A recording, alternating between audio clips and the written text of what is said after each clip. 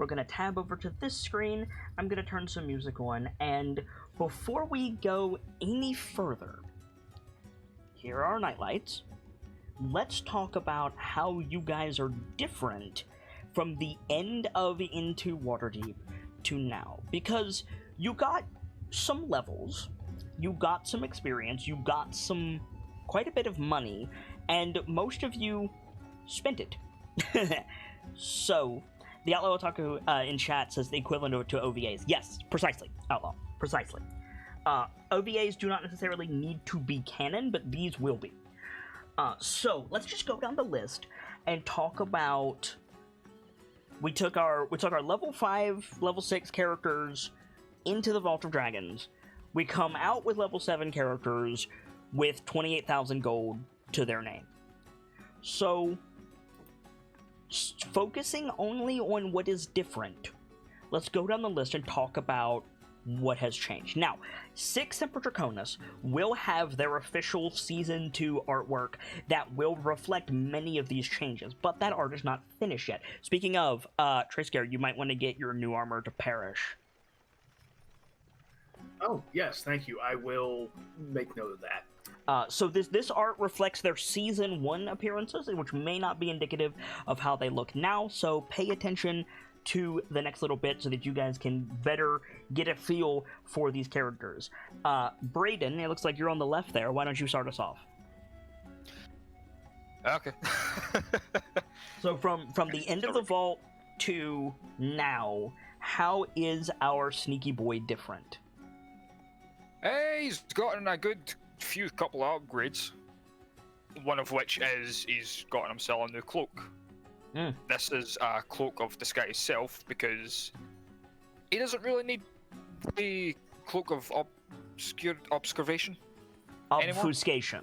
Obfuscation. Obfuscation. Obfuscation. There you go. Obfuscation. I find it hard to pronounce that. Don't know It's why. a hard word. But not as hard as prestidigitation. You're right. Yes. Fair. And yet I can say that one fine. He got himself a new cloak, which in its design looks more like, if anyone ever seen the show Raven, it was the whole thing here in the UK, like kids like challenge thing. It's what it is it's a black raven cloak with raven feathers through it and like a raven-esque hood with a brooch on the front with the Raven Queens. Why the Raven motif all of a sudden? Because I have multiclassed into Warlock and decided to take the Raven Queen as a patron. So that's going to be fun. That is going to be fun. That's going to be one of the Tales of the KnightLites that we do. But yes. Your sheet will reflect it now. His stat card will reflect it. But yeah, in the future we will see Brayden bargaining with the Raven Queen and going Warlock. Did you buy a charisma boost? I did. No, okay. It wasn't a charisma boost I bought, it was a couple of dexterity boosts. It's one of the other feats I took. Bumped my charisma. Gotcha.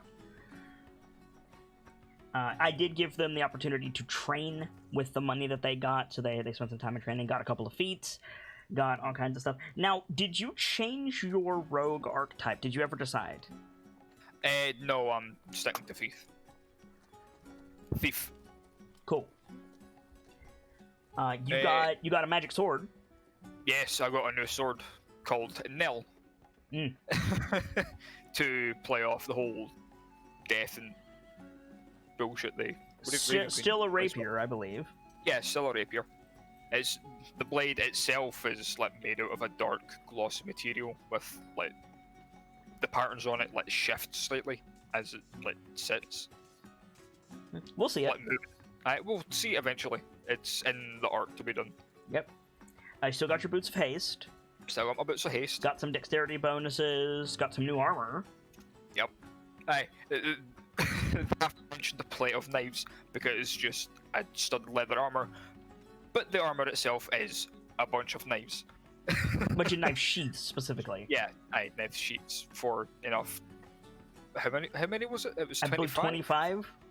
25 sheaths for daggers. So he's covered in bees right about now. Pretty much. Except I can take these bees and throw them at people. Yes. And completely mundane is just knives. It's just knives. So it's gauntlets. He's got a new toy to play with. Yes, you have your Batman grapple now. Well, cool. What did I call it? Where is it? I called it. What was it? I called it. I put it somewhere in the sheet. I called it a automatic grappler. I don't know what you called it. I called it something stupid and I can't find it now. Well, regardless, he has like literally the Batman grapple gun. Yeah. Because his girlfriend has one, so he had to match. As anyone who has been in a relationship will tell you, that's a thing. A Batmobile, if you will. A Batmobile, nice. Yep. And that's basically it for you. Aye, other than a few miscellaneous things like a new bandolier for potions and things like that. Yep.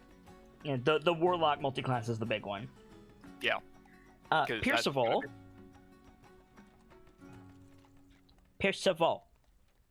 Hello. How is our wizard boy different? Well, he's not just a wizard anymore. No. I have multi-classed into artificer. Okay. So he's got goggles and a top hat now, right?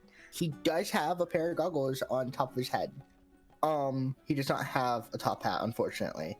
Did you get the Percy DeRollo duster? No, I got something a little different. It's kind of weird how to describe it. It's not standard robe material. Mm-hmm.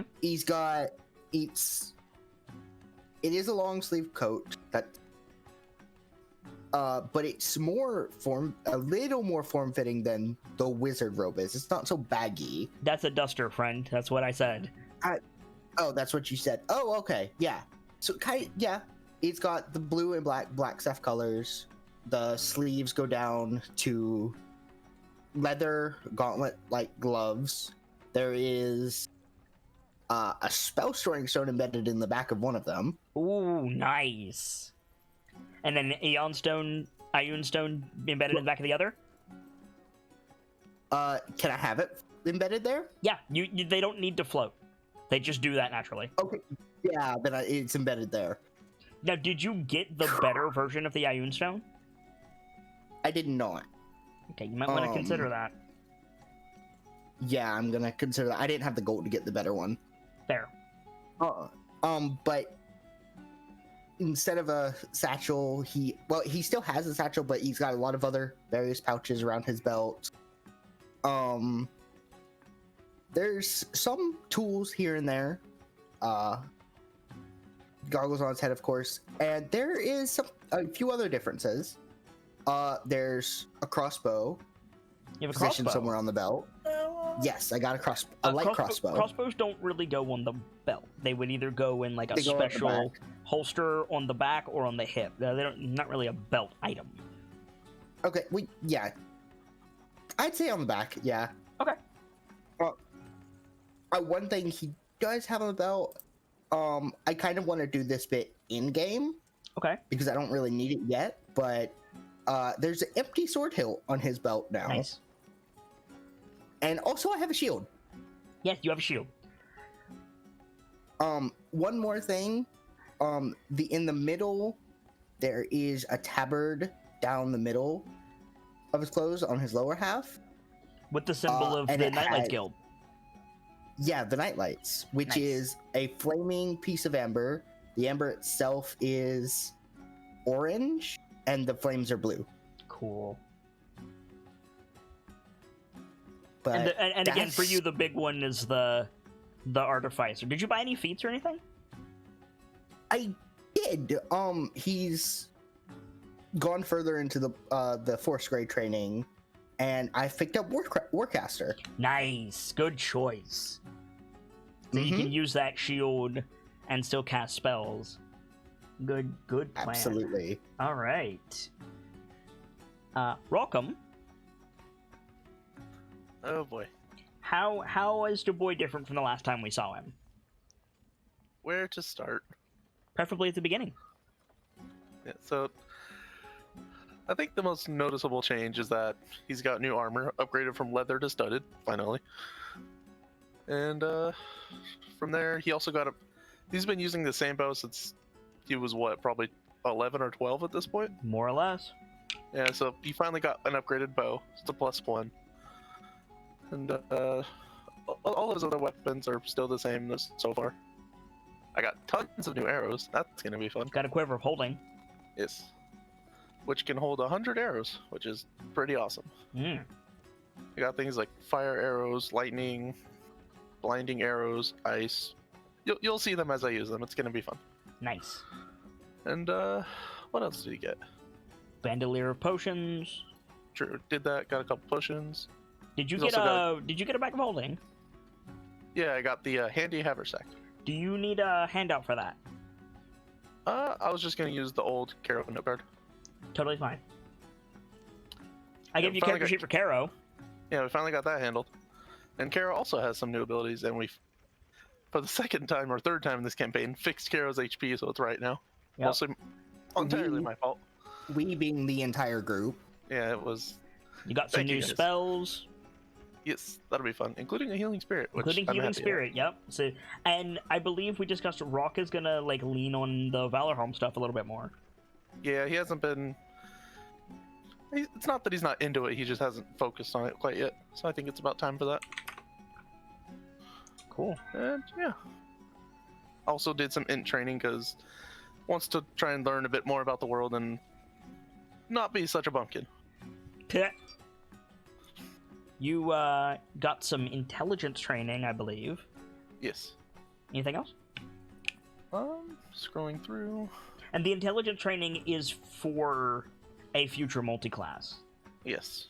Now, do we want to talk about that now, or do I need to look at the camera and be like, it's a surprise tool that'll help us later? Include the evil laugh here. I fucking killed Birch Mila with that, apparently. I'm fine. I'm still alive. Yeah, multi-class coming soon. Okay. Anything else you want to talk about? I think I covered everything. Caro's got some new abilities. Caro's got some new abilities. You have some new abilities. Yes. Before you move on, I forgot one thing. Go on. Okay. I also got int training. I forgot to mention that. Yeah. I think everybody boosted some of their stats. I also boosted Dex, I think, which made a bit of sense with the training. Mm-hmm. Okay. Salk. Let's talk about the boy. So You got Stone's endurance back. You both did. Mm-hmm. One of the major things for Sockham was due to a numerical error. Sockham gained a couple new hit points outside of the level, which was nice. What's your HP up to now, Mr. Level 7 Barbarian? 75. I thought it was 76. Yeah, 76. I think it should be. You're right. Sponge tank. I'm at 76 HP. Thanks to that numerical error being corrected, I now have an AC of 15 from unarmored defense. Which is good. Which is very good. If I can raise my dex by 1 point, I'll be at 16. Probably the biggest upgrade of all.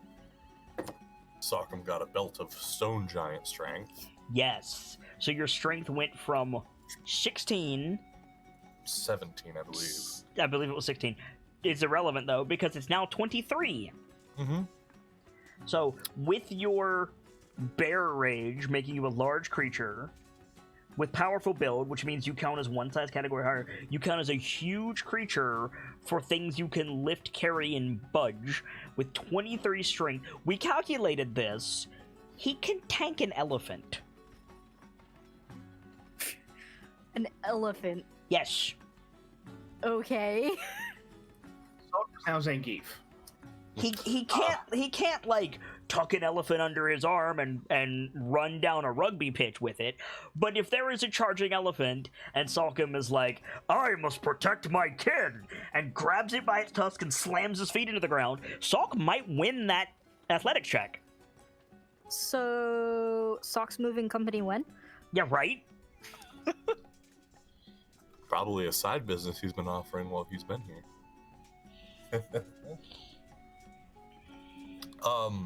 The unequivocally the second biggest thing for Salcom is he got Galestorm back and then upgraded it. Mm-hmm. Galestorm was Paw's axe, which during the Mirror of FaceTime conversation, Paw bequeathed Galestorm to Salcom. Yeah, ownership of Galestorm to Last Salcom. time you saw Paw, he wasn't looking good. Yeah, so Salcom's a little worried about that one. But you got it upgraded. So now its lightning is 10 feet in a 3D cube, and I can sculpt it. Meaning you can't hit your allies with it. Which means I get to call on the thunder whenever I want. Unless you want to. And it's also a bit stronger. Mm-hmm. It's now a +3. Mm-hmm.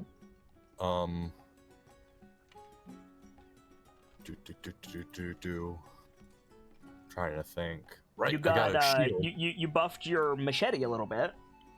I had to take that away. Oh. I had to take that off to afford other stuff. That's fine. But I got a new kite shield that has the KnightLites symbol. So you found out what the stones were. Yeah, those. So you found some stones in the Vault of Dragons in a secret room, some blue quartz stones. And what did I tell you those were? They were a special mineral that was lost with the Delzoans, and they're effectively stones that take to magic like fish to water. Mm-hmm. I have a question. Yeah. What's a Delzoan? It is a kingdom of dwarves. Neat. Yeah.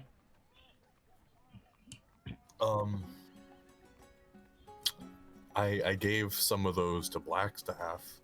I sold some more to Blackstaff. Gave some for Azure Edge, then you sold some more to Blackstaff, and then for their own uses, and then I used some of the rest. I still have a couple of them to make special arrowheads for Rock. Mm-hmm. The brothers got to look out for each other. And then you used a couple more to put a special thing on your shield. I couldn't afford that. Oh, have you not gotten it yet? No, we couldn't afford it. Well, you can get it later. Yep. Used a bunch of money to restock my supplies that I lost thanks to that ooze. Yeah, because you lost basically everything to that black pudding. Minus the stuff like javelins, which, I didn't really use. No. I have everything back, plus a new bandolier, bunch of potions. Mm-hmm. Two new potions. If anybody is curious as to why all of these people are mentioning bandoliers of potions, it's because I have special potion rules. If they're on your belt or otherwise easy access, it's a bonus action to take a potion yourself or give it to another person. If it's in your bag and you have to hunt for it, it's an action. So they're kind of playing the action economy with these preparatory bandoliers so they can keep potions close to hand, and I think that's completely reasonable. I'm keeping 4 of those stones for myself. Mm-hmm. Caveat emptor. Do not cast Shatter if you have one of those things. Very true. Very true. And I'll take my GM notebook back now, Birchmila. I think that's everything significant. Aside from the fact that Salcom got a feat that gave him more Bardic Inspiration die. Yes. That's everything significant. Oh, no, it's not. I have Vicious Mockery now. You have Vicious Mockery now, and your custom feat is called Inspired. I always give my players in long-standing campaigns the option to take custom feats that fit their characters, as long as they're, reasonably balanced for the other things that exist in the game. I'm fine with homebrew. Regulars to Decisive Action will tell you that I use homebrew judiciously, but I'm careful with what homebrew that I bring in. And Salcom and I sat down and we discussed a feat that I'm calling Inspired that basically gives him more bardic inspirations and more uses for them. It retroactively increases how many bardic inspiration die I have comparative to my charisma modifier. Yep. So if my modifier goes up, I get more die. So that's awesome. Okay, and that's pretty much Salcom, yeah? Yeah, that's everything significant. Lawrence? So, Lawrence has been through a lot over the course of into Waterdeep, going into these tales. Mm-hmm. He started out as a sorcerer and fire mix, and after being kidnapped by Manchoon, he got an offer from Gond, who is one of the creation gods, and became a forge cleric in the process. Losing his multiclass and becoming pure cleric. Yeah. However, the flame bent that he had all those years, going back to ALA, never really went away. No. And that has actually kind of worked in his favor because he's a smith by trade. Yep. So, you know, to quote Master Avi, the boy can hear the song of flame more clearly than any of my kin. Which is just, you know, gives Lawrence warm fuzzies. So, but not only has that flame resulted in a little more will, as it were, he's gotten a lot more resolve to see things through. He was mostly just going through the motions before, but after the class change, he's kind of got a new outlook on life, and he's going to make use of it to help out his friends and those around him. So, as a result of that class change, he's gotten some bronze streaks in his hair, so he's not entirely brunette anymore. And he kind of looks a little bit like Master Embrick. Mm-hmm. And his burn scar kind of pulled in a bit and now looks like Gond's holy symbol. Yes. Which means he always has that. He can't be disarmed unless he's beheaded. So... And if that happens, there's bigger things to worry about. Very true. However, going by the whole cleric thing... You spent most of your gold on arguably one item. Well, two, technically, but yes. So Lawrence got an ability to channel basically Gond's hammer. Right. And he finally picked up the armor to kind of go along with that. He picked up a full suit of adamantine plate mail.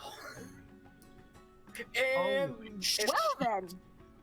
Holy shit. And then an adamantine kite shield to go with it. God damn! Did we have enough gold for you to get that? Yes. It cost him 26,000 gold. Yeah, it cost me almost everything. I should specify masterwork, adamantine full plate, and adamantine kite shield. You want to tell people what your fucking armor class is now, by the way?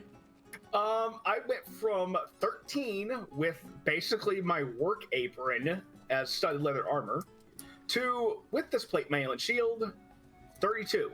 I use custom shield rules before anybody asks. Yep. And if I add in my Blessing of the Forge ability, it turns up to 33. Yep. Jeez. The adamantine full plate also confers resistance to magic damage. So I have a question, Jim. I'm guessing we're gonna end up fighting things that have bonuses high enough to still hit him. Yes. It'll probably still take a little bit of doing, mind you. That or the fox is going to be throwing a lot of saving throws at us. Yeah, don't misunderstand, chat. That is a high armor class, absolutely. But there's a reason that I went ahead and approved it, as we will see in the coming weeks. But for now, Lawrence has the shiny 33 AC and just feeling like the big man on campus that he is. Arguably, the plate mail has also knocked my speed down because it's heavy as shit. Yes. Masterwork or not, having the weight, it's still heavy. Heavy armor reduces your speed. Yep. So that's something I have to now account for. Yep. That being said, I've got a lot of spells at my disposal as a cleric, so I'm not going to be entirely helpless if I'm not on the front lines just You yet. do need to be careful, though, because you still need to present your holy symbol to cast your spells, and you don't have Warcaster yet, so... Wait, his holy symbol's on his face. He's wearing a helmet. Oh. Full plate has a So helmet. you would have to take the helmet off? Or wield holy symbol. The point is, you need a hand free to cast spells. Oh, right. So the weapon and shield is very, very good, but you are going to have to account for your spells until you take Warcaster. Oh, okay. I actually wasn't aware of that, and I didn't even think to ask because I didn't realize it would be an issue. Yep. Oh, I mean, it won't be an issue. It will just be that extra touch of balancing. okay. Yeah, makes sense. And it's not like you can't get Warcaster at level 8. That's exactly what I was thinking.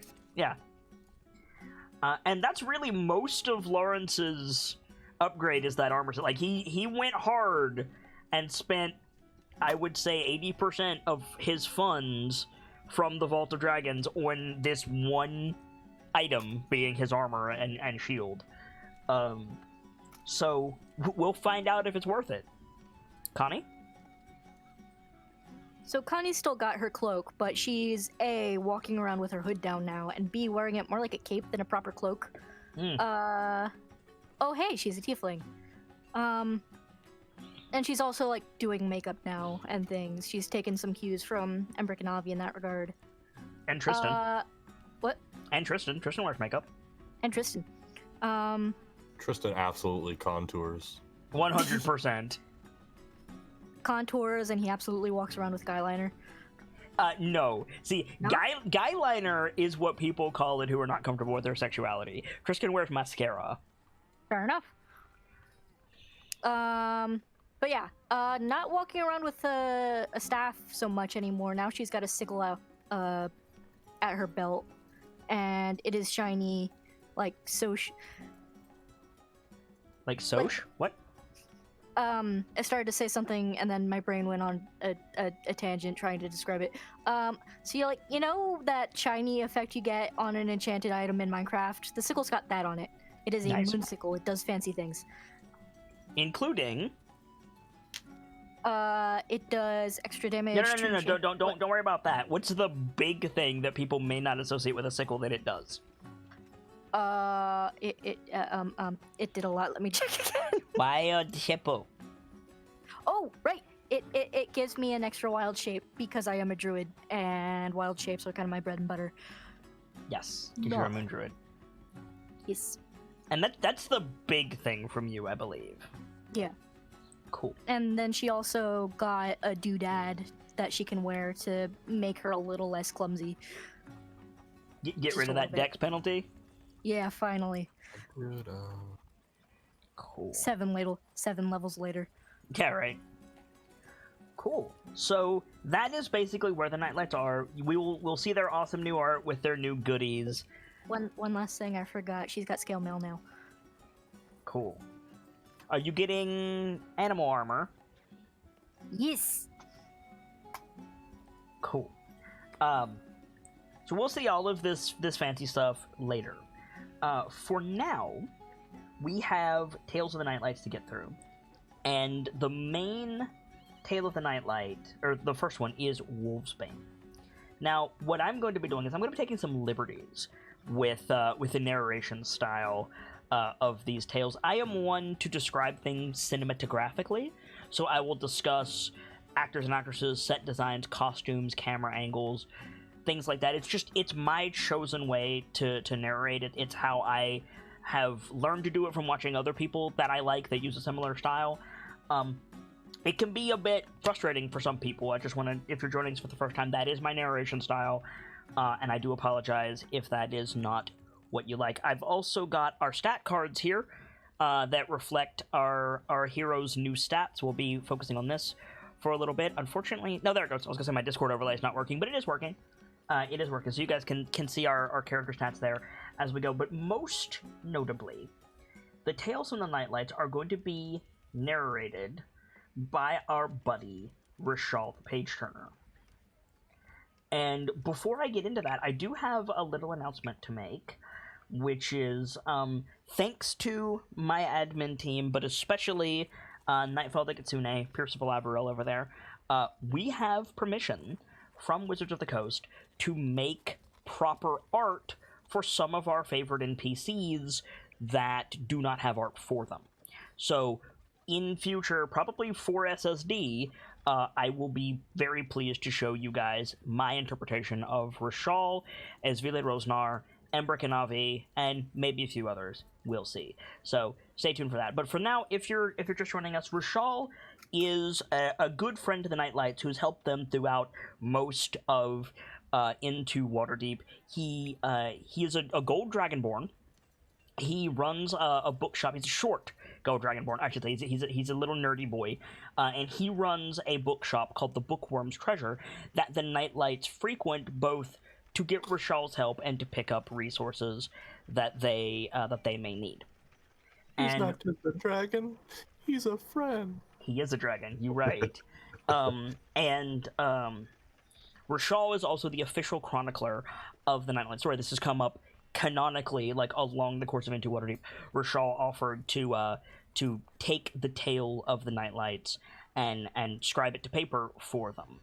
And my intro for this is Rishal.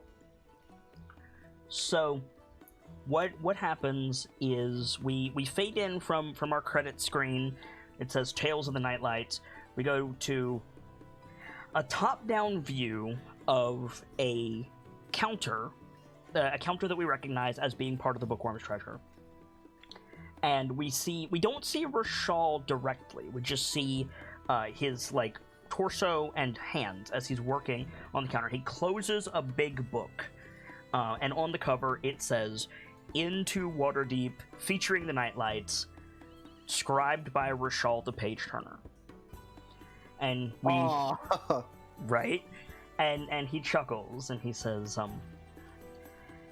my friends, that is the beginning of something wonderful. The KnightLites have many adventures beyond this point, most notably, and his hand goes over to a stack of books, and we see several familiar names. What the top says Sixth Emperor Draconis, featuring the KnightLites, penned by Rishal the Page Turner, and there are several books beneath it. Some are turned away from the camera, so we cannot see their title. He says, this here is their greatest challenge to date, but it takes a bit of explanation to go from here with all of its praise and celebration to there, where things get quite a bit darker. There are stories that take place between these that I've had the luxury to pen in my own time. Old Rishal's memory is, it's long, as of most of my kin. I would like to share them with you.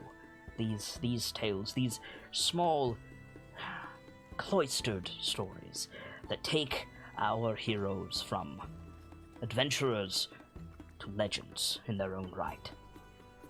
And the first, and he moves the Sixth Emperor Draconis book aside, and we see Tales from the KnightLites, Volume 1, Wolfsbane. He picks it up, it's a thinner book, and he sets it down in front of him, and he opens it to the first page. He says, we all saw Master Sorghum turn afoul on the bridge of the Vault of Dragons.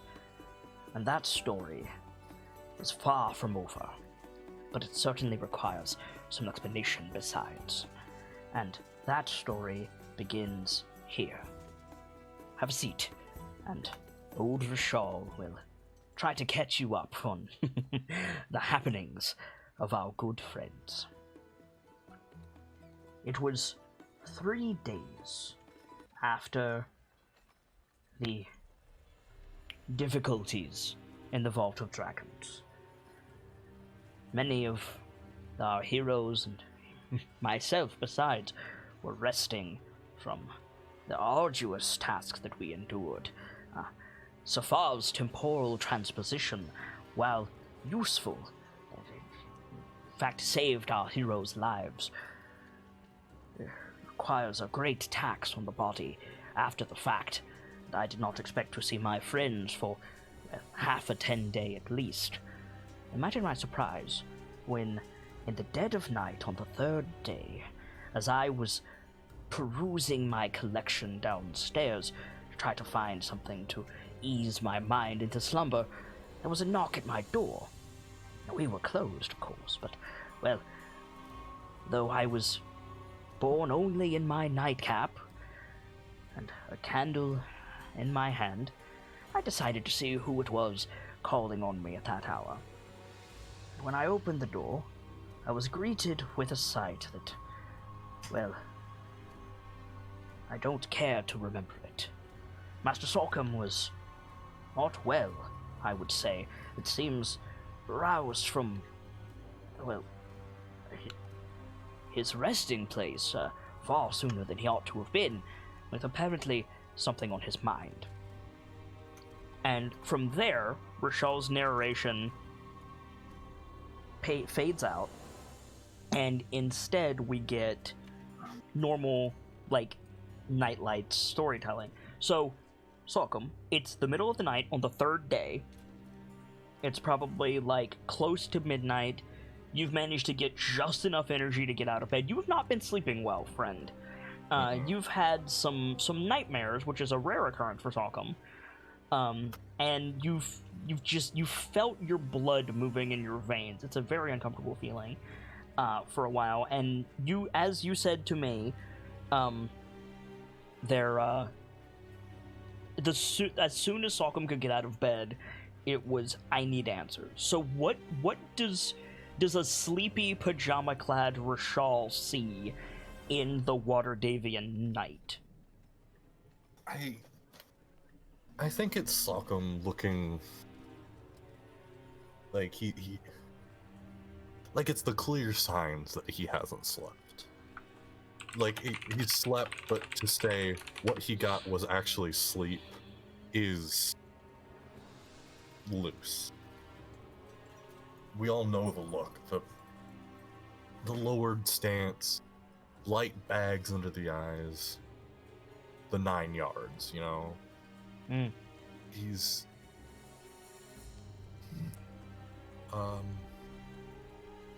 we wouldn't have our new outfits yet, would we? No, I don't think so. Not quite at this point. So what the fuck is this? Hold on. Sorry, I pulled something off my table and I was afraid if I let it leave that spot, my table might break. You fine? So he's probably wearing the whatever raggedy getup he was able to find in the meantime. I say raggedy, but I don't really know. It's whatever he managed to wear to do his barkeeping on the Dernan's hand-me-downs, I believe we established. Yeah. His eyes look red. You know, they're... It's the kind of red that it's hard to tell if he's crying or if it's just from the sleep deprivation. Right. It's... He doesn't look winded. Or he doesn't seem winded, but every breath is just a little too deep.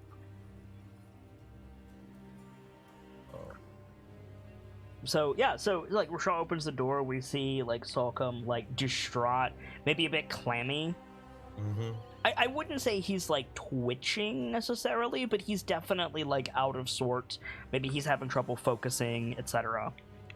Right. And Rashal like starts and gestures you in quickly. Are you alone?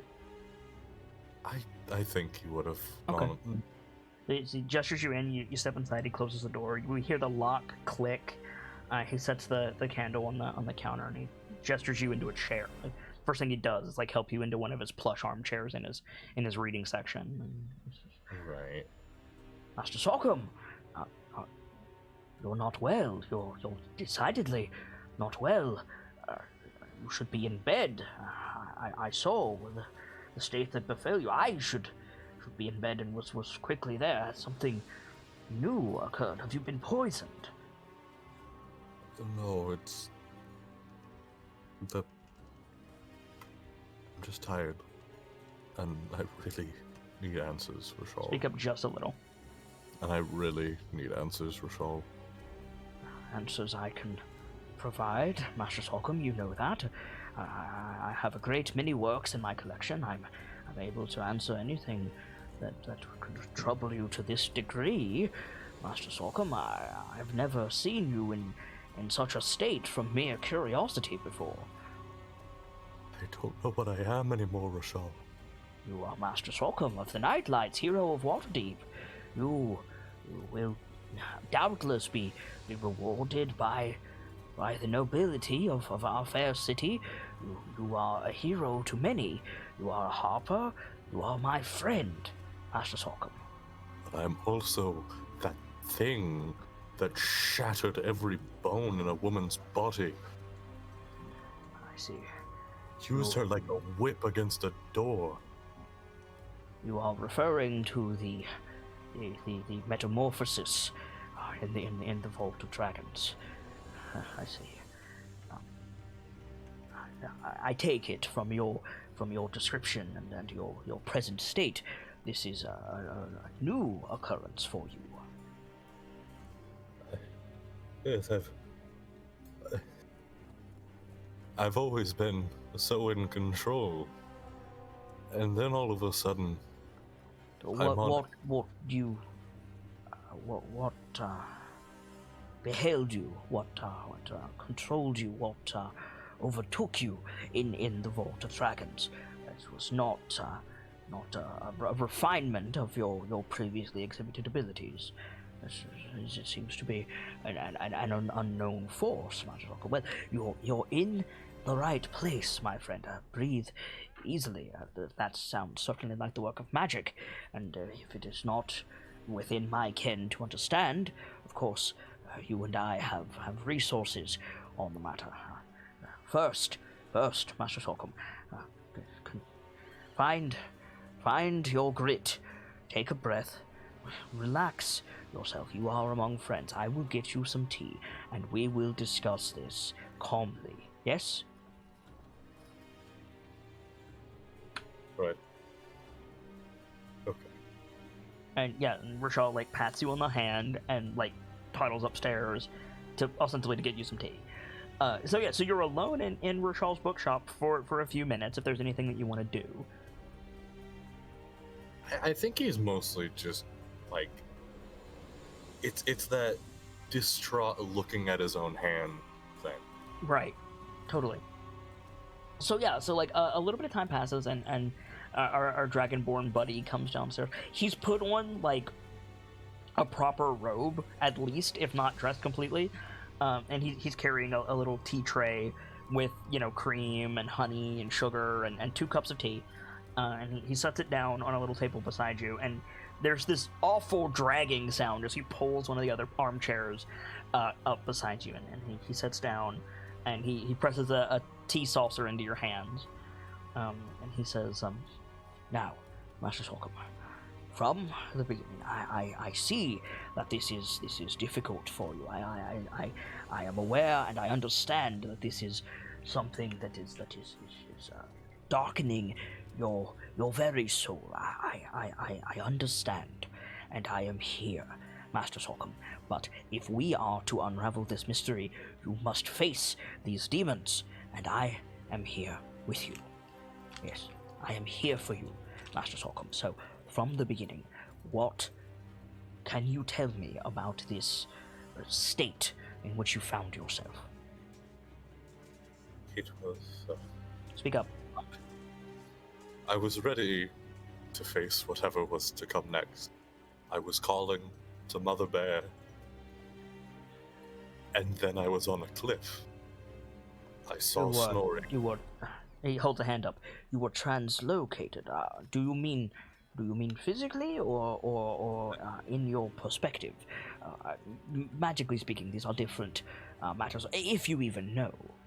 I couldn't tell you if it was magical, physical, or spiritual. From my perspective, granted I was a bit preoccupied, you did not move.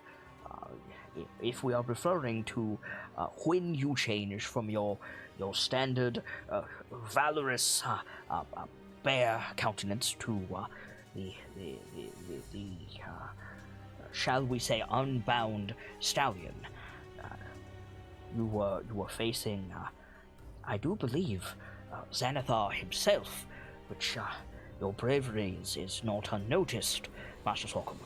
There are many who would be right to claim the status of hero of Waterdeep that could not mimic such a feat. Just so that I am aware, you are referring to the second transformation, yes? In such case, you did not leave our physical realm, as far as I can tell. So perhaps this is a matter of perspective, be it divine or simply a trick of the mind. The total hallucinations brought upon by extreme stress, or the tapping of untapped potential, if you will. Has anything like this happened to you before, Master Sorghum? I don't believe so. Regarding your perspective shifting, that is. It's happened only once that I can remember. Rashawn nods. Well, unless you want to count my trip to Valorhome. The only one that has shaken me was my meeting with Lolth. So it has happened to you before. And it has had similar deleterious effects, it seems. Right. And you said you found yourself on a cliff. Is it a place of some significance to you? Don't believe so. I was grappled to the cliff, and there was a river underneath me. I saw Snorri on the ground ahead of me. I'm sorry, Master Sorghum. Snorri? Snorri Thunderbelly. The Goliath hero. Yes, the emissary of Mother Bear. Quite. Often associated with that same entity. Forgive me. Continue. All of a sudden, I tried to climb to reach him, find out what was happening, and I watched him get taken to the ground by a black beast. It's not a common occurrence, I take it. I don't believe so. Just know it pounced on him. He started shouting that you can't have him, and the river started rising, and I couldn't move. I felt like I was being consumed. Breathe, Master Sorghum. It is over.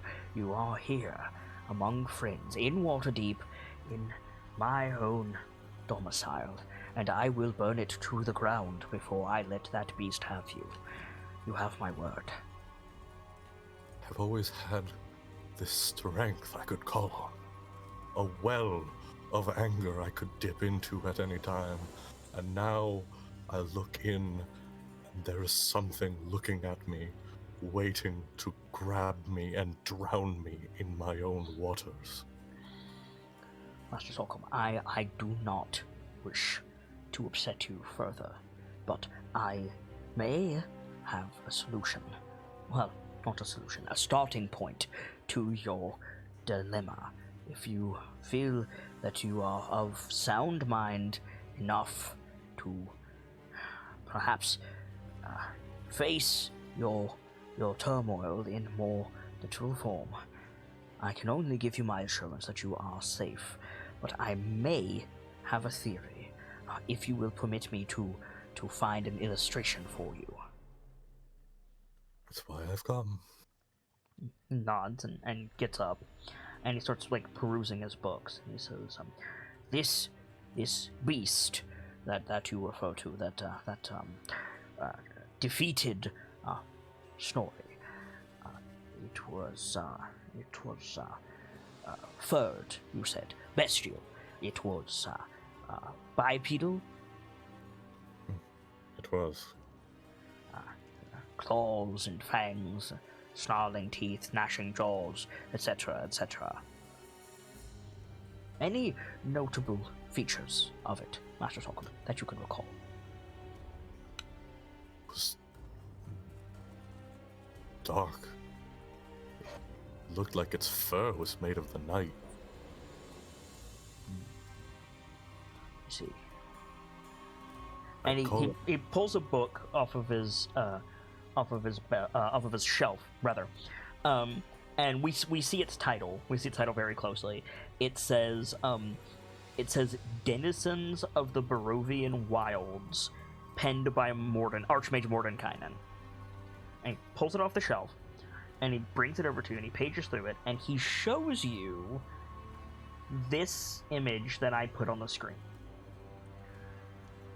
It's the full image. It's not just the token piece. It shows you a bipedal wolf creature with elongated claws, wearing the tatters of cloaks, fangs bared and snarl. It is not exactly what you saw, in the same way that a Labrador and a Bulldog are not the same thing. Mm-hmm. But it is close enough that you would recognize it. Right. I think it's close. Close enough to begin, Master Solomon. Would you say? Yeah, I think so. He nods. I was afraid of that, Master Solomon. This entity is colloquially referred to as a werewolf, a lycanthrope, if you will, to say, a magical curse that can befall any humanoid individual. It is transferred by a bite or rakish claws, blood transferred, bodily fluid and such like. It is a disease, Master Solomon. It confers many magical effects, but it is not incurable, my friend. It is workable. However, if it is related in some form to this lycanthropy, you would have had a run-in with one of these creatures. You would have had to battle with it and received a wound. Can you recall such a time?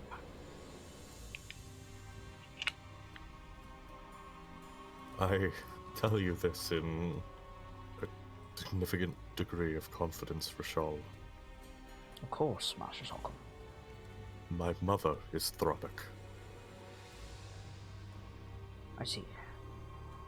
He closes the book. It is a hereditary affliction, Master Solomon. If one of your parents, or both of your parents, have this curse, it is often referred to as a curse, though it behaves a great deal like what we understand of disease. It is very possible that you and your brother, besides, have inherited such things, which in turn may account for your Ursine transformation. But you will forgive me, Master Solomon. I am not well versed in such matters, but I have done some research, and it is said that those born with the curse of lycanthropy or whichever ursinthropy, what have there are many variants, Master Solomon.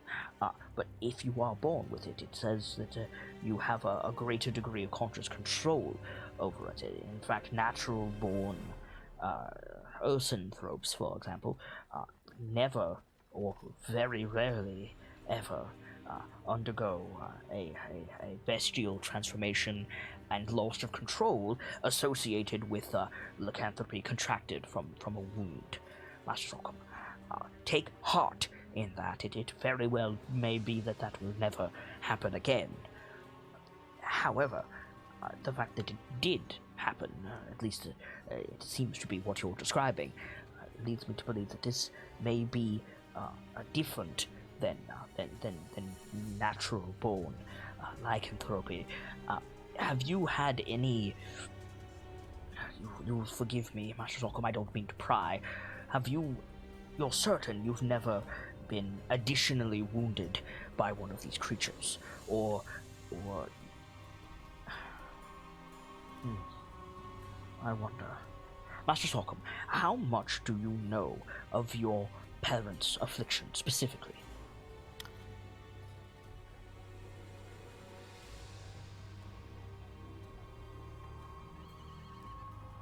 I don't think we got much on that, did we? No, Ayla doesn't talk about it.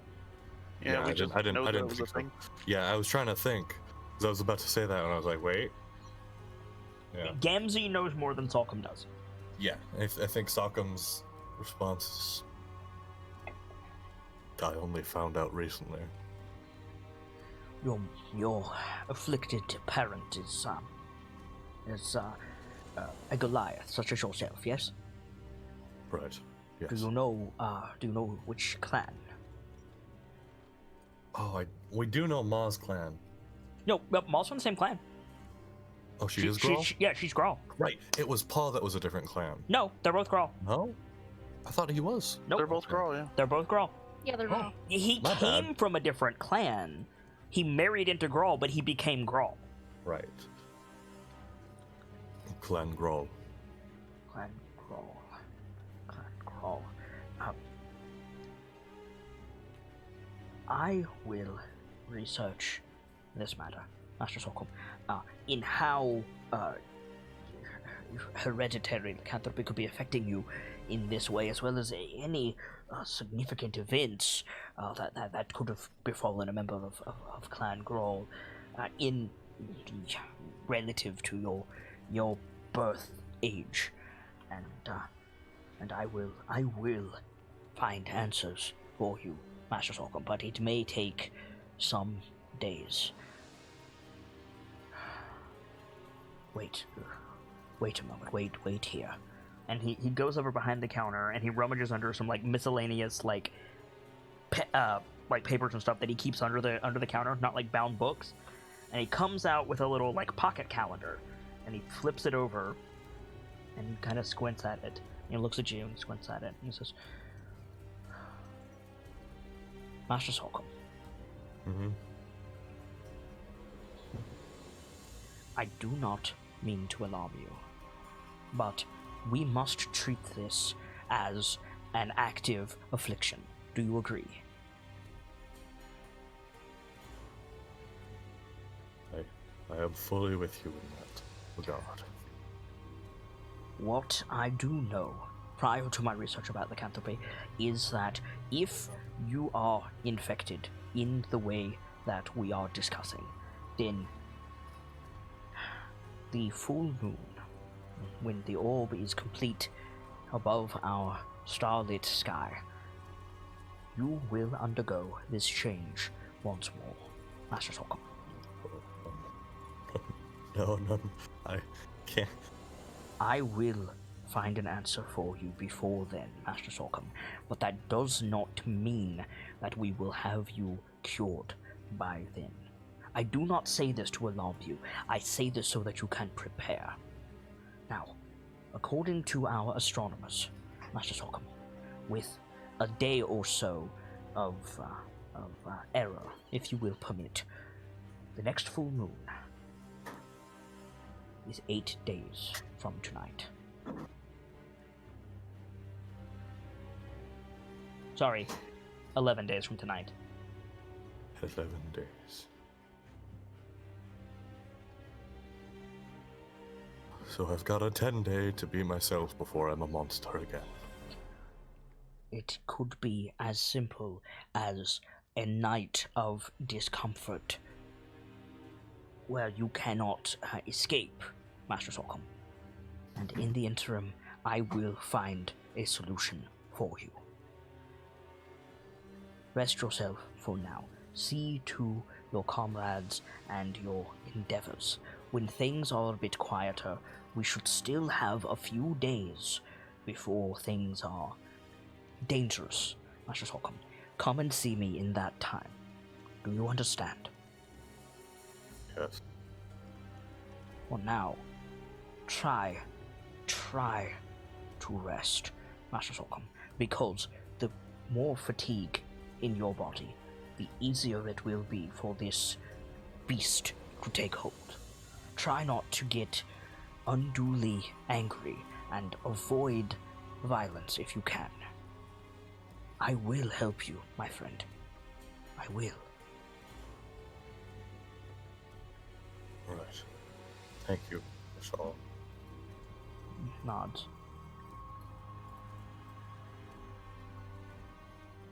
You are welcome to stay here if you wish.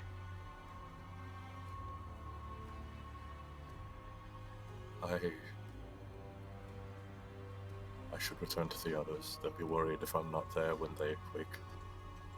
With your permission, Master Solcom, I should like to inform Vincent Trench of your current condition. Thus, if things become untenable, Valentajar can step in to secure the safety of your comrades. By all means. I give you my word, you will weather this, Master Solcom. You are stronger than any curse that can be laid upon you. I see it, and soon all of Waterdeep will see it besides. Do me a favor. Nods. Additionally, if it should come that I change, and Vincent cannot, by normal means, stop me, he has full permission to drop me. I do not believe it will come to that, Master Solcom, and neither should you. I think he's like getting up. Yeah. It's in my blood.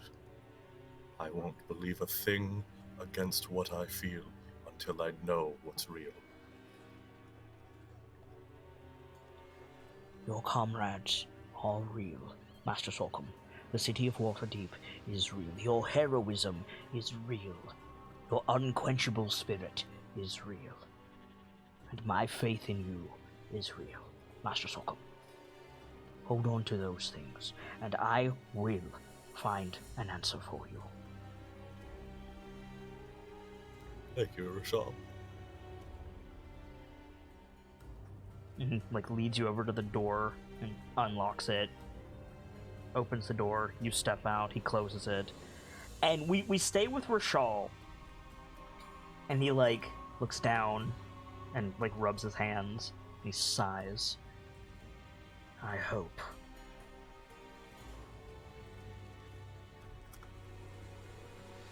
And yeah, I think we fade to black, and it says 7 days later, after the celebration in Castle Waterdeep. All of you are coming back from your big day out. It's evening time. It's, I don't know, probably sunset. Solcom, you've got 3 days after this. But yeah, you guys like get out of the carriage, get back to the Good Night's Rest, formerly Trollskull Manor. Has Solcom told us about the days until the moon? I don't think so. I think it would make sense to do it like now, like when because Rishal specifically said like when things get quieter, focus on this. Mm-hmm. And I think like you guys are having like your celebratory drink in the tavern. Asvile is there, Rainier is there, and that's basically it. Like those two, the main KnightLites crew, and Leaf, because you're in the Good Night's Rest, and that's pretty much it. Like you haven't opened the tavern for the night. You guys are just like taking it easy. Yeah. And yeah, I think like everybody is like smiling and toasting and talking about what they're gonna do with all their money, but Salk is not like participating in the conversation. Right. He's like cleaning stuff behind the counter. I think Rock would catch on to that pretty quick. Totally. I think it's right for Rock to be first on that. Yeah. Yeah, The so floor is yours, KnightLites. I'm gonna pick up my drink and if there's a spare drink on the table and head over to where Sock is. Okay. You know, you don't have to be cleaning right now. Sets the drinks down. Oh no, there's always cleaning to be done. Well, yes, but does it need to be done right now? Why don't you come join us? If I don't do it now, Leaf might get a little angry. I think at this point he switches to Giant. There's something wrong, isn't it? As Vile nudges Brayden when you switch to Giant. I think I think Pierce's. I know a couple of you know it, up but- a bit, and starts listening closer, not moving from the table. Giant, let Brayden would look over at the two of them. Yeah, like So- Vile doesn't understand it either, but she like Rock is doing Yeah, that there's thing a where he very switches visible to change. code. Yeah. Salk probably swoops in by instinct. Not that obvious, huh? A bit. You want to talk about it? Not really. Suppose I should mention I'm gonna need some time away from everyone in about 3 days. Ooze is in the basement again, twins. I think he looks over his shoulder. Pierce gets up and steps over. Brayden's looking at the two of you with an eyebrow raised, What do close you? Yeah, and he's gonna speak in Lord, common. He's gonna speak in common. What do you mean you're gonna need 3 days? 3 days away from? Rainier stands up. Mm. If something's happened, we should know. And I switch back to common. I was gonna let him decide, but fair play. I'll sit down like at a bar stool. Yeah, we In, could probably help. in about 3 days, I just need some time. I've got some stuff scheduled with Rashal, and Yeah. What, like study session? it's. Don't forgive me. I'm not normally the type to keep things from you all. Can I roll insight Yeah. against the other This is player? insight. Yeah. You can, but you don't need to. Like, Yeah, this is. Salkum's voice is wavering like that. Okay. We're I a don't- family. You can I tell don't- us. Yes, I never keep anything, and I'm always, don't lie, don't keep things from family. I'd really like to. Are you in some classify kind this- of trouble, Salkum? Yeah, come on, man. I'm pretty sure we learned our lesson with me, with the whole gestures at his arm. At this point, Kara bumps her head against his leg. Carol can't Whatever get it behind the is, bar. Sorry, friend. Oh. You didn't. Whatever piss it off Mert or is, we something, can did help you out. Ah, Oh, you. geez. Ow. Owie. Right? Ow. Oh, me? I thought that was Grace. No, that was you. Grace isn't here. Is Grace here? Grace Yeah. is here. She got back. She's doing grosh. Oh, excuse Alright. me. What I said that's is better. you didn't piss off Mert, did you? No, I would have heard about that. I think we have bigger things to worry about if you pissed off Mert again. You haven't been alright since the vault, Salkum. Would you be No, and alright? you also haven't told us what happened with the whole Yeah, like thing that happened there, because that wasn't your usual bear form. Yeah, that was something. Let's be honest, Pierce. Would you be alright if you used a woman like a whip against an adamantine door?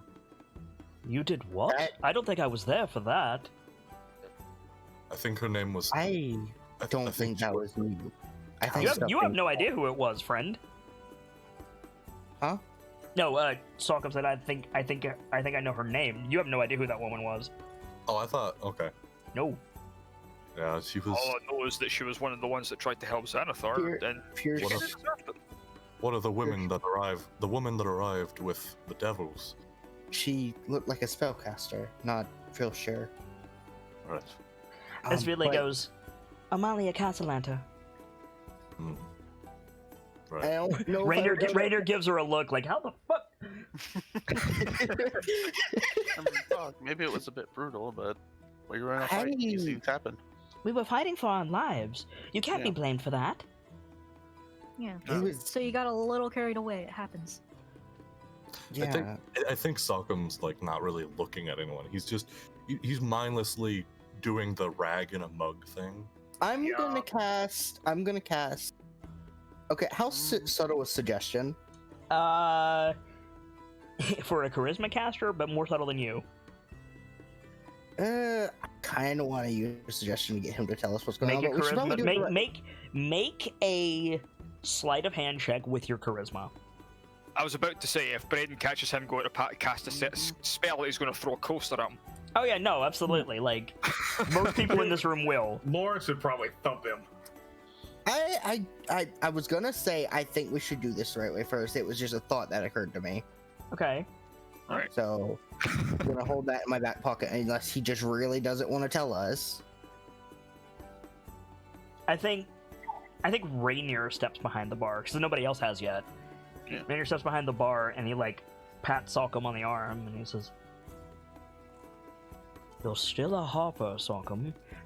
If it's something you can't tell your kin about, at least tell me.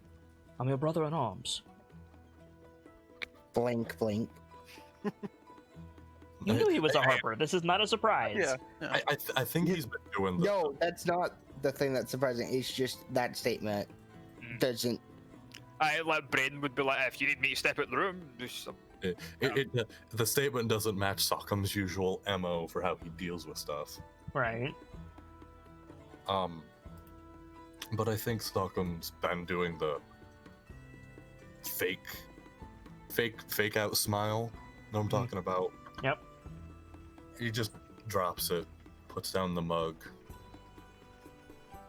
Ladies and gentlemen, I am a fucking monster. I would disagree. Not a single thing I did after I became that thing was my own actions. I was there. I saw it all. I felt it all. I couldn't stop. well, that sounds like something we need to get sorted out. Rainier looks at Connie like, you need to be over here. I think he's already Connie's like already leaning. over there.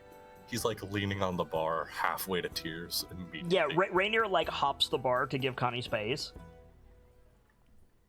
Connie starts with a hug. Good plan. No. I went to Rashal about it. Not more than a couple days after it happened. Supposed to talk to him. I have 3 days till the full moon, and bam, I'm probably going to become it. again. Pierce spits out his drink. Wait a second. Make a history check before you run your mouth. Yeah, that's fair. That is valid. Would that be Arcana? It would be a history check. Okay, I was just asking. Recalling facts is a history check. Okay, fair's fair. First roll. First fucking roll. I was about to ask if I could make a check, but okay. Pierce does spit out his drink. I'm sorry, I can't stop laughing. For those of you who are wondering, we do hidden rolls for when we play D&D 5th edition. So chat can see the rolls, I can see the rolls, the other players can't. But occasionally I will speak up and mention them. Pierce got a natural 20. Yeah. First roll of the game. So Pierce, like, full moon, uncontrolling themselves, like, when the fuck did he get bit by a wolf? Yeah, like Sock'em. Did you fight anything without us? I mean, yes. Yes, he did, but not He that. fought- Yeah, like, did you fight a wolf particularly? Any description? Oh, This from Pierce. Lawrence is like, okay, what's going on? So, would I Sure. also need a history check, or would a medicine check suffice? First of all, your mic is exploding and you need to fix that. Yep.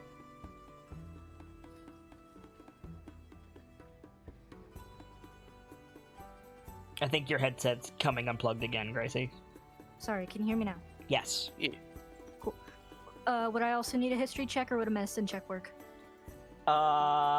It depends on what information you want. didn't Viviette tell her that we might have taken it from our mom? Yes. Viviette told Connie, I think, actually. Yeah, that's why I'm bringing it up. You did. So Yeah, medicine with advantage, Connie. Right, so I wasn't misremembering that route. Like, Braden was there, he just didn't hear shit. Aye. It was from the mirror of FaceTime.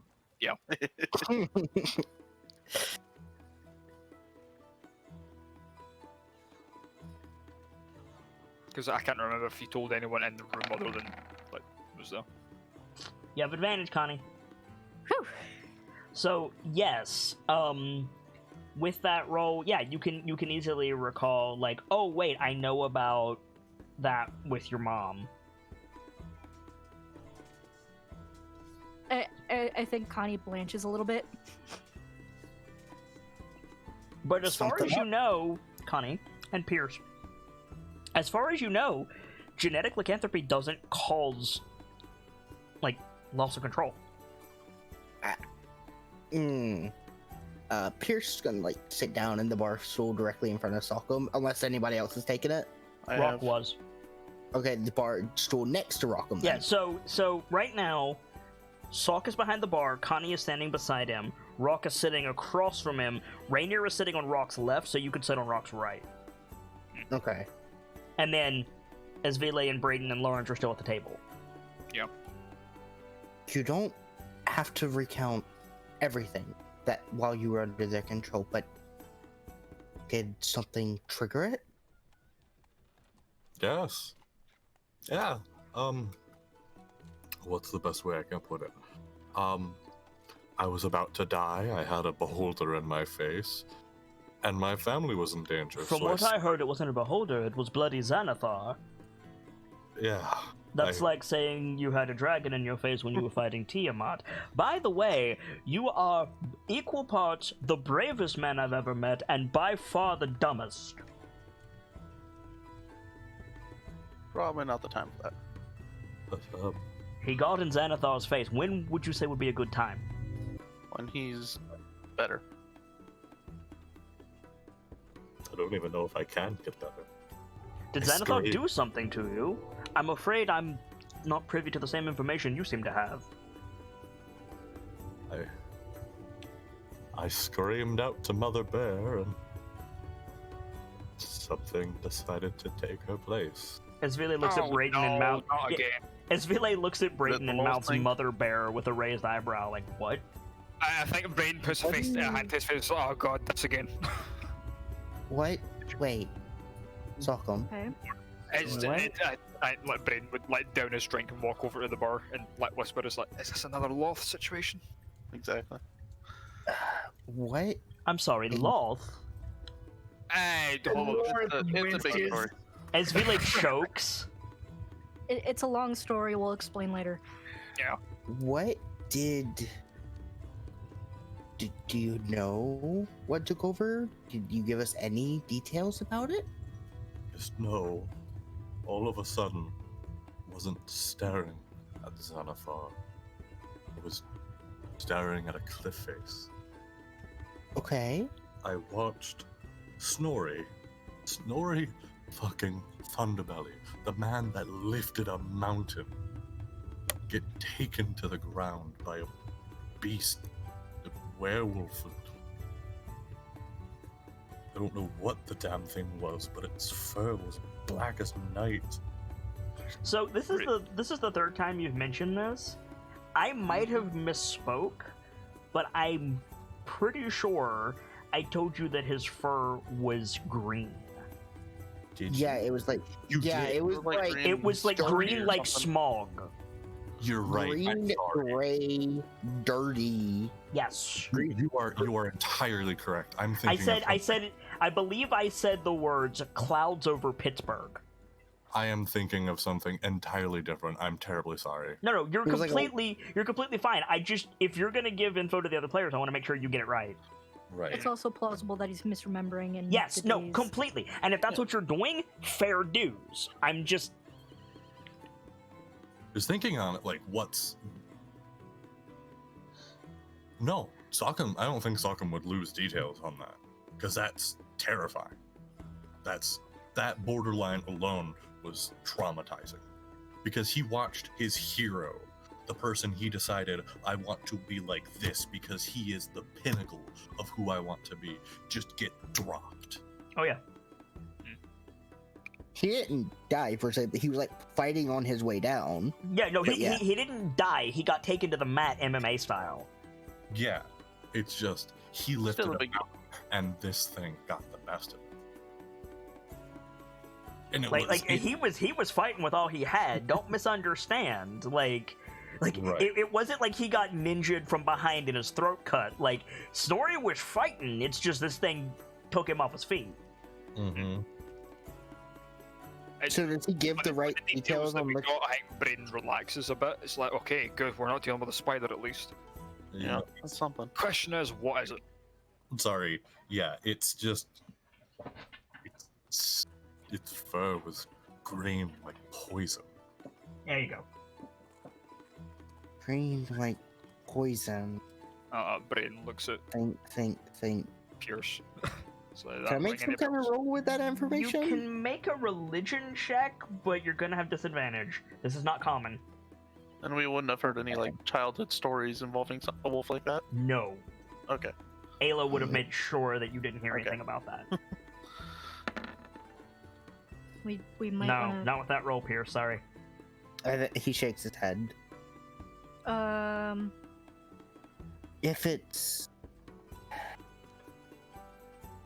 If it involves Snorri, it's not.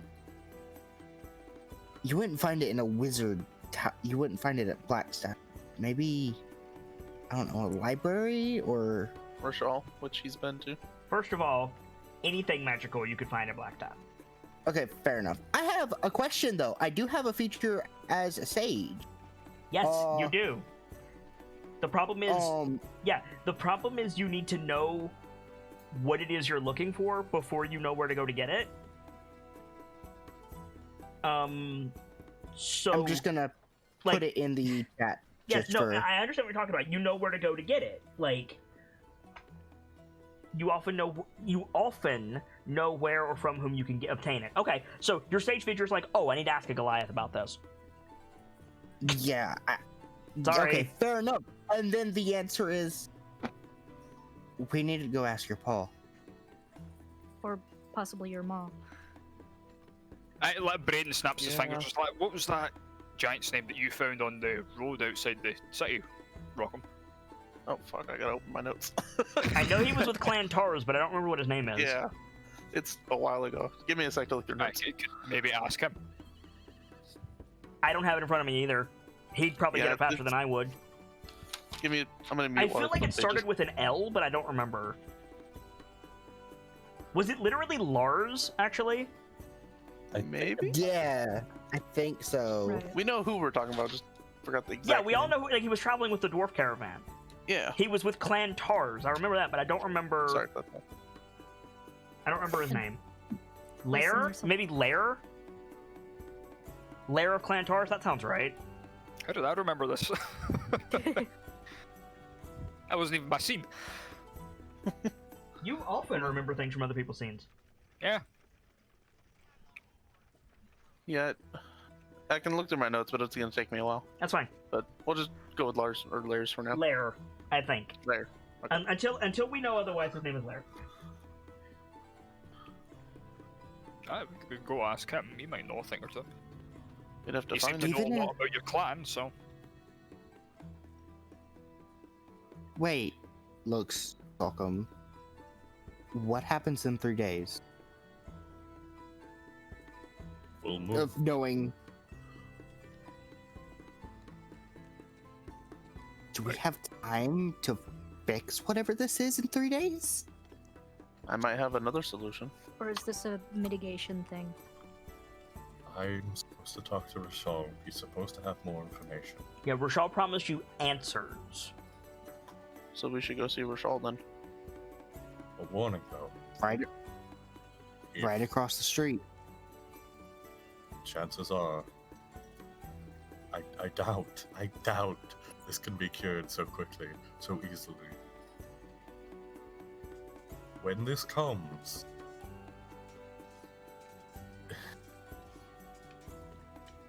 Vincent When has it- permission to come after me. Which is why the 5 of us are going to make sure he doesn't have a reason to. I told. Pierce nudges Connie. You need to count, Constance. Sorry. I count to 8. The 8 of us are gonna make sure he doesn't have a reason to. I have 9 somewhere if you you can count go. Rashal. I told Rashal, tell Vincent Rashal's busy looking for answers. if they can't lock me down, drop me.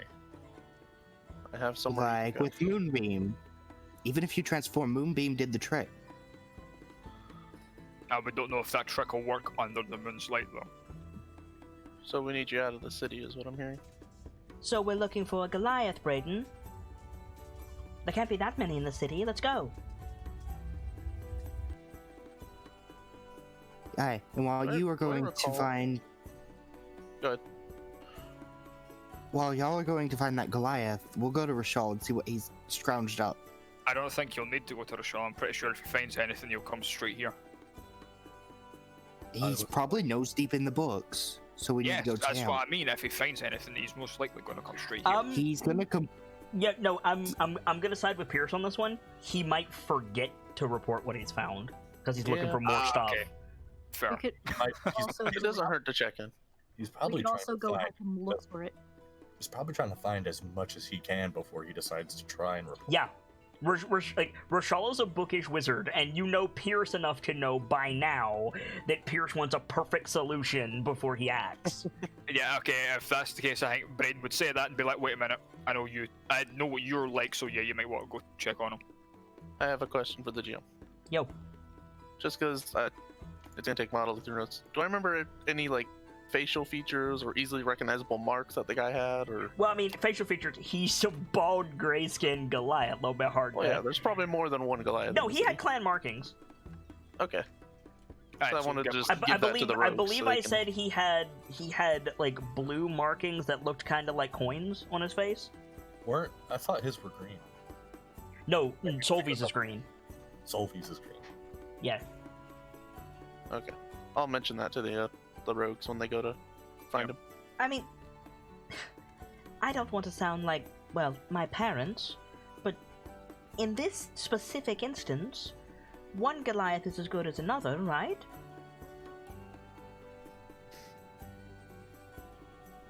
Possibly. Well, at least with Lars, we knew that he, knew their But- plan. It really So depends I- how niche this knowledge turns out to be. Yeah, if it's niche knowledge from the clans up north, a Goliath that's traveled from the north would be better than one who's lived in Waterdeep their whole life. Yes, obviously, but I mean, like, any Goliath that traveled here would presumably have similar information. Excuse me, similar information, right? Presumably, Yeah, yes. not necessarily. Don't have a reason to say no, but I'm just saying. Yeah, that's why Do- I say I'm presumably. just saying, if we can't find that specific one, we can ask someone else, right? Makes Sure. sense. just don't mention Sokon by name, probably, What? Why? in case they don't take to it too kindly. Also, Clan Grol's kind of a disgrace right now, and they might not want to Yeah. help you if they find out you're looking to help a Clan Grol member. So to the if fact we that their find dad pissed someone them from off. this clan grow, I shouldn't talk to them? They'd probably be the most inclined to help another Clan Grol member, but if it's someone else, probably don't mention the clan. How will I know? They'll probably tell you when they introduce themselves. Probably. They will absolutely tell you when they introduce themselves. It's not so much he says, it comes off as, they'll probably tell you, as much as he's saying it matter-of-factly, they'll probably tell you. Okay, so she squints and nods. Alright. Well, we've got a city to comb, Brayden. Let's start now, we've got 3 days. She's heading for the exit. Aye, I'm going with. Let's stop and turn back to Sokon. It's like, keep yourself out of trouble, eh? Mhm. As for me, if there's no objections, I feel like Lord Mert should be informed. Tell Lord Mirth that I'm a fucking werewolf. Brilliant plan. Yes, actually, because Lord Mert has resources, as we have seen. He might just have a cure. Maybe. Do you think you're the first werewolf that Lord Mert has dealt with, Sockham? Because I highly doubt that.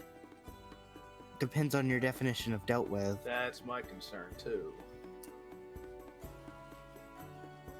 Killed, probably. Cured, not so much. Do you honestly believe that if I go to Lord Mert and I say, one of your harpers has been afflicted with lycanthropy, his first reaction is going to be, put it down, Rainier? Not the first. Do you think so poorly of my organization? Only not if the you're holding Zentrum. the papers on his desk.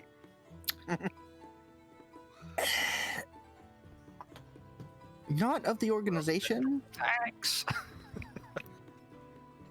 Mert is not that bad. A bit selfish, I'll grant you.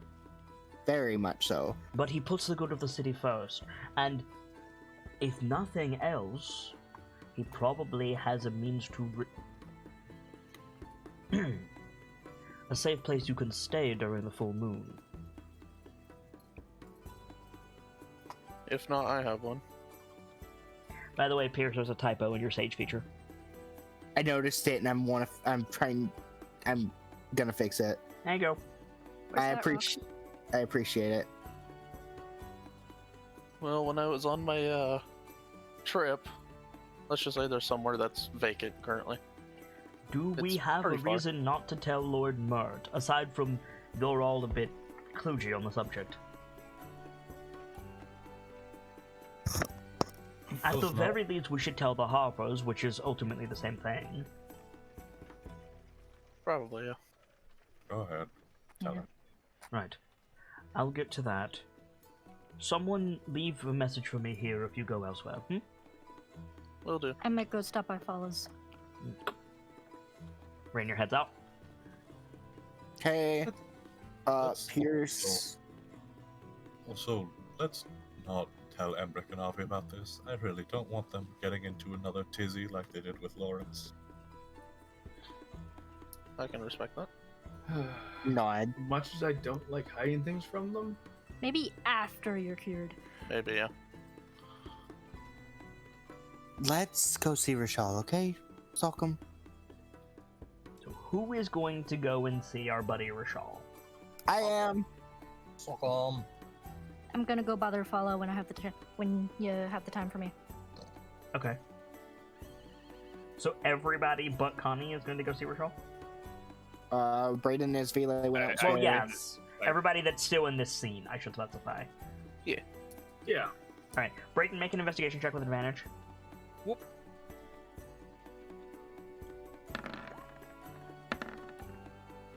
Thank you. I'll make a note of that. Okay, so Lawrence, are you going to Rashal's? Yeah.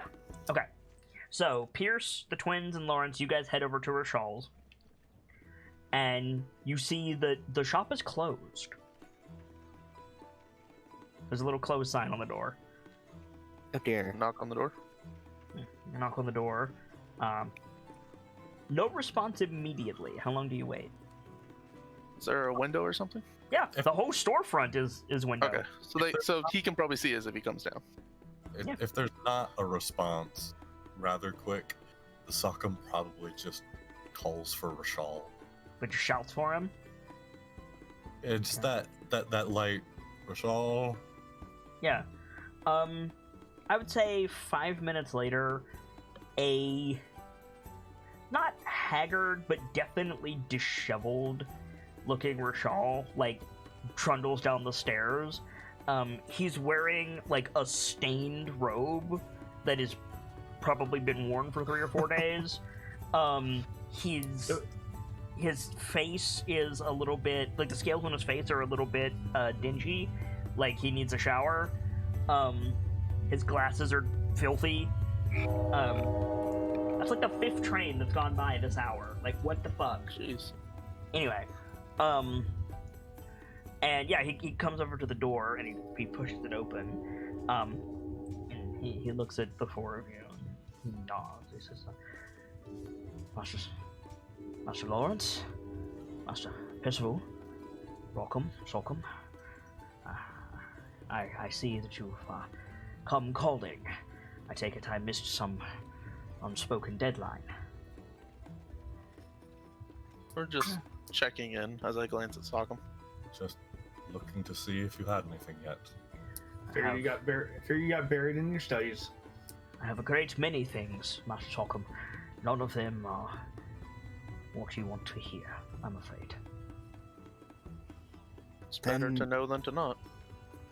Let's go sit in your study and you can tell us, well, either your lounge or the study, and you can tell us what you found. Have a seat. I will gather the thesaurial papers that I've written so far. Mm-hmm. Heads back to the stairs. Pierce goes, how does the shop look? Is it in disarray? It is not in disarray because he's too neurotic for that, but it's dusty. And he hasn't messed with stuff in a while. I think so it's a little neglected. Yes. I think before Pierce goes to sit down, he's going to cast Presty for a bit while he goes to gather stuff. Okay. Just courteously cleaning for him. None of the lights are burning down here. It's like, you know, it's still sunset, it's still light out, but like, none of his lamps are lit. His overhead light is off. Are they just candles? Yeah, I mean, electricity's not a thing, so yeah. Yeah. I mean, just can I light those as well? To a lamp. I mean, Lawrence would also start lighting them. Absolutely. So you light the place up. You notice that like several of the lamps are out of oil. Mm-hmm. You're not sure. Actually, no, Pierce, you are. You know where Rashal keeps his storage stuff. Oh, yeah, so refill those, light them. Yeah, by the time you're done and you guys are settled, Rashal comes back downstairs. He's got a big stack of papers in both hands. And you notice that his claws are smudged with ink. And he comes in and he sets the big stack on the table. And he says, When he does that, I'm gonna cast Presty and clean some of like the smudge. I'm gonna cast Presty and clean some of the smudges and stuff off of them. Okay. He blinks at you. And then, like, he turns again. He says, that is my collected works. I should fetch the source material. A moment. Starts to head back toward the stairs. I think Pierce picks up the first sheet on top. Pick one up as well, just start looking. Okay. Is it in more draconic shorthand? I was gonna say, Pierce, you're the thing, only yeah. one who has a chance to read this. It's in Rashal's draconic shorthand that he uses in his spellbook, which means that each of these papers contains about 3 times more information than it should. So Ross looks at the Nice. paper and just hands it to Pierce. And he set a stack of papers down like homework in a Nickelodeon cartoon. Okay, Jesus. Yeah. Is that investigation or? Yeah, it's investigation with disadvantage. Poof. Okay. Good luck, Pierce. Yeah. Okay. Come on, stats. Okay. All right. Yeah. Decent roll. So the first page you picked up is just questions, Pierce. It's like lycanthropy? Question mark. Realm of Giants? Question mark. Valor Home? Question mark. Like just a bunch of questions. And Is then, it like Gamzee's notes? Valor Home? Question mark equals. Yeah, definitely Valor Home. No, it's just questions. The entire Gotcha. first page is question. Is Yes. there anything that stands out in particular? Um, As stuff that we haven't thought of yet. Yes. At the bottom, in slightly newer ink, is penned the question, God of Slaughter? Oh, good. Sounds Is lovely. that? Can I make a religion check on that term? No, because you failed your religion check earlier. Okay. I just had that. So Rashal comes back down, both of his arms full of books. He sets them down, and he looks around for a vacant chair, gives a little sigh. Right. Pierce stands chair and over. have his. Tea, perhaps. You want me to go make it? No, Master Percival. I will be a proper host, despite things. Oh, the lamps are on. When did I do that? Scratches his head, turns back to the stairs. And Lawrence would probably give Pierce a look like, uh-oh. I almost feel bad asking this of you now, Rochelle. He heads back up. The stack of books includes such works as Jar of Golden Dawn in the Running River, Denizens of the Barovian Wilds by Archmage Mordenkainen,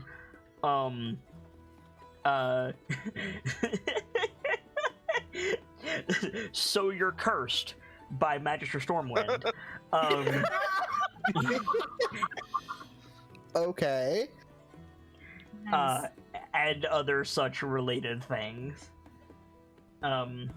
Also, several books on religious healing. So there's like a treatise on Eldath. There's one on Pelor, etc. Okay. And yeah. I'm gonna pick up the So You're Cursed and just flip through it casually while we're waiting. Okay, do you read Draconic? Oh, it's all Draconic? Alright, never mind. Most of Rochelle's personal collection is in Draconic, yeah. Don't you get Draconic from your greater enemy thing? Oh yeah, you you're get right, it- I do. You get a language related to your thing. Yeah, so I do have Draconic. You don't have it yet. You haven't learned it yet. Oh, yeah, in character I don't have it yet. Yep. So. I'm gonna actually do things a bit out of order. I'm gonna take the last. I'm gonna like lift the stack up, get the bottom sheet. If the stack is big, light enough for me to get it.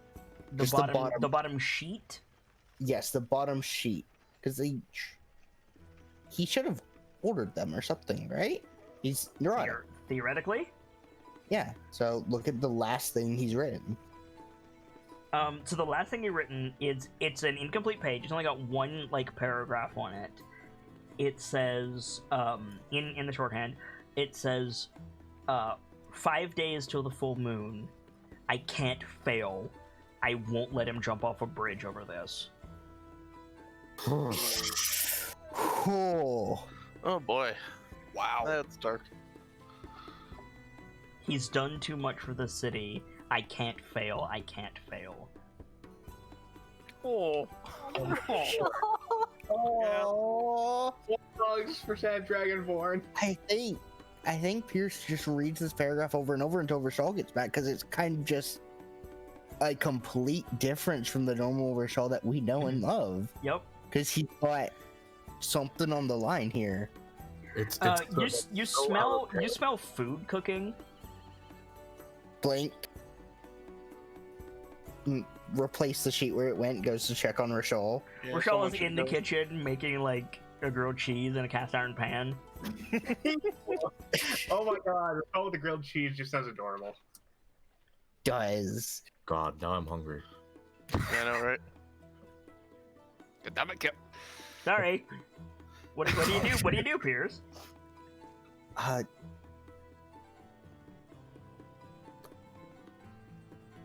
What do you do? eat in 2 days, Rochelle? So you speak, and he jumps, and like Oh shit! and like whips around. Master Avril. Does the grilled cheese go flying, please? No, it doesn't. But he flinches, turns around. Master Avril adjusts his spectacles. When did you arrive here? We're waiting on you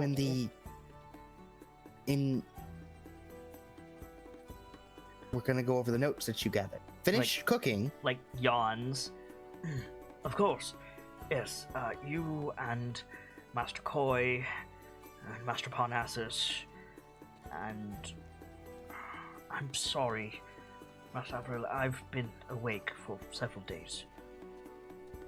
I'm afraid I'm having trouble remembering. Okay.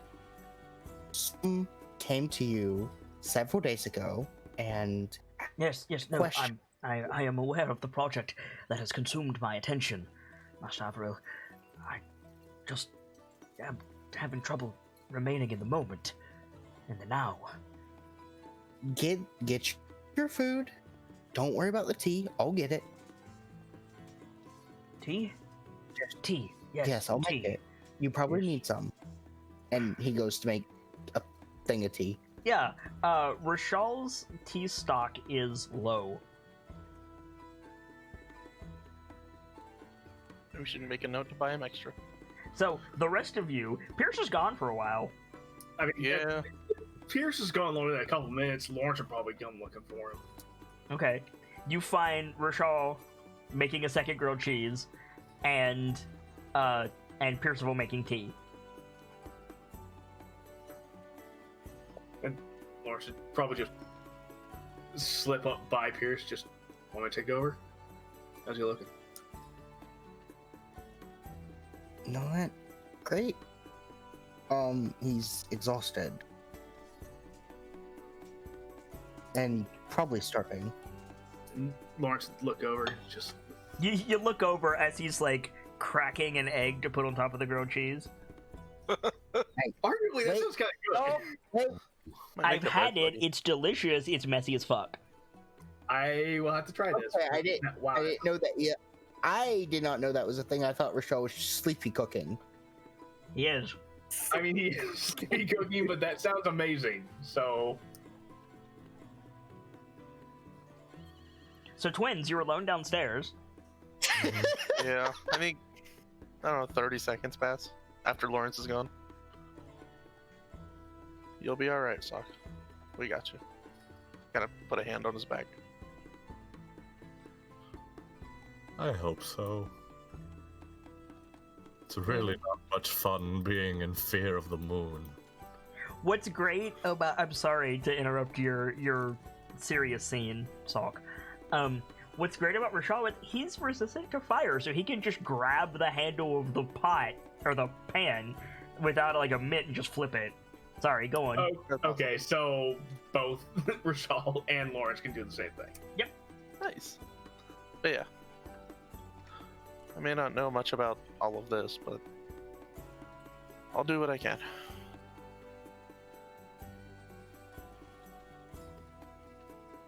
Do me a favor, Rock. Gonna raises an eyebrow.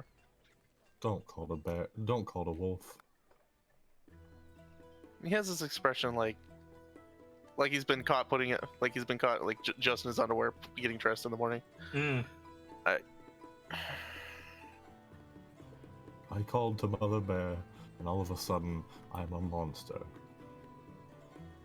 I feel like if there's one person that'll know what's going on, besides Rashal, it'll be that. You're more than likely right, but I don't want you to face whatever I'm been afflicted with as well, if that's even possible. I don't even know if Wolf will even hear me. I haven't done anything with that since Connie did her ritual. Like, sure, I can still transform, but I don't know if Wolf even recognizes me to the degree that Mother Bear recognizes you.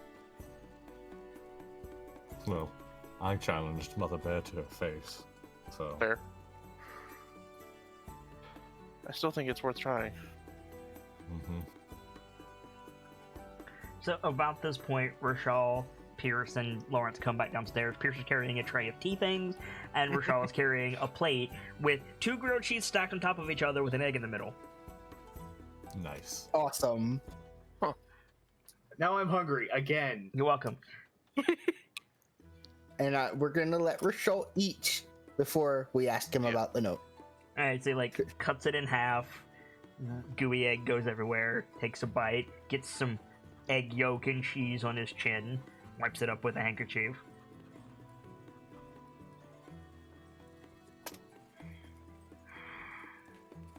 As I was telling Why? Master Averill, it has been an arduous trip through my collected works regarding the incident. I have gone several days without sleep. I'm not entirely certain what day is today. Probably just rattle off the day. Yeah, just rattle off the day. Sean blinks a few times.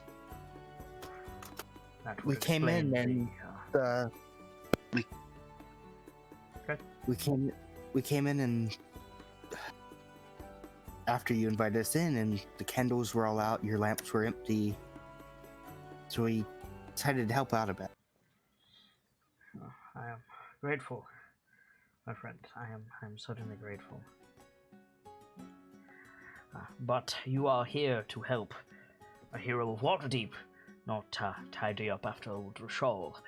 I suppose you'll be wanting the information that I've gathered. I wouldn't speak so fast. You're just as much a hero as the rest of us. You were there at the vault with us. You should eat first, and then we can discuss. He's eating while he's talking. Okay, cool. This is. I have not made a great deal of headway, I'm afraid. I have one thought, but it is far-fetched. Very far-fetched. Open to ideas. The Goliath tribes. I know, Master Sockholm, I know that you have said to me that you and your kin are not from the traditional hunting ground of the Goliath clans, but somewhere in your lineage, no doubt, you have mountain-born ancestors, and I cross-referenced that with werewolf sightings, and what I found was, I won't say favorable, but interesting. There is, it turns out, a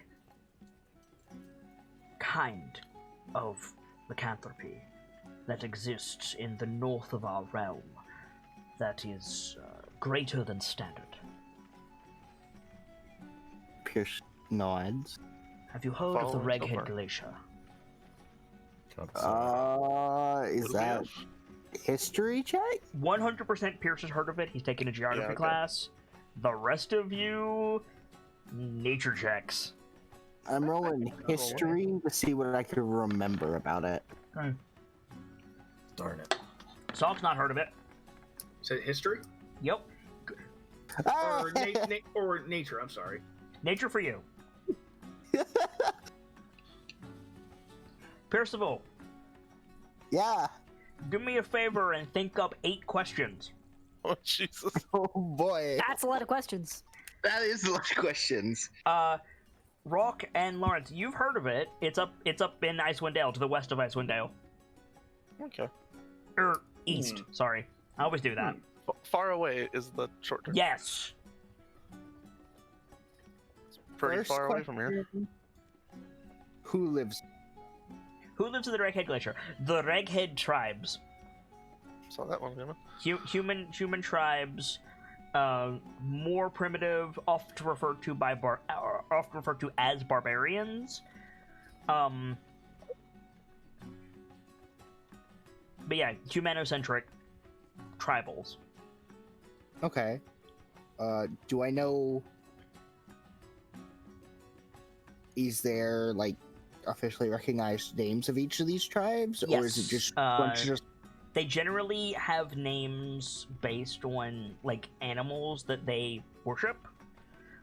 There's the tribe of the elk, the tribe of the bear, the tribe of the tiger, the tribe of the wolf, the tribe of the seal, I think. And there's a couple more. Tribe of the ox, tribe of the crag cat, I think is one. A couple more. Okay. Is there any divides between these Yes. tribes? Most of the tribes don't like each other, and none of them like the 10 towns, 10 towns? the main settlements of Icewind Dale.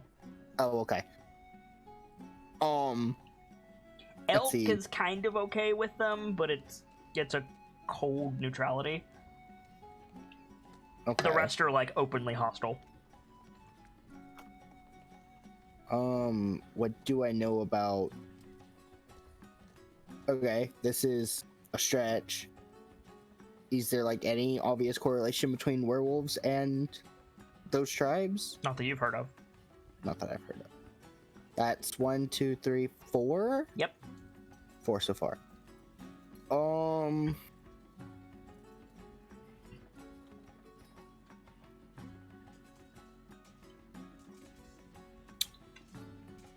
God, it sucks when your modifier is so hard you get so many questions. Yep. Well, that was a bit of a humble brag. You rolled a fucking 28 again. Odd Pierceable. Damn it, Nightfall! I'm so guys. If y'all got The wizard is questions, burning all of his I'll luck. figure them out. If you got anyone else has suggestions, I'll be allowed to take them.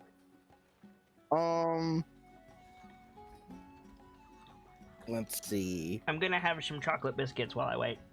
Okay, cool. Nom, and I cannot stress this enough. Nom. Yes. I'm thinking. You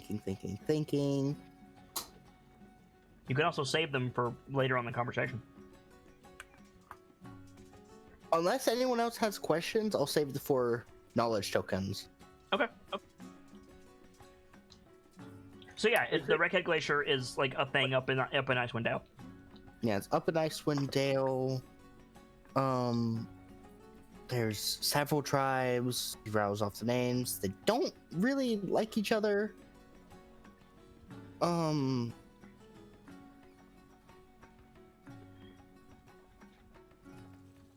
That's what I remember off the top of my head. Something Right, jogged my memory. Right, Mastavru. And, well, there are reports from the Icewind Dale that some... Nightfall, you're echoing. Stop it. Sorry? Okay. You're echoing. I didn't do anything different. I'm sorry. There are reports from the Icewind Dale that some known entities of the Redhead Glacier are bestial in nature in the way that Master Sorghum described. And I looked into what I could find of the faith of the so-called Redhead men.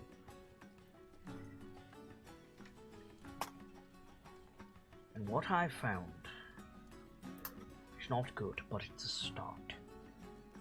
It is conceivable that the Goliath of the North have had dealings with the Redhead men, or at least with the 10 towns.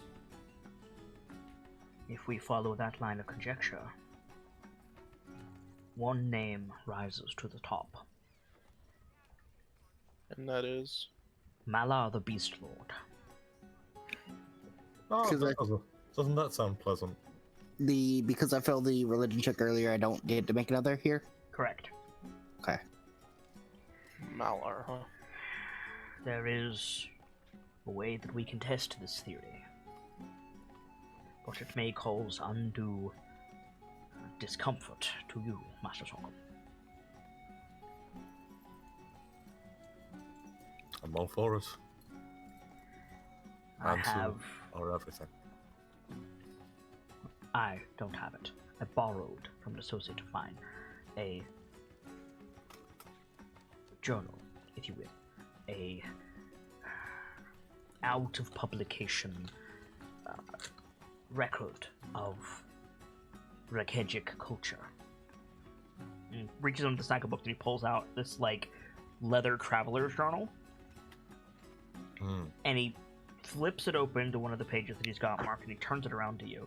And it's the symbol of Malar the Beast Lord. It's the green furred wolf claw turned upwards and oozing blood. It is exactly the paw of the creature in your nightmares. Sorghum probably goes a little white. This is the symbol of the followers of the Beast Lord. The Lord of Slaughter and Torture. It is said that they take pride in dismembering their victims as slowly as possible. Oof. Well, at least you weren't doing that. It is said, though I cannot confirm, that an avatar of the god of slaughter exists in the Redhead Glacier. If that is true, and his lieutenants, if you will, wander the glacier, it is not beyond the realm of possibility that a Goliath clan could have had run-ins with them and could have come in contact with a wound from one of these children of Malar, if you will. Wonder if Ma has run into them. That is as far as my research has gotten me. I do not know how to ward or provide curative to those afflicted, or I guess blessed, by the god of slaughter. Did you put them to sleep? Beg your pardon? Are there spells that put people to sleep? No. Maybe that could work. Theoretically, but we'd be putting Sokka to sleep. Quite right. It's better than him. There's Looked at nothing- Sokka. It's better than him enduring it again, yeah. I meant on the night that this might happen. That's just it. We'd only put Sokka to sleep, not If this is whatever. a divine blessing, if profane though it may appear, Master Sokkum being unconscious would be a mercy, but it would, I have doubts, affect the outcome of the moon. I will continue my research, Master Sokkum. I made you a promise. I just wish that I had borne more fruit since then. You've borne. Go ahead, Gamzee. I'm not cutting you off. I asked you for answers, and you've given me the most plausible one for whatever the fuck I am now. And why? Stockholm, if I may, a curse doesn't make you what you are. Quite right. Agreed. This is temporary. But not having control of myself for who knows how long is... I can't hardly call myself a hero when at least once a month I'll be running around as the monster that children scream in the night about. Then let's make sure you can't run around. We will find a curative, Master Sokkum. There are avenues of discovery. That is to say, my order and many other magical orders in Waterdeep can provide curative or at the very least suppression of lycanthropy almost menially at this point. If what you have is a, forgive me, blessing of Malar, that will prove more difficult, but the fact that we have made this progress shows that it is possible. So, my first thought is we play reverse prison break, essentially. Pretty much. Keep them from being able to leave a room.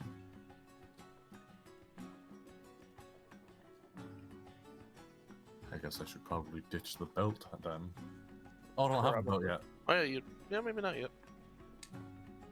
'Cause this is Belt? the day after we got paid, basically. Mhm. Or into the day of, I think. You guys have most of your equipment. Okay. Yeah, if you can remove that equipment the night before, that would save us a great deal of trouble. But you're still a lot stronger than any of us physically. True. And I only get stronger when I change. I have no doubt that'll carry over to this new form as well. Undoubtedly so. Rashal, if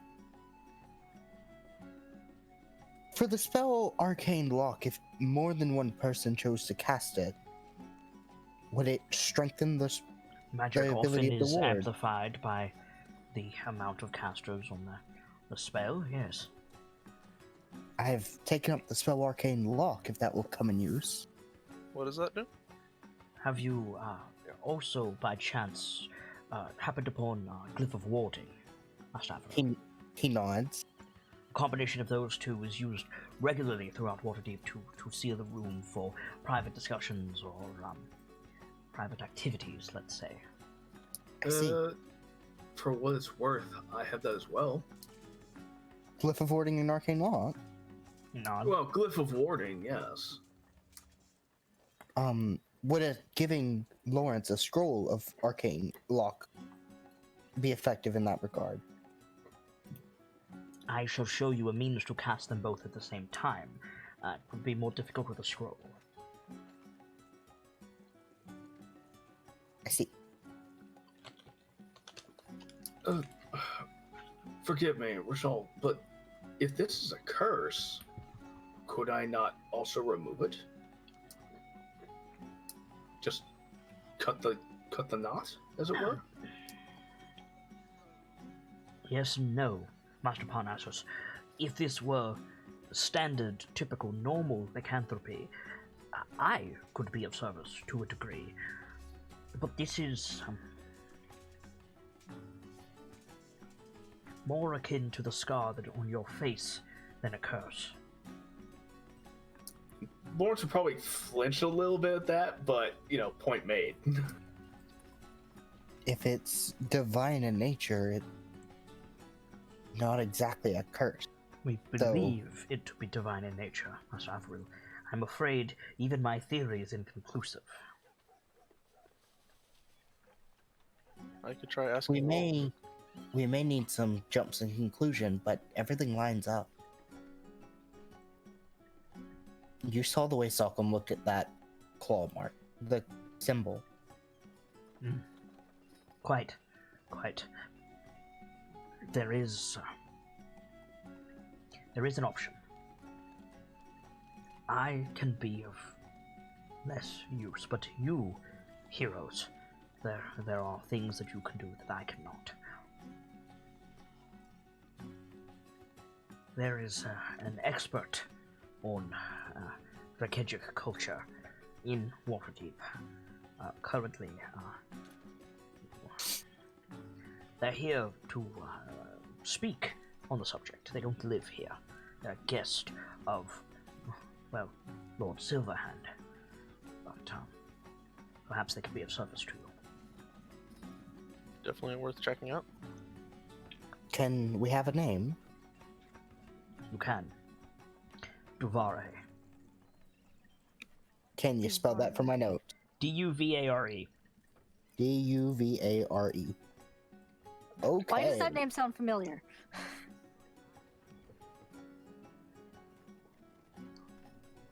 Putting it in my notes. I dare say Lady Silverhand won't mind too much if we impose on their guest. I would begin with the Lord of the Harpers, if you wanted to go that route. He is, as I understand, Rainier. acting as dignitary. Rainier has already gone to report back. Then it should be a little matter to ask to speak with his guest. One, It shouldn't have taken long. Do you have sending prepared today? Or any spells? He chuckles. I am afraid I have nothing at my disposal at the moment, Master Avril. How long does it take to prep a spell? I believe it's like 10 minutes believe per so. spell level. I think it's... Let me double check. I think it's less than that. Maybe a minute per spell level. I think it's a minute per spell, yeah. Yeah, that's how it is for me, too. And if you just want to take a few minutes, Why don't we just go it's another idea, yeah. instead of wasting Rochelle's time?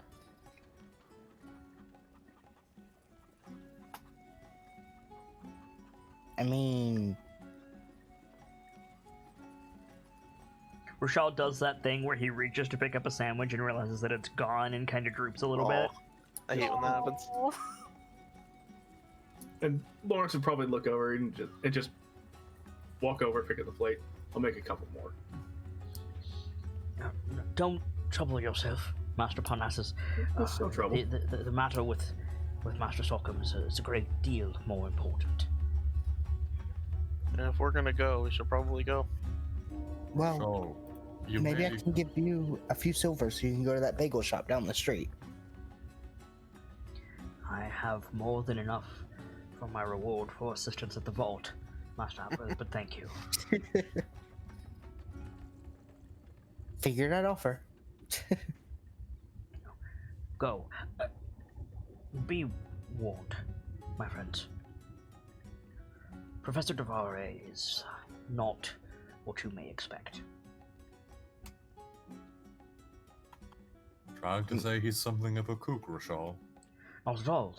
He is an incredibly intelligent, charismatic, and caring individual. He just has beliefs that run counter to many in Waterdeep. Well, we've No, dealt with that before. Not like this, Master Rockham.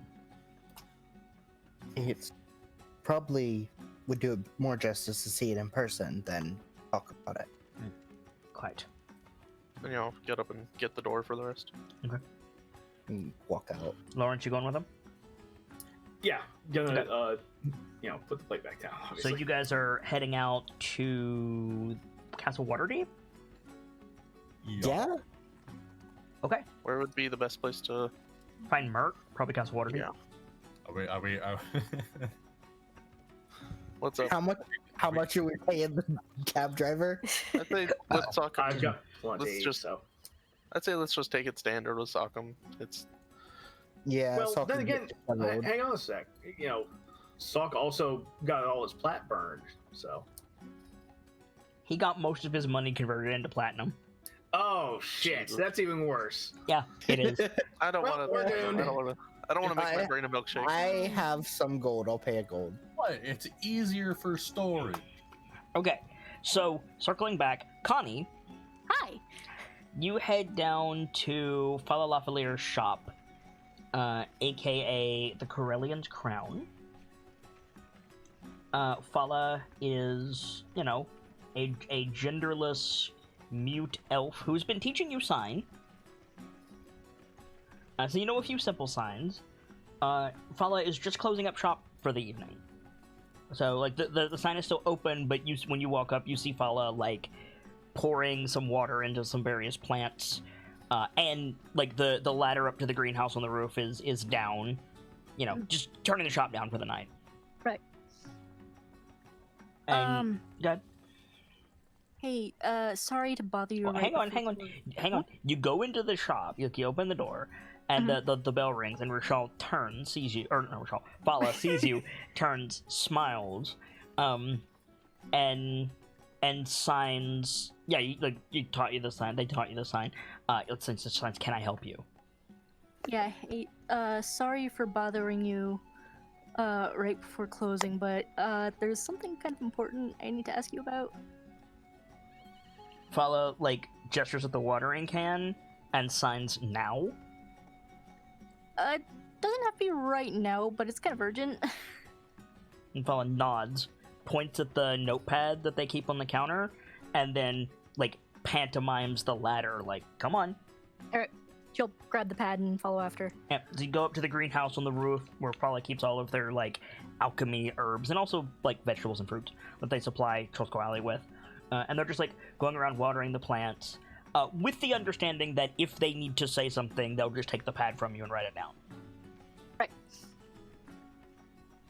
But yeah, like you come up and Fala, like, does that thing where they, like, move their hair behind their elvish ear so that you can see their ear, and then just starts watering plants.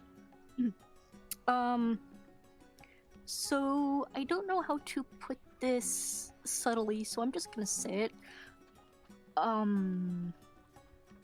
Sock is a werewolf? Stops. Slowly sets the watering can down on the table. Turns Silver. to you.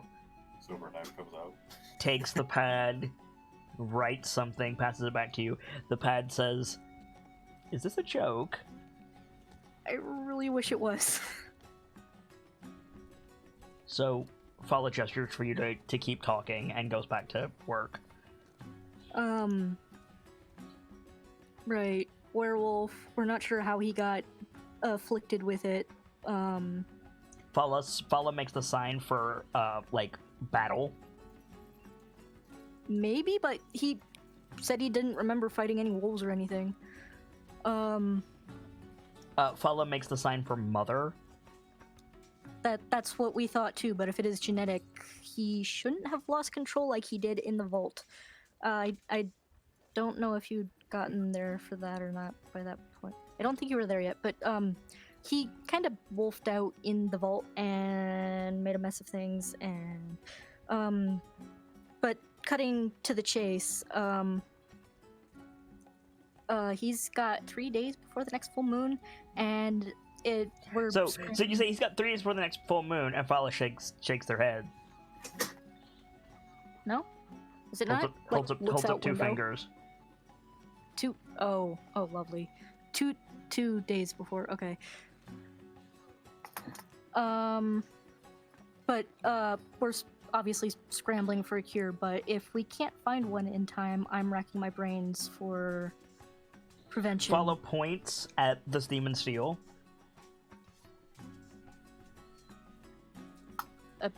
Okay, Steam and Steel. Yeah, makes the like praying symbol, like with their hands. Go get Avi. Yeah, I see what basically. you're saying. I'll probably do that next, but I actually came to ask your opinion. Okay,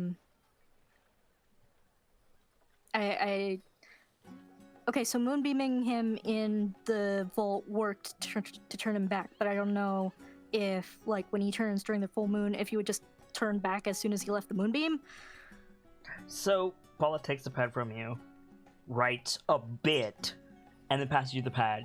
And the pad says, if he's been afflicted with lycanthropy, a cleric of Eldath should be able to sort him by now. Is there something you're not telling me?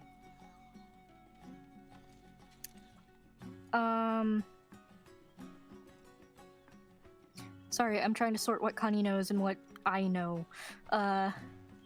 There's a mechanism for this. Oh, perfect. Make a nature check.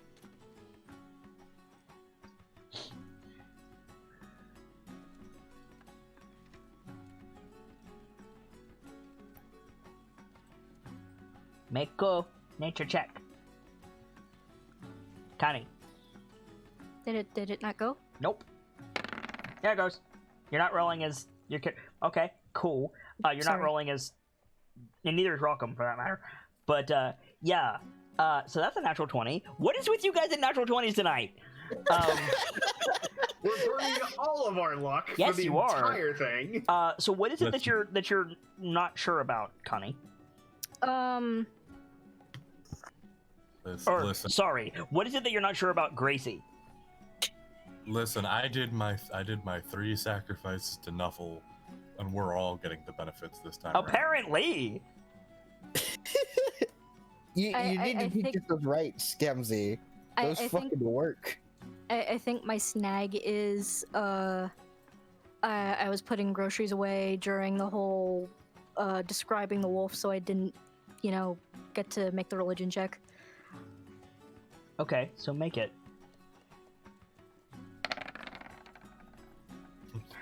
Yeah. Werewolves aren't green.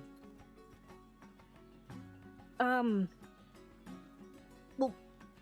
the other thing, the weird thing is that Gamzee, good lord, Sock was describing like this vision thing he had when he turned in the vault, and there was a green werewolf that attacked. Paula stops. Looks He back also at you. took these colors when he transformed. It makes us. Fala makes a sign that you don't know, but it is very similar to looking off in the distance. You can infer it to mean vision.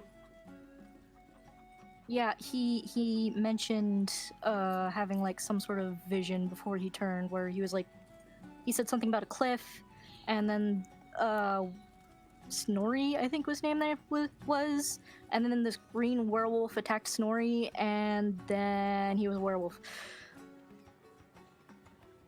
Fala signs a lot of things really quickly that you don't know. Ow.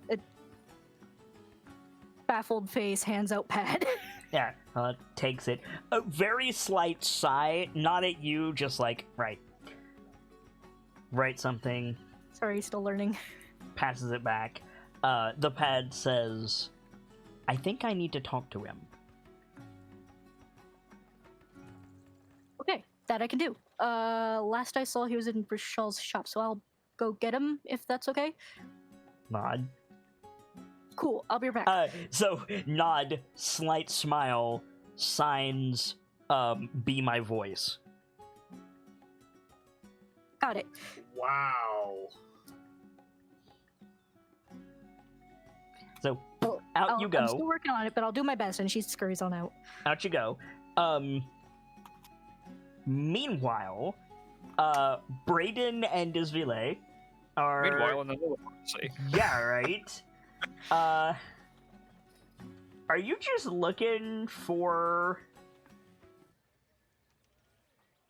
Are you just looking for a Goliath? Preferably a Goliath that fits the description. Okay. Where do you check? Everywhere. Specifically, from what Rockham had told him of like the people they were dealing with, probably in the market area. Okay, that's what I was hoping you would say. So, Yeah. very quickly, Brayden and the Black Viper find, a Goliath in the the open air market near the Hall of Justice, arguing with the best of them, haggling with a Waterdavian vendor. Fair. And he's like getting into it, like they're like insulting each other, and he's insulting the produce, and the vendor is insulting the Goliath's family. Like they're getting into it. Sounds about right. Sounds about correct. That sounds like Clantar's. Yeah. Like, I'm going to make myself like known to the guy. I'm not gonna be like hood Right. up, hit, whatever the fuck. I'm gonna let him finish his thing, but I'm gonna make it obvious. Okay, you're gonna let him finish his thing. Okay, so I will see you in 4 hours. Okay, never mind then. Fuck. Yeah, this is how you haggle. Yeah. This is how you do it. You're not muted, Gamzee. So anyway, Oh. I'm sorry. so how long do you let his ass go? If he's not done within the next like 15-20 minutes, it's gonna be like, okay, no, I ain't got time for this bullshit. Okay. So probably 10 minutes later, finally, you realize that they're haggling over a copper. 1 copper? Yes. Yep, that's Clantar's. It's fucking Clantar's. And finally they, like, make the transaction. It doesn't matter what it is. He hands over some money, the vendor hands over the goods, and immediately he's all smiles. He's like, Yeah. the stuff is great! Thanks again! And, like, turns, and he sees you, and he squints at you. Do you, like, gesture at him like, hey, I didn't talk to you? Aye, like, not to him, it's like, yeah. Oh shit, are you with the watch? What? No. No, Right. I found it. No, I'm with a mutual friend of ours, actually. What are you selling? Mutual friend? I don't know anybody here. Does the name Rockham Zumar ring any bells? No? Zumar? Wait a minute. Yeah, the name Zumar rings a bell. Andre Zumar's a bastard. Yeah. I love this guy. Yeah, I heard about that. Great. Hey, Yeah, Rock never told him his surname. Yeah, well, did he not? oops. Whoops. What would have been a week or two ago? Yeah, about... Probably closer couple- to 2, yeah. Paul taught us better Well, no, manners. because a week in Waterdeep is 10 days.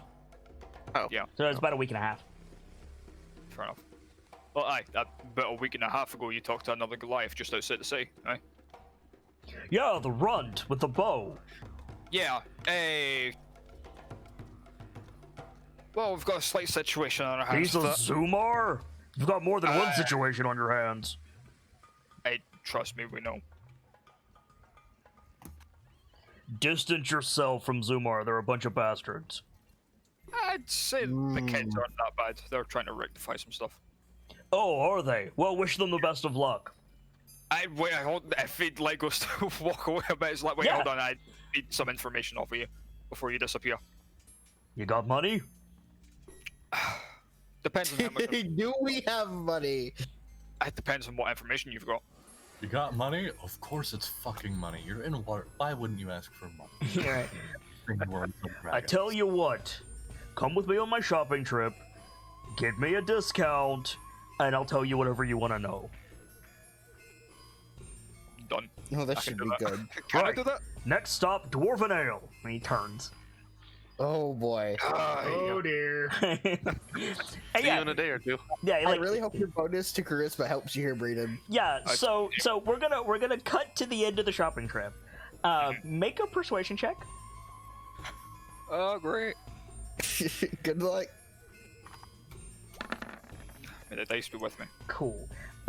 So to help him out, you're gonna be out 50 gold. You know what? That's fine. Okay. Honestly, So- if it helps, So yeah, so you're 50 gold later, and at the end of it, he's got like a big pack full of stuff, and he turns to you at the edge of the market, and he goes, "You suck at haggling." it's because I don't usually have to haggle. Right. So what could I help you with?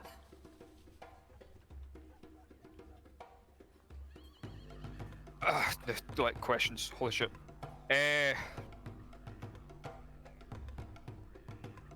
Well, pretty much. Right. Well, first of all, location of where Clan Groll is, like just general location. General location? North of here. Why? How far north? A long way. Pack rations. Fair enough. Why? This is gonna sound like an odd question, but any signs of werewolves in the area? In the area of Clan Groll? I don't know if you noticed, but I'm currently in Waterdeep. Okay, right, fine. Has there been a history of werewolves up north?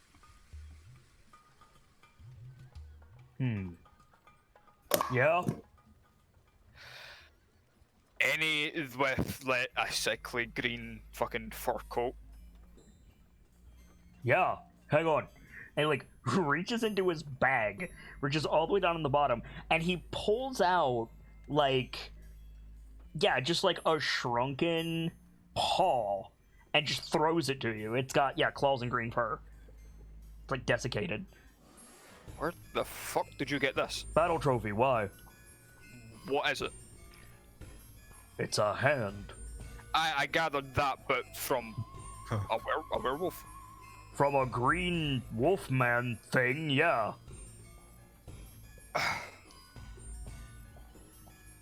Tell me everything you know about these fucking things. Well, they don't fucking die.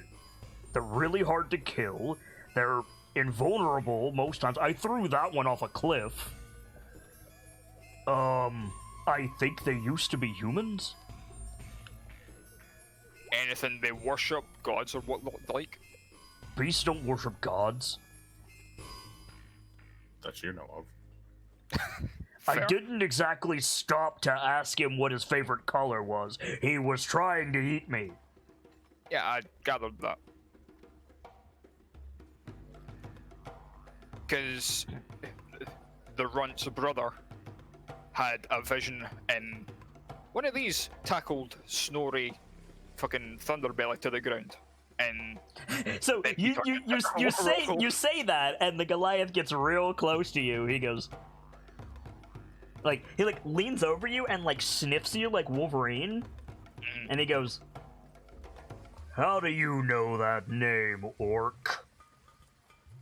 Uh-oh, that shot's fired. Oh no. Just tell him the truth. Your brother is a scald. I was about to say, because the Goliath I'm talking about is a skald. He told me There's about a skald in what? Wait a minute, Little Zumar is a skald? He could barely string two sentences together. No, his brother is. Can he string more than two sentences together? Yeah, he's a bit of an airhead, but yeah. Where She is he? doesn't shut up. I've no reason not to trust this guy, so I can just show him, and I'll take him back to Trollskull.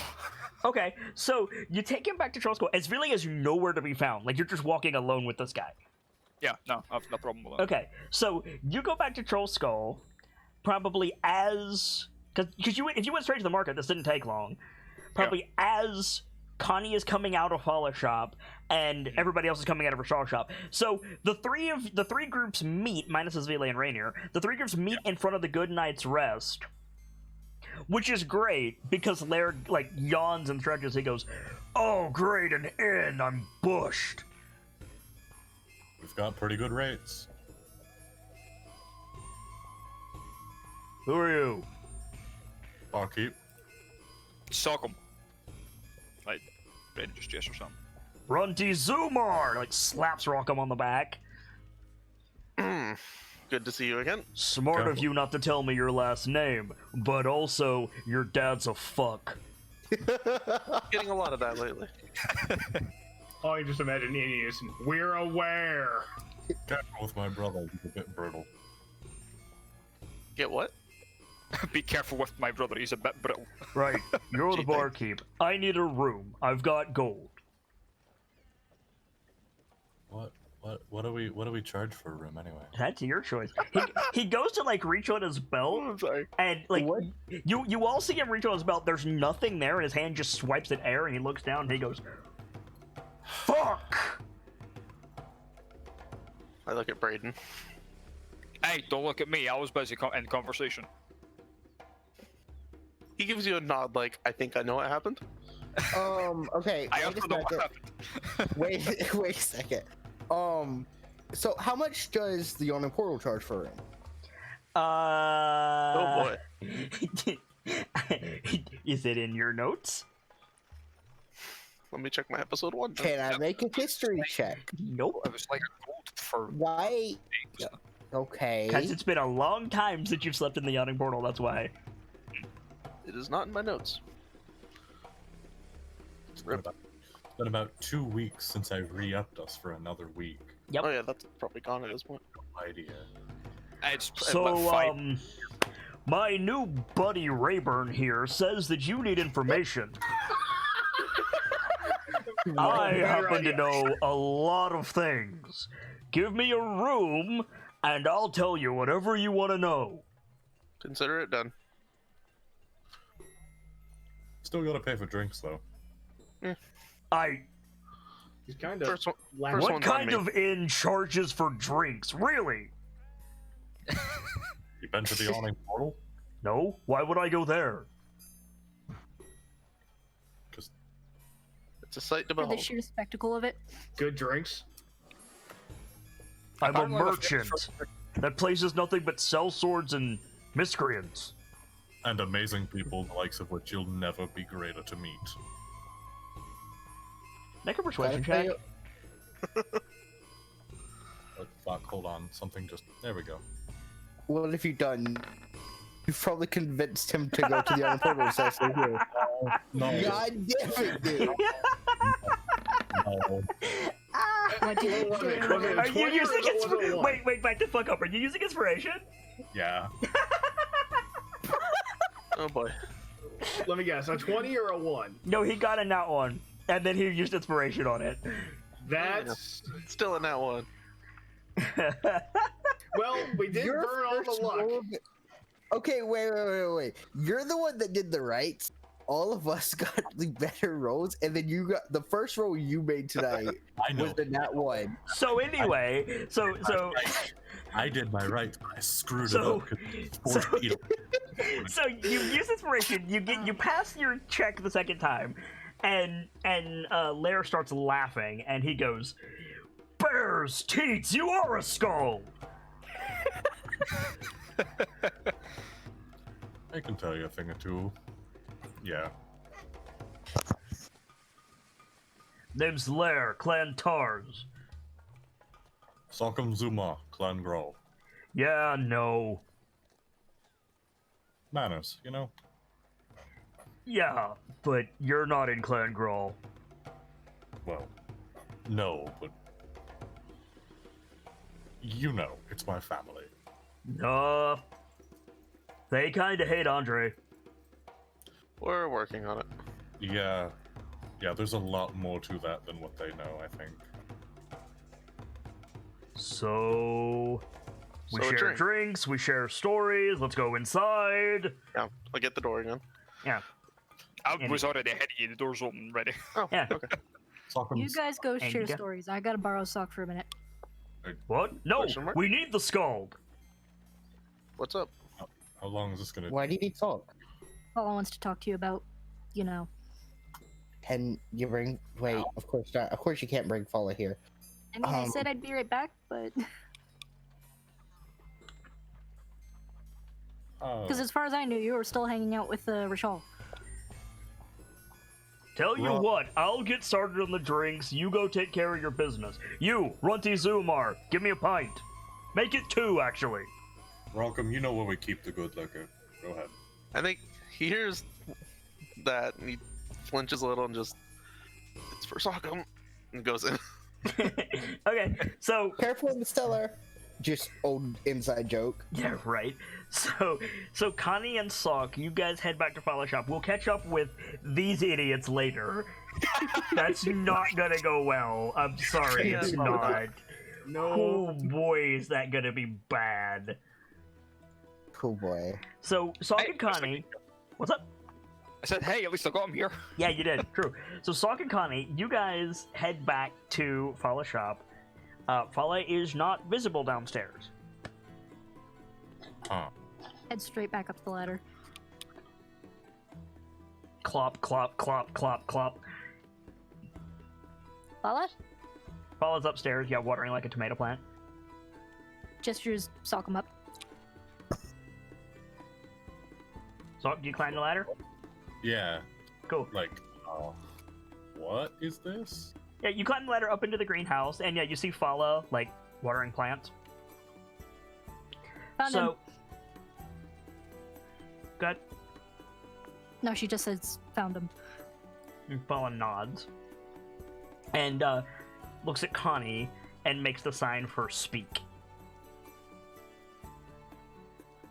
Right, so I was explaining to Follow the situation just to get a second opinion on whether Moonbeam would like keep you Sockham or would stop as soon as it went off. But I explained some of the shit you saw, you were talking about, and then Follow said you should talk to them, or they should talk to you.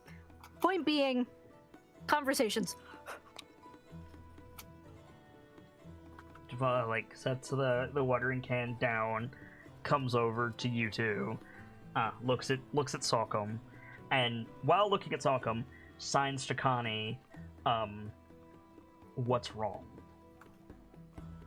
They want to know what's wrong.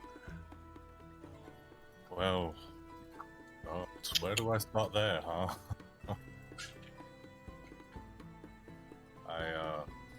Pretty sure I'm a monster. Fala shakes their head. Can't trust strength I've had all my life. Now I might be werewolf something, a proper one, and apparently now Connie, I found... Fala makes the sign for vision again. Yeah, you were saying before about the green werewolf, right? Yeah. That So like, the one what happened specifically? well, I was just to not go through it again. He explains the whole thing again. Like, Okay. Is this the third time I'm Aye, yeah, no, you're fine. That's fair. So Fala nods, and listening, nods. And yeah, Fala looks at Connie and points to Steam and Steel. Okay, so Paula was saying a bit ago, Avi can probably sort you out. I really don't want to get them worried about this.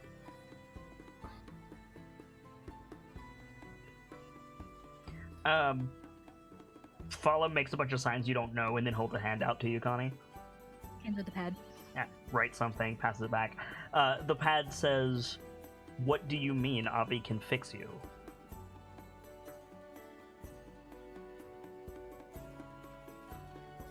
If Sock doesn't look at the pad, she'll just read it off.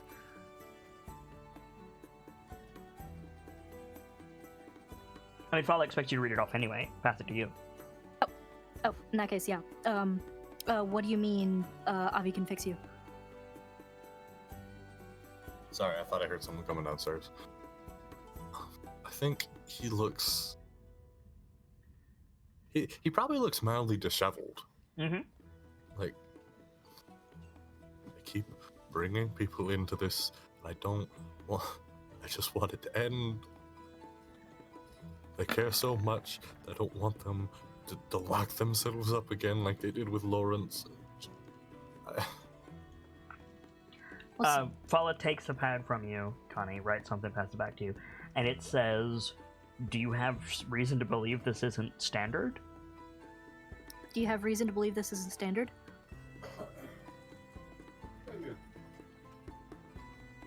I think they stepped away. Oh, well, heck. Meanwhile, Lawrence, Brayden, Rockham, and Lair are in the good night's rest. Mm-hmm. Lair has put 2 chairs together and is reclining on them. He's got a big tankard of ale in each hand, and he's just like singing some Baldy song.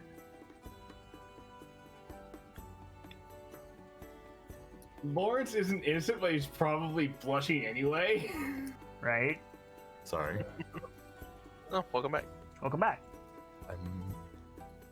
You good? Yeah, I'm being asked to disappear for like 5-10 minutes. Then go. Go do your thing. I'll be back as fast as I We'll can. solve. We got 10. this. It's fine. Yeah, we got this. So so those of you in the tavern, Lair makes himself comfortable. Is there anyone here aside from us? Nope. It's late night, isn't it? We haven't really opened up. Evening, I think. It is just after dark at this point. So, Yeah, it's probably one of the Brayden, Lawrence, Probably- Pierce, Rock, and Lair. Yeah, that's it. Yeah. probably one of the slow days today. No, you just didn't open after the celebration. Oh yeah. Okay. And until we get this shit dealt with, we're probably best and closed. At least for a bit. Privacy and all that. Sure, but That the being- diversion. That being said, Embrick and Avi might be around sometime because this is about when they close. Yeah. So keep that in mind. Okay.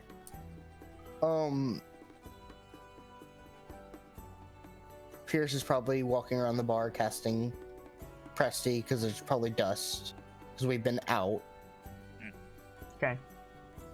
So Lair finishes his song and thumps the chair back on the ground and sits normally, looks at the 4 of you.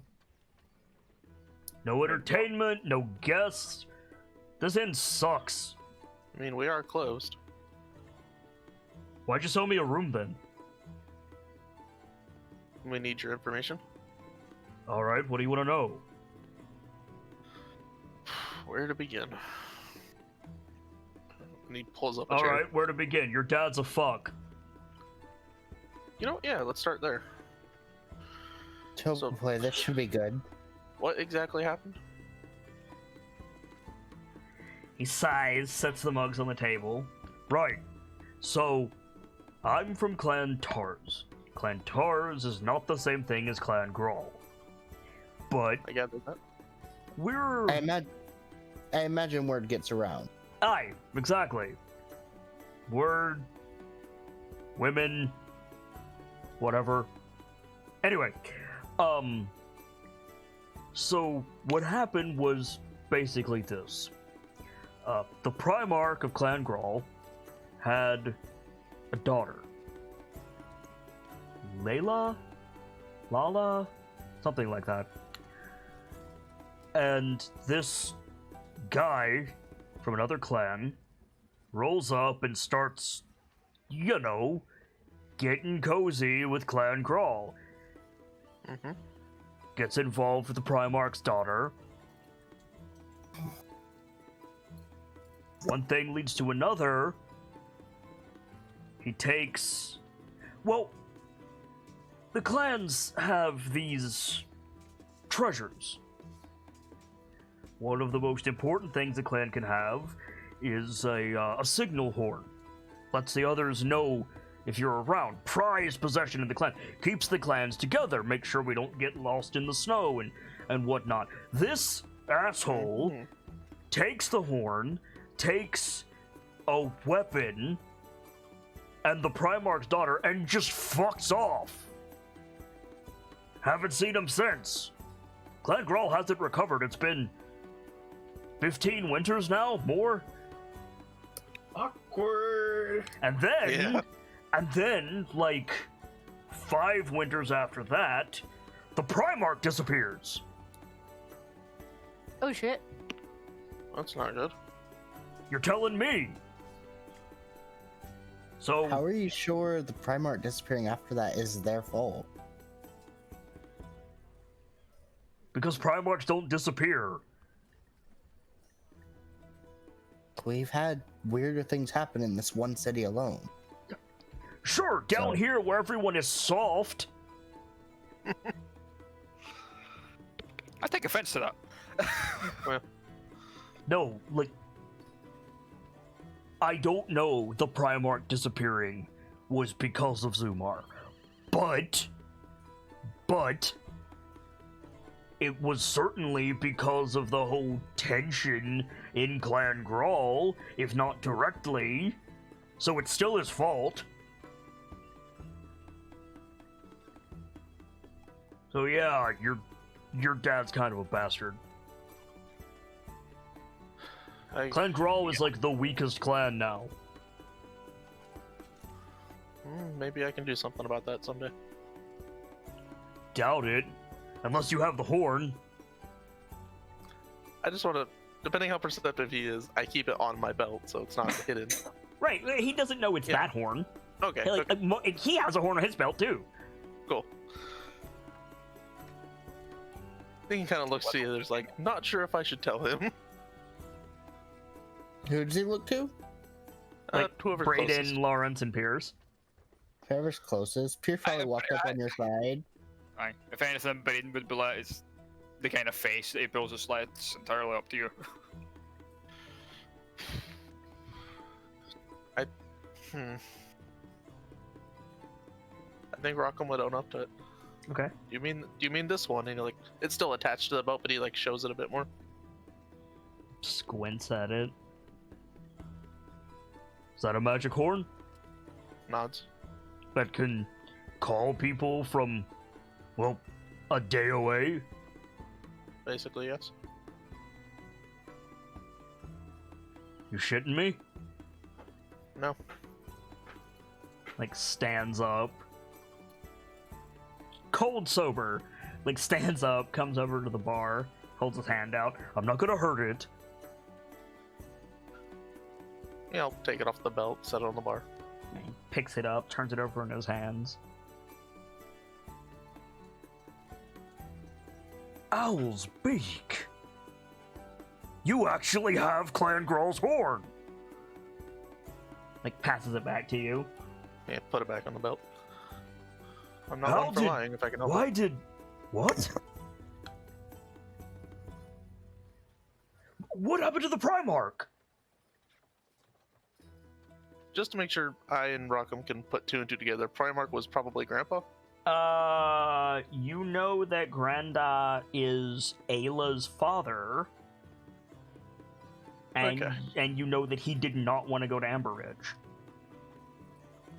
He complained about it constantly. Was the Primarch Ayla's father? I guess? I don't know the daughter's name. I, may know what happened to him. He's Well, safe. where is he? Well, The clan needs him. I know one of the grandparents passed away. I don't know if both have yet. No, you saw Granda in Valorholm. Okay. Oh yeah, that's right. Good point. He's in Valorholm. Kind of looks down a little. Yeah, Lair, like, looks down. Raven, keep him. Damn. Well, what about Lala? Sorry. She's preoccupied elsewhere. Grawl needs a Primarch. And you've got the horn, little Zumar. I think he goes a little pale, putting two and two together on that one. Translation: out of my nope. I don't know if I'm ready for that yet. You might not have a choice. Sorry, You someone's didn't gonna hear go it from downstairs. me, but Clan Garm has got its eye on Clan Grawl. They looking to absorb it, as it were? Yeah, That's not good. I mean, who wouldn't want the best skalds in the peaks? Best hunters outside of Clan Roche. I resent that statement. Clan Sorry. Roche can talk to animals. Can you talk to animals, little Zumar? I can talk to one. Still learning. Yeah, they could talk to all of them. I'd like to learn that someday. Clan Roche. I'm making a note of that. But if you go up there and you start calling yourself Clan Grawl and you've got that horn, whew, I don't envy you, Runty Zumar. I can handle my own. Can you handle my own? My kin? Fair point. That's what I have these guys for. He handles his brother. Yeah. And that's a challenge and a half. You show up with that horn, Runty Zumar, and it's gonna be like Eric the Younger made flesh. Oh boy. That's... Dude, I don't think Pierce knows any of these names. Well, I don't intend to hide it. You were planning on going back eventually, weren't you? Eventually. What have you done? I'm be heading up there before you, probably. Tell me your tale! We Get over have. And Lauren just glances at Rog like, oh boy. There's Yeah, a lot to four tell. drinks. Like Yeah, we're gonna need more drinks. And yeah, I'll spend the next 20, 30 minutes just telling him our adventures in Waterdeep. Let's recount the tale of the NknightLites, shall we? Okay, alright. Lauren just keeps going down into the cellar for more booze. Yeah, Granted, I absolutely. missed some of it, so I'll have to have the others fill that part in. Absolutely, yeah, okay. Yeah, we'll just story time for a little. So at the bottom of the screen, it says 1 hour later, and Lair is, like, sitting backwards in one of the chairs, and, like probably, What? like, singing a different song with Brayden at this point. Mm-hmm. Probably drunk. Yeah, probably. Do we need to make con saves? If you're I'm not- drinking, yes. I'm drinking lightly. You have advantage. Okay. Fuck it. Yeah, ditto. Alright, let's see. Alright. Interesting. Okay. Okay. All of you are drunk, but not out of it. Okay. Lair is completely sloshed. Oh, yeah. Lauren's probably stopped a beer or two ago. So, as the song finishes, Lair, like, thumps his pint on the table and he goes, "Another barkeep!"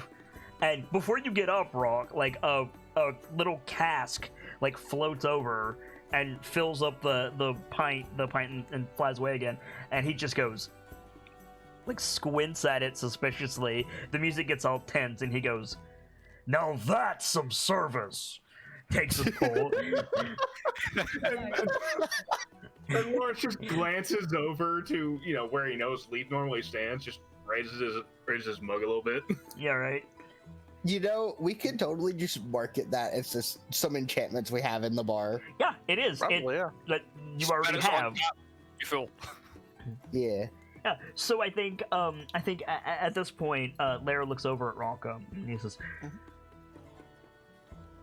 "Do yourself a favor.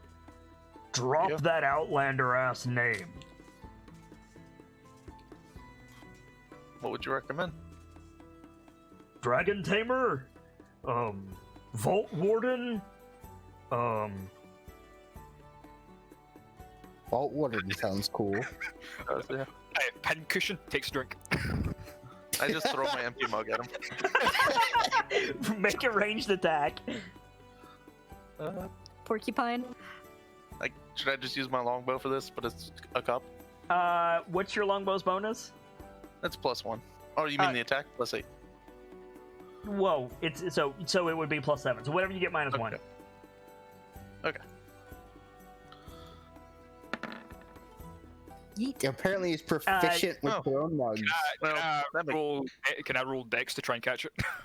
Yes, because he rolled a 7 to hit you. Yeah. Fair. So dex save or what? Yeah, dex save. Of course. So you grab it, and Lair goes, Ale Chucker, Rock'em Ale Chucker, Clan Growl. That one's not going away. Lawrence just starts laughing, like, yeah, that's right to it. That. Ew. Rock'em Ale Chucker. I know what my name is for this week. I mean, Anyway, So, do you have Carol pocketed right now? I think Hero's Probably. probably chilling out by my feet somewhere. it is a dire wolf. It will I not know. fit under the table. Not under the like at my feet at the side. It's not gonna fit. You under would the be table, I know blocking that. 2 other chairs if you did that. You are Carol's massively gone. underestimating the size of Caro. Hero's gone. It's fine. It could be somewhere else, just not at your feet. Yeah, it could be like perched at, not perched, laying down and like we have their own spot, Hero's own spot. In front of the would like hearth, Caro- on the stage, on the stairs, Caro has by the the spot. door. I would like to imagine there's like a plinth that she can sit on to like oversee Yeah. the bar. Totally. There we But like, you need to understand how big a dire wolf is. Have you seen Princess Mononoke? Yes. That is a dire wolf. Big enough to be a statue. So, Lair like takes another pull from his mug. So, my next question is this: how did you wind up with these runts? The orc I can kind of understand, but like, what the hell is that thing? And like gestures at Piers.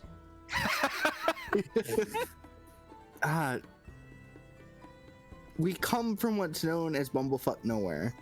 Basically. It's Why'd you a leave? small- It's a small Because it was village. almost fuck nowhere. And then I left to keep an eye on these guys. Rock'em Ale Chucker of Clan Bumble. There you go. He like rubs his temples. What even are you? I'm a human. No, you're not. You're too small. He's always Half- been small. So you're a halfling. No, halflings Not are that shorter. small. Are you sure? You're pretty I'm short. sure. I'm sure we fought some halflings in the vault. Imagine a runt for a Goliath. That's that in human terms. And Laird just goes, like, gestures at Pierce, like, you mean this? Yes. Yes. Yes, I'm sure. I get it. There's a reason he's an experienced And, spellcaster. and Lawrence just leans over and Oh, gives he's a you- sorcerer. Yeah. Oh, he's a I- sorcerer. I resent that remark. I'm a wizard. And Lawrence just leans over and What's gives the gives difference? that. A lot of studying. Yes, a lot of studying. So you're a nerd sorcerer. Oh my I like that. Yeah. He's a nerd. Nerd sorcerer. Snorts his water. How are you not dead? I don't know. Yeah, he's got us to look out for him. He's fine. He has a We- 1,000 yards here. Like I honestly don't know. Plus, he's got Connie to look out for him. If you sit down in the wrong place, this one dies. I can look out for myself. Can you another way even as see well. over the bar? Yeah, stands up. He could Yeah, probably you a little bit stand right? up. You stand up, and then Laird stands up, Fair point. and he looks first- down at you. First, fair. However, I'm taller than the bar. Now, from his perspective, you're not. Are you? Oh my god. Got Honestly, something you you're want to probably- say, you're little probably a man? I sits back down. You are boring. You don't rise to any challenge. Have some pride in yourself. At least the orc speaks up. I Here, here. Why are your tusks so short? Do you file them? Hey! Not a full orc, unfortunately. Unfortunately. That Yeah, explains no. why you don't stink. As much. Hey! Oh, What? we No, got I'm stories sure about that. I'm sure it's fine. It's just a bit much for me. Fair. You get used to it. We got a Glare. few stories. Him? Probably. But an orc camp in summer? I doubt it, especially after a battle. that sounds And what are awful. you over there? Some kind of paladin? Cleric, actually. Of who? Bear? No. Crab? Crab. Cleric of Crab. Gone, officially. Who? Right. Goliath clans. Lots of healing. My god is all about invention. Crab. I said that. Lawrence shrugs. Yeah, close enough. There's Or parallels. if you want to in every give him pan- some made-up name, that's your business. There's parallels in every pantheon. And Lawrence raises a finger, points at Pierce. Fair enough. Yeah, parallels, except I'm right and everyone else is a liar. Yeah, I keep thinking that. Whatever. Torvald You're is alive. I've met him. And mine saved my life from fucking Manchun. You so... mean- I don't know what a Manchun is, but you can thank Crab next time you see him. Lawrence shakes his head. And says, Fine, I'll thank him for you. 20 gold. Yeah, think I'll pass. Sacrilege. Two To you, fucking- perhaps. To me, a waste of money. Oh boy, two clerics getting into anyway. More drinks. Here, here. Bring out the good stuff. What is this? It's probably something Durin recommended. Yeah, it's probably like Water Davy and Brandy. I wouldn't have started with like the best of the best. But So long as it's not purple grape mash number 9. Bring some. You got dwarvish ale? I'm fairly certain we We've were probably stopped for got that. 3 or 4 varieties. You That's have probably- the cask that Brayden took into the vault. I was gonna say we probably still have that. Yeah. At that Pierce point, go Lawrence would be behind the like, bar, "Yeah, goes there to we go." get it. Now we're talking. How about some roast meat? I can go cook some. We've got something in the cellar, right? Yeah. Nope. Yeah, I'll go check. No? There's no way we wouldn't have food supplies down there. Sure, there would if you don't serve food. None of pretty you at sure we any serve. point have been like, "Is there a kitchen?" Hello. Shit. Welcome back Also, in. nice. Whoops. Welcome back, Gamsey. Did we get a kitchen? I don't I don't think we ever specified. Yeah, I think that one omitted. Oh. Ooh, yeah. Unless we have a That's what I fireplace, assumed. I can make do with that. We have to have a kitchen. Welcome back, Gamsey. Hi. Laird is being a fuck. Took so long. We Oh, No don't worries. Laird is- have a Laird versus kitchen. Lauren on religious issues. So okay, so Rock goes down to the cellar, and we cut back to Fala and Connie and Sog. The floor is yours. I'm sorry. What was the last thing that was said? I don't remember. Something something Avi, something something fix you, something something don't want to Do worry. you have reason to believe it's not standard? I guess I don't. Tired of making people worry. It's barely been an hour that I've had this information out, and everyone in the alley is already just about worried. out of character, you did get the bit about Malar, right? Yeah. Okay.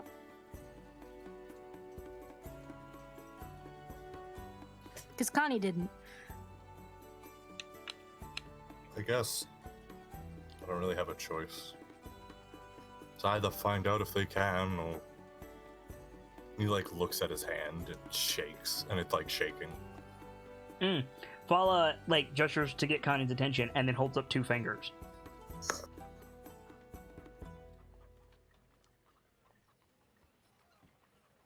Oh, right. You don't have 3 days. It's 2 days now. I have 2. And I think he whips on his heels and is just he moving. He's gonna go find out if they can do anything. So you whip on your heels. There is a trapdoor and a ladder directly behind you. Make an dexterity saving throw. Oh no.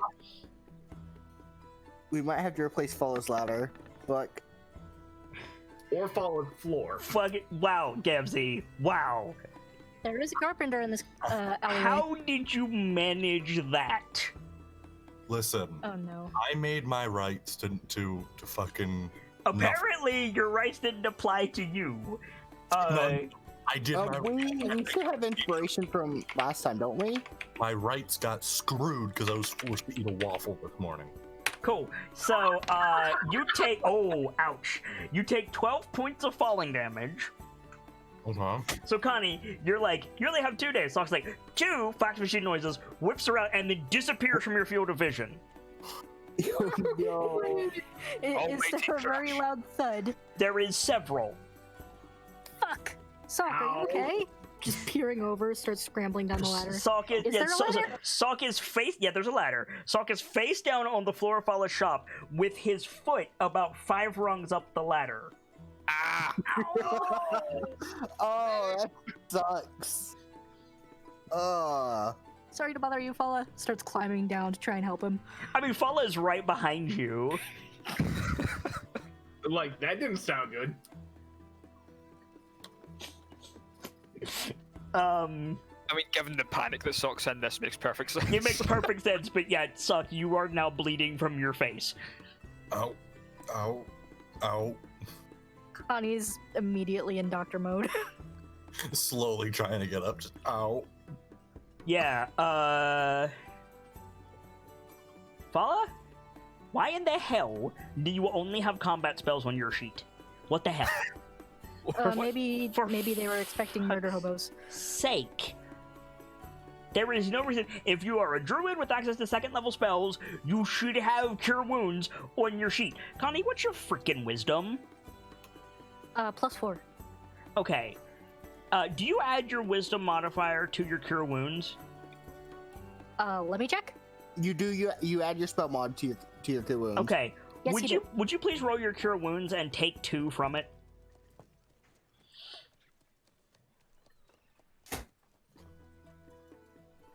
Where are you? There you are.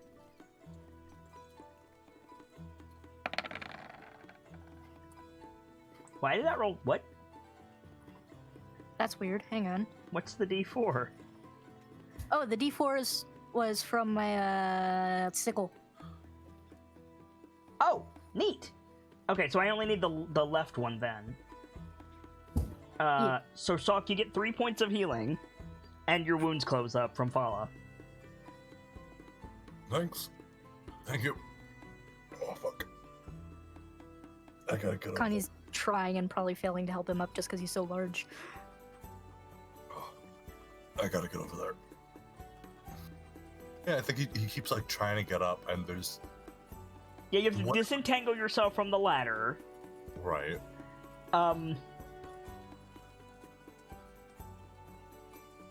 That is a thing. Can you make a dexterity saving throw to make sure that you don't break the ladder? Oh no. Can I help him in this, or Yeah, you have does- advantage. Yeah. Sock! Oh my god. Is that Uh-oh. not It is, but it's in his disadvantage roll, so it's okay. But still, 3 rolls, 3 not 1. What the hell?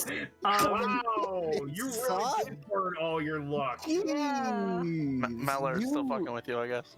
Quick, make a performance check to reset So it. the good news is the DC was 5. So when your normal roll and with your advantage, you're okay. Dude. How?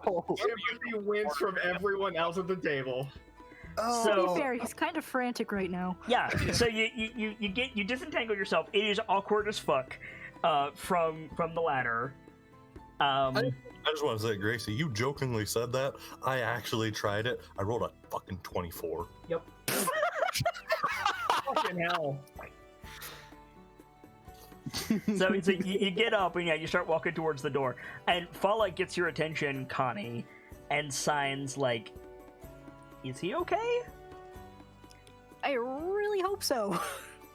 I'll let you know if he's not, because I didn't actually ask you about the thing I came here to ask you about. Anyway, thanks for the help.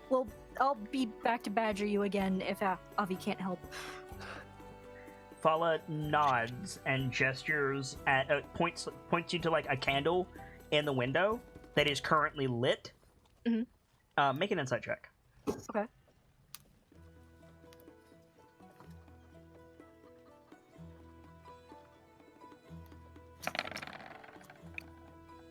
Yeah, you can assume Fala means something about if the candle is lit, like they're available.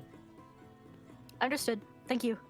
And she'll I have a get out of carrot. there. Okay, so you guys go out into the street and you hear raucous singing coming from the Good Night's Rest. We're gonna check that after we deal with this. Yeah, let's go badger Embrick and Avi. They're outside working at this point, finishing up for the day. So they're probably finishing your shield, Salk. Nice. So you come up, the water ganassi and the fire ganassi are just like, doing the primordial singing thing and using their elements to assist with their forging.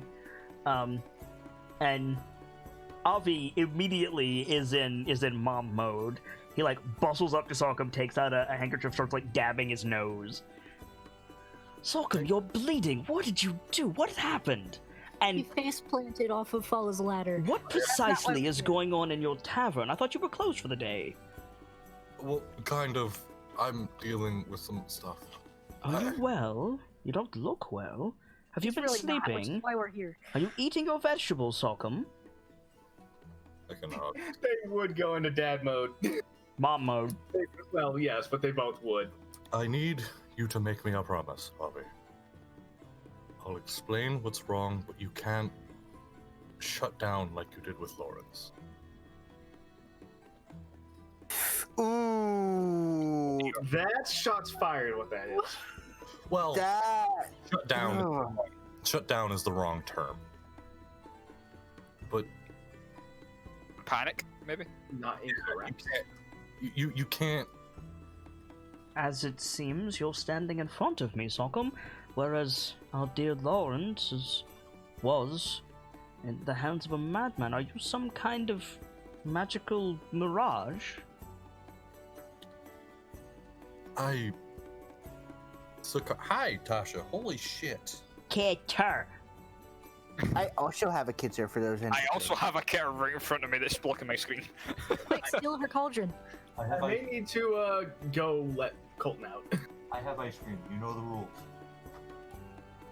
Kidder Gamzee. is protecting the being held. Gamzee. Yeah. Do your Sorry. thing. Oh, excuse me. Okay. I think it's better to have this conversation in private than on the street, if you don't mind. Avi looks around. No one here at the moment.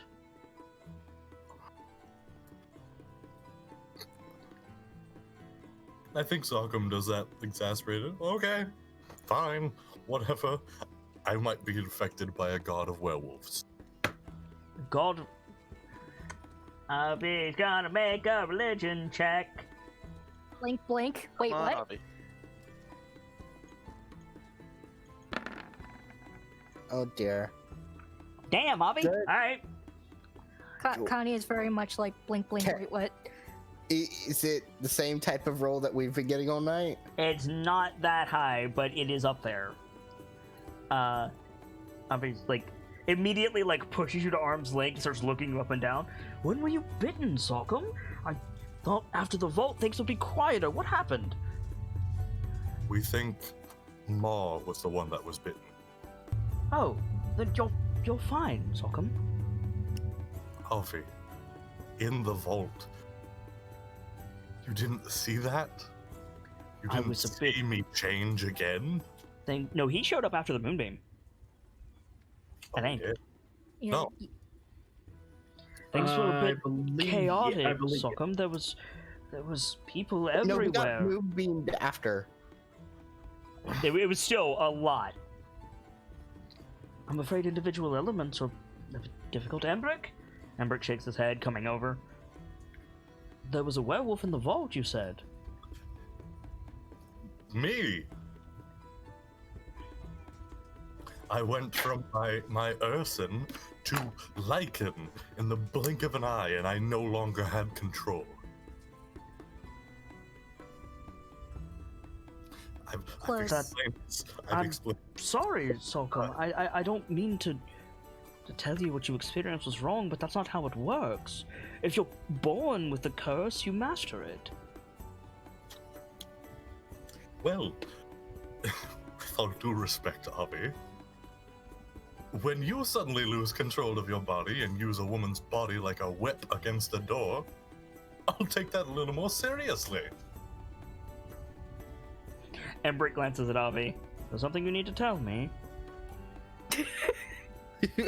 No, God. no. Wow. Ember took that the wrong way. Look, I I- saw what happened to him in the vault, and that wasn't Sock. That was something else. I was stood. Then in front I of Xanathar. must ask you again. When were you wounded? I wasn't. I think Ma was the one that was wounded by a champion of this thing. What thing? This god Yeah, of what thing? You didn't tell me about this whole God of Werewolves thing. Malar. Rashal said the name was Malar.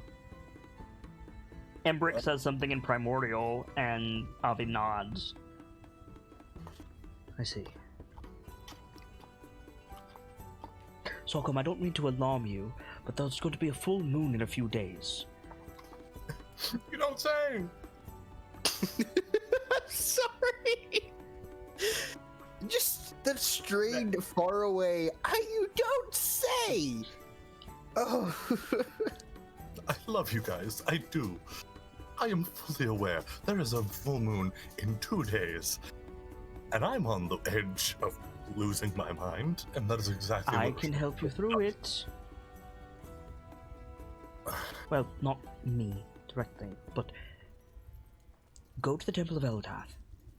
Explain the situation calmly, Salcom. The sanctuary waters should keep you safe for the duration, and in the new lunar phase, we should be able to find an answer. Okay, that's good. That's buying time. Yes. In the very least. Yes. Think of it like a spa day. Just make sure you don't leave the pool. Where is this place? The Temple of Eldath in the Temple District. Connie's like consulting her map, make sure she can find the thing. Yeah, Connie, you went to the Temple of Pelor. Temple of Gone. Yes, but this is one of No. those. Connie went to the Temple of Pelor in like episode 3. This is one of Oh. those scenarios where she wants to make sure she doesn't fuck it up somewhere along the way. I'm With the sorry. other temples. I'm sorry. Okay. Sorry. That was probably very rude. I'm just panicking. It sounds as if this is not standard. Very much no. No. Then we need, that is to say, the priesthood of Eldath, other curative clerics, perhaps even Force Grey, needs time to understand your affliction. The sanctuary waters can provide you with that if you don't leave. So I have to take a bath for 3 days? No, a day or so should be plenty. Again, a relaxing soak in a warm bath, like you're treating yourself. If you like, the clergy of the temple could do your nails, give you a massage. Some for the manicure. So I'm literally being offered a spa day for my own safety. And for the Yes. safety of everyone. I'm sorry. That feels ridiculous. I understand it's very serious. But It's more serious than you realize. And Avi looks over at Embrick, and Embrick nods, and Embrick says, Sorghum, if you are afflicted in this way, you need to know. If you turn, the city is not prepared to deal with you. The Order of the Gauntlet recently suffered a devastating arson attack. They're still recovering, and the Watch is no match for a normal werewolf, much less you. We must ensure that you don't turn. I haven't confirmed it. But Vincent is supposed to assist should that occur. And should I be unrestrainable? Kalintajar will not be welcome in the Temple of Eldath, I'm afraid. But I will sit with you if you like. As will I. I think he makes this face, and his eyes are like go red a little bit. He looks at Avi like, "I'm sorry, could you?" That was Embrick, actually. Sorry. It's like he looks at him and it's like, "I'm sorry, could you?" Of course. My weapons are not permitted in the temple, but I can bring... Forgive me for what I'm about to say, Sorghum, but I can bring some sturdy chains if it would make you feel better. Oh, never thought I'd actually say, yes, that would actually make me feel a lot better, would come. But yes. You must ensure that you stay in the waters. Do you understand me? Yes. No matter what. If the city is burning beneath Tiamat's fire, you must remain in that pool.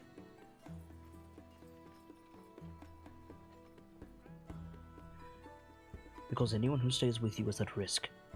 Do you understand? Yes. Good. And I will come and get you in 2 days' time, and we will go to the temple together. I'll go too if you'll have me there. From the sound of things, your magic will be useful.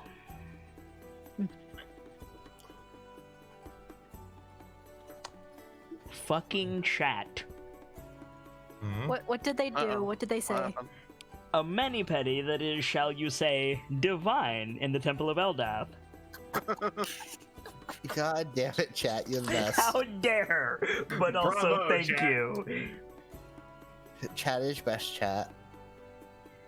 So, do we want to go a little bit long tonight, guys? I really want to.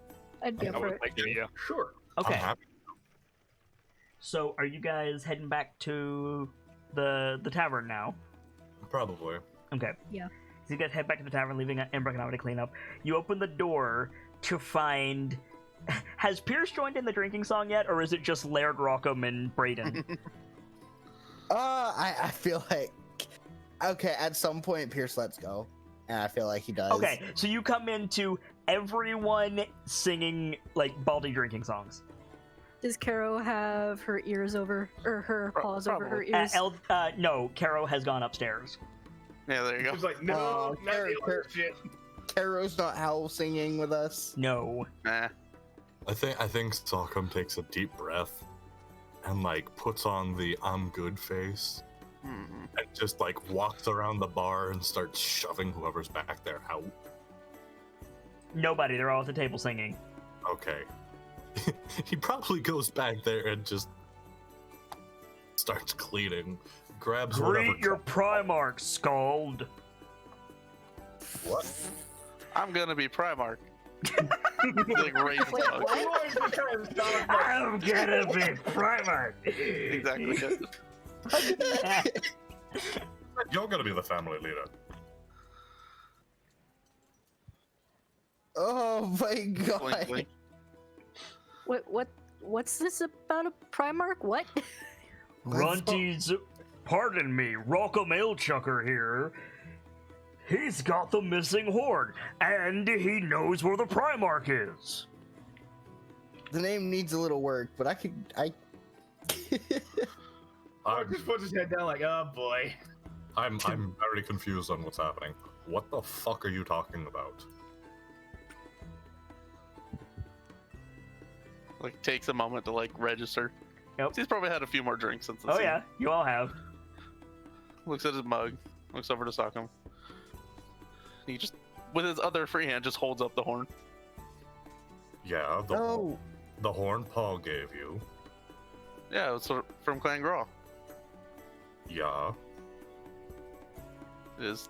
Clan Crawl is missing its horn, and its Primarch, and the Primarch's daughter. Really, all you have to do is bring that fucker's head up there and you're golden. Don't know if we're gonna go that far. Wait a minute. Primarch stuff. What? Are you talking about my ma and pa? I don't know. Probably. Ayla? I don't know.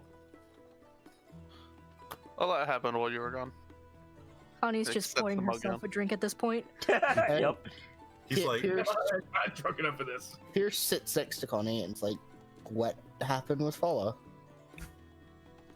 So, we didn't actually end up discussing the thing I need to. Okay, so Fala sent us to Avi. Avi said if he sits in the temple waters at the Temple of Eldath during the thing, he should be okay, and that'll buy us time to find a cure.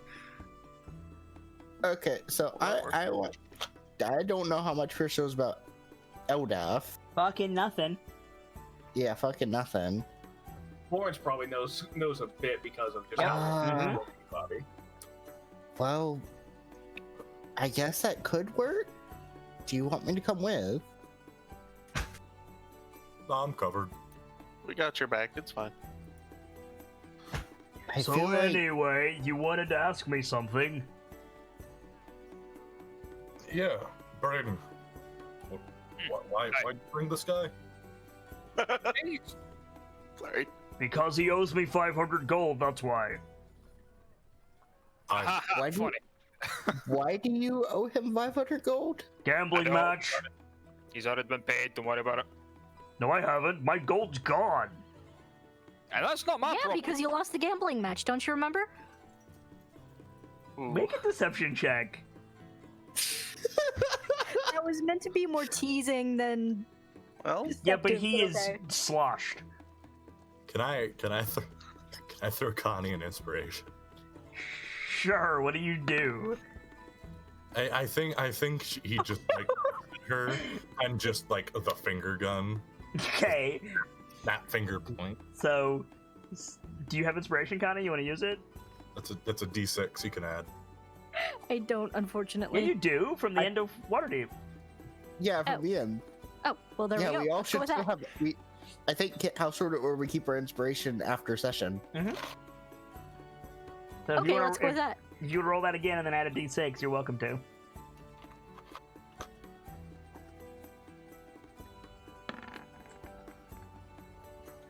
Oh, we have some really polarizing rolls tonight. Yeah, you do. So Laird squints at you, Connie. He goes, Can I? No. if- We played Liar's Dice, I was and gonna, Rayburn over here has a tell. What's his tell? His tusk twitch. how do you? Wait. you can twitch your tusks. Are you sure that was with us? Are you sure you weren't thinking of the wrong game? I don't have a lot of. Wait. Who are you? Yeah, I don't think you've played gambling with us tonight. We've sang some songs, but not gambling. Well, so much for that one. Well, in that case, break out the dice. God, you brought an idiot. I am not an idiot. You're drunk. Wait. You're not an idiot. I'm drunk. Wait. I think we both are. Yeah. Neither of that us are idiots. We're all drunk. Wait. No, you're right. That works. No, Nope, I'm pretty sure the short one's an idiot. I mean, Hey, debatable. I'm smarter than you are. He's not an idiot. He's a wizard. I don't know, Pierce. He might Oh, be- he's a wizard. Wait,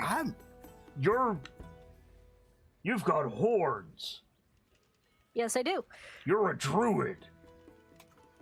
Yes, actually. How'd you know? Because you have horns. What? She makes a face, but she just kind of runs with it. What clan are you with, druid? Clan Nightlight. Yeah. Clan KnightLite. I was making a joke. Oh, you're a sleep druid. What? Wait, that's an actual thing? Stop Oh, no. casting that. He falls over. Lauren just Oh, looks on the table, looks down at him. Oh shit! We gotta haul his ass up to a room, don't we? Yeah. I think Yeah. Salt should handle that. Me. I have to haul his ass upstairs. I can. I can. Damn well know When you you can do get him up there, why don't you join us, Salcom?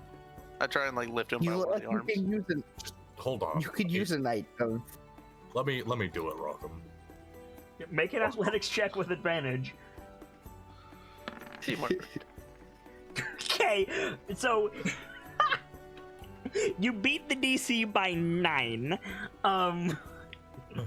So you all watch as Sogum just goes, "Let me do it, Rockham." Grabs him around the waist, hauls him up one-handed, throws him over his shoulder in a shepherd's carry, and just stands up to his full height. Nice. Just a Jesus. Pretty badass. Brendan with a bewildered look, just okay. And just Thank the belt.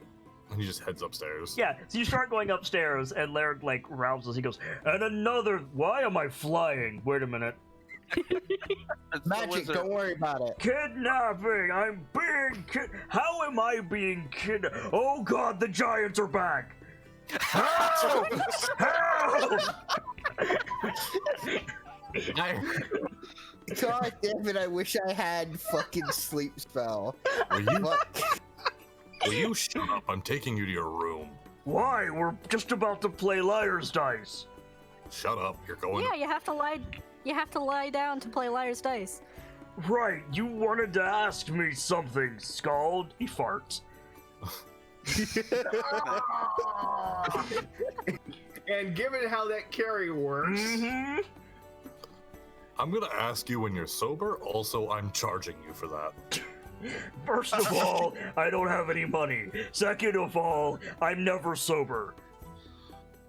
we'll run you a tab. We'll start a tab. You can work it off. Oh hell, a tab. Another round of dwarven ale, barkeep. On it. No. aye, a round for us. Rockham, I mean, if he can't drink it, the rest of us You will. lug him the rest of the way They're up the upstairs. stairs, right? Yeah. Rockham, mhm. Yeah, I say on it. I don't move. Rockham, if you touch even one more fucking mug, I'm gonna throw you. Where's my mug? I Where's know my there's an empty mug here drink? somewhere. Oh boy. You take him upstairs, throw him down on a bed, slam the door. Connie Not pours herself a second drink. Shatter the locking mechanisms. Uh-huh. Those locks are gonna be broken tomorrow. You're fucking. Probably. You better be glad we have what we have been doing. I love the idea that you like throw him on the bed, walk out, shut the door. You take 2 steps down the hallway, you hear a loud crash from that room, and Sogum just goes and continues downstairs. It's More tomorrow, Long Sogum's suffering problem. time. That is tomorrow Sogum's problem, yes. Just heading downstairs. I'll deal with it later. I'll deal with it later. I'll deal with it fucking later. Carol comes out from behind the bar. I thought you said Carol couldn't fit behind the bar. I did. Carol hid behind the bar to get away from the bullshit. Probably jump over the bar to get over there, yeah. All right. No. All right. So how many of you are actually gonna pay for the drinks you just had? Because those can't be free. We don't have enough. We don't have consistent enough business yet. I just pull like 5 gold out and throw it on As the table. Relay steps out from behind the stairs, bouncing a coin pouch in her hand. I think your guest can cover it. I figured. Oh my fucking god! It's me. How did I know?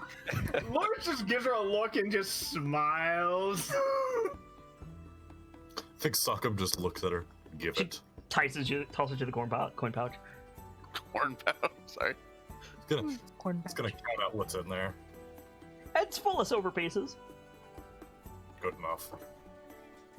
Toss it to whatever they use to store the cash people pay with. It's a lockbox. So what's this about you being a chieftain, Rockham?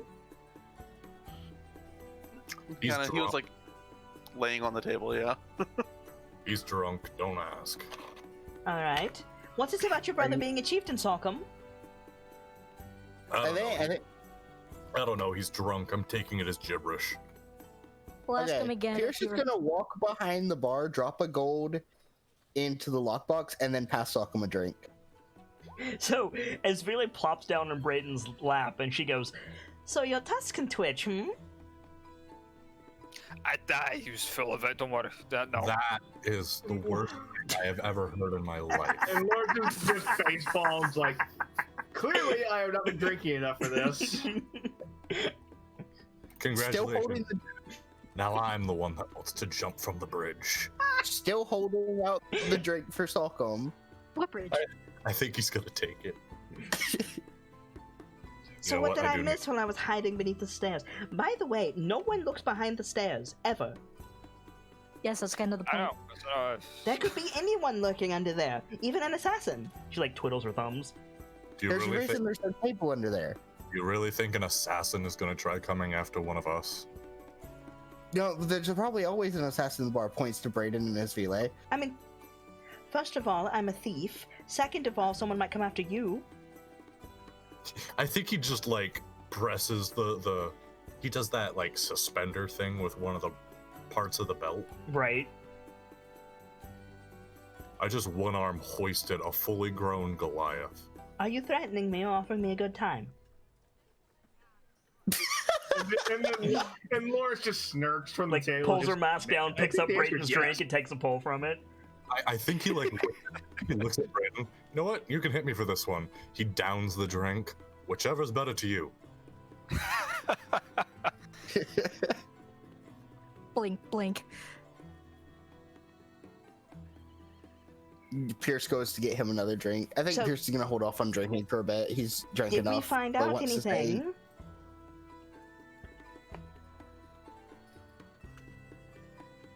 What did you say? Did we find out anything? Yeah, apparently those green werewolves are a thing, and like puts down the fucking hand. That is disgusting. fuck. Where did you get that? Off of him. Ugh. Apparently he managed to cut it off the other What was, one. And what was it in his you're pants, responsible. Brayden? I Lawrence is a searched little him. ill. I think Brayden pulls that thing out and Sokkum is not gonna fucking look at it. Just wait. Please, Sokkum, I will give you my inspiration. If you freak out and fall out of your chair backwards. He's not sitting. He's standing behind the bar. Oh, that's Falls on his ass. He's doing his job. Yeah. No, but seriously, where was he keeping that? I searched him. When did you have time to search him? Don't ask questions you don't want the answers to, Percival.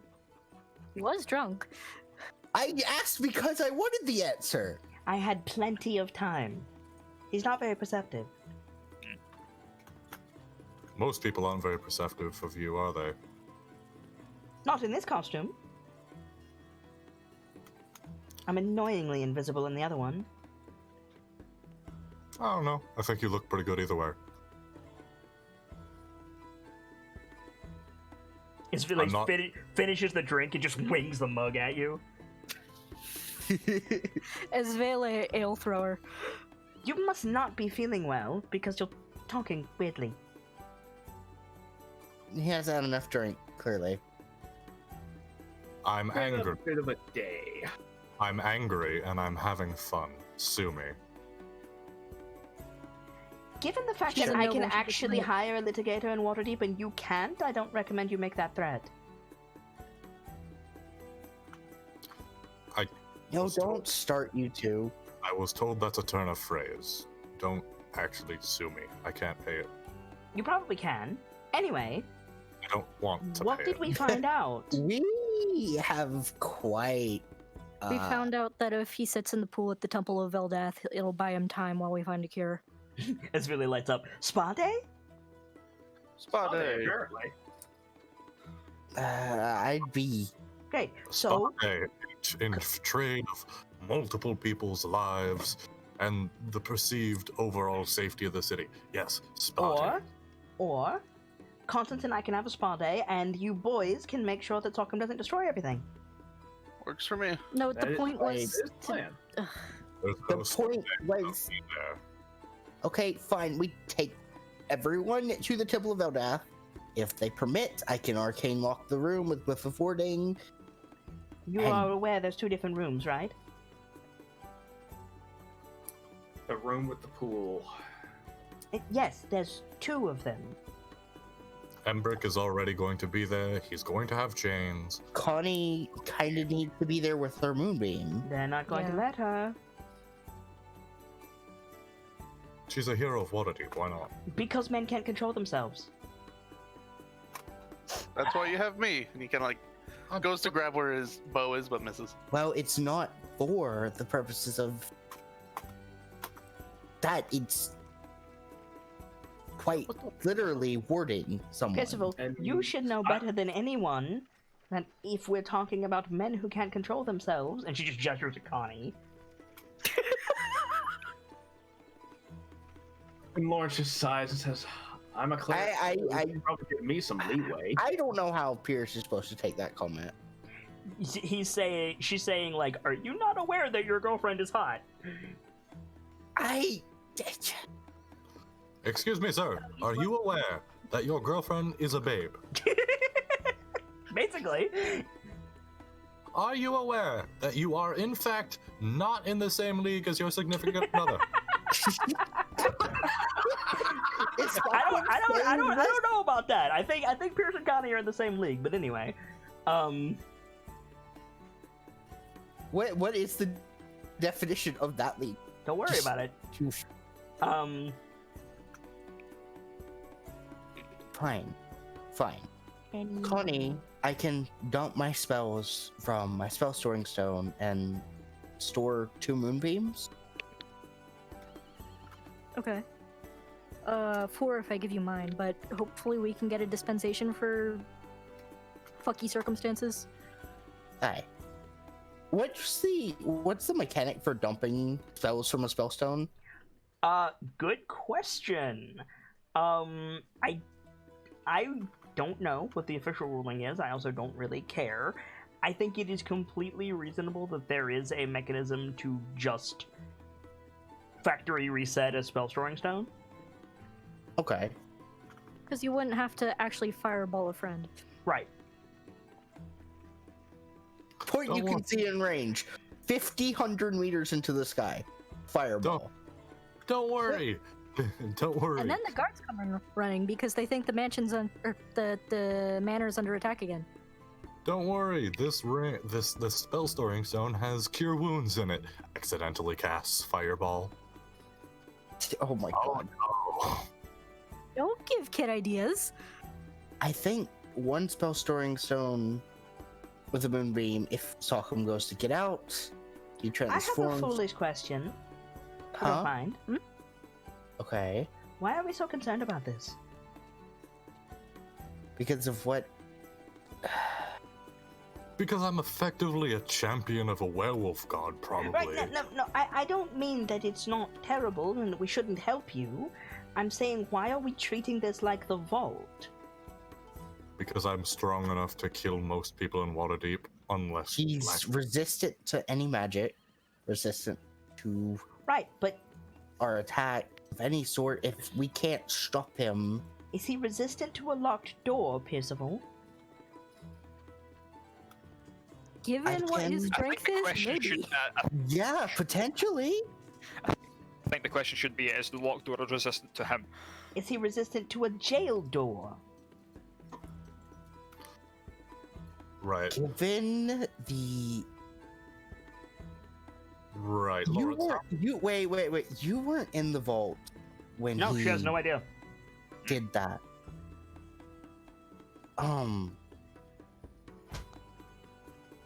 Let's just say when he transformed into that thing, did he get bigger still? Yes? He got even bigger than when he regularly rages. Alright, novel idea. Lock him in the vault. That is, oh my god! That's mean. I like that. idea.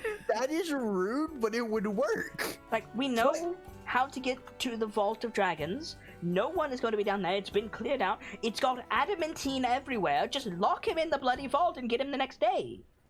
Out of character, I wouldn't be surprised if they turned it into a Okay. tourist location. While that would work, it's gonna suck for Sockham. It's going to suck for him regardless. The Temple of Eldath is the best way. Yes, but you're complaining about not getting to see your girlfriend. No, I don't think that's what he's complaining about. that's not what I was complaining about. Just Also, if he gets out of the pool at any point, he's going to transform and kill everyone in there. not if I moonbeam him and then shove him back in. Do you know that's going to work? It worked before, yes. But will it work if it's in the middle of a full moon?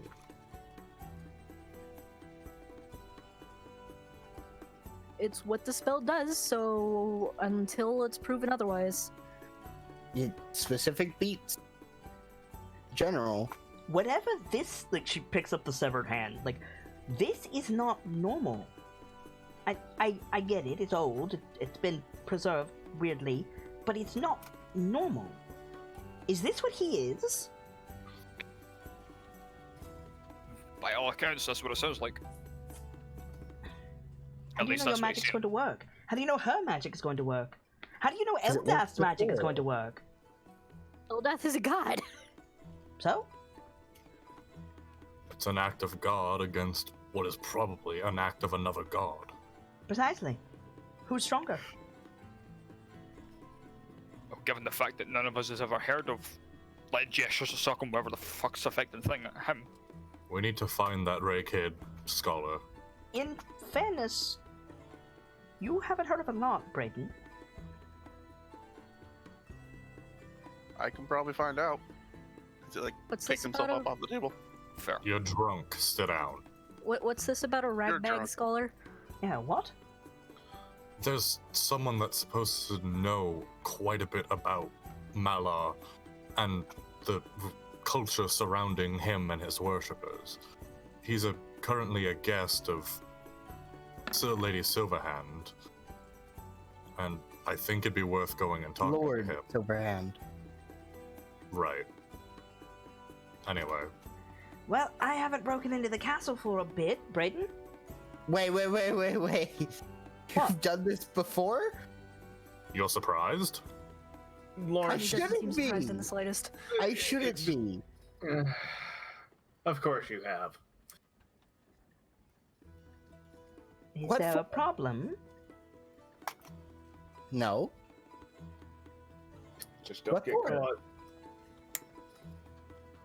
Brayden, when was the last time you broke into the castle? What castle? Castle Waterdeep. I haven't. Braden, what? Right. He's face first into his drink. He is No, not studying he's the not face conversation. first into his drink because it's really finished it. Yeah.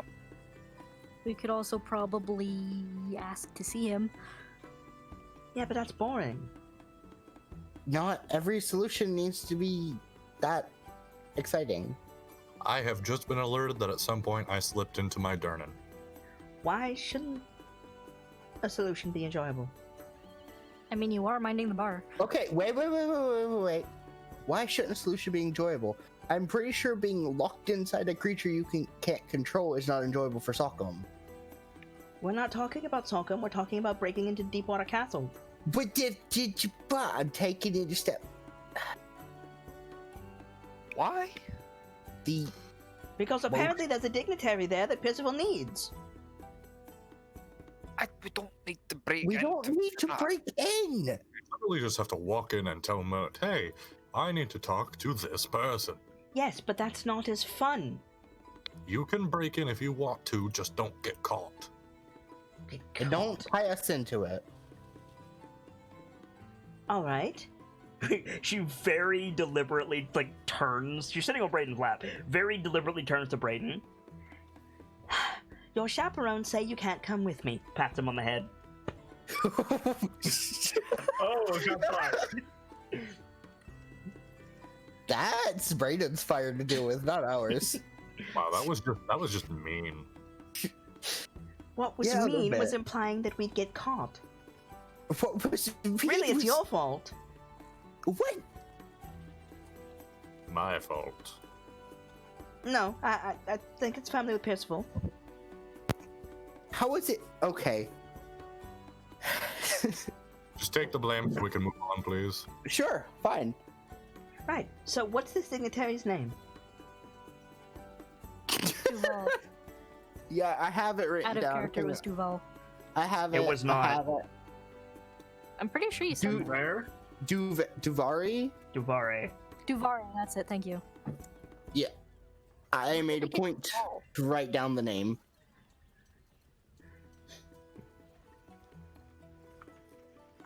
Fuck. Not a name I know.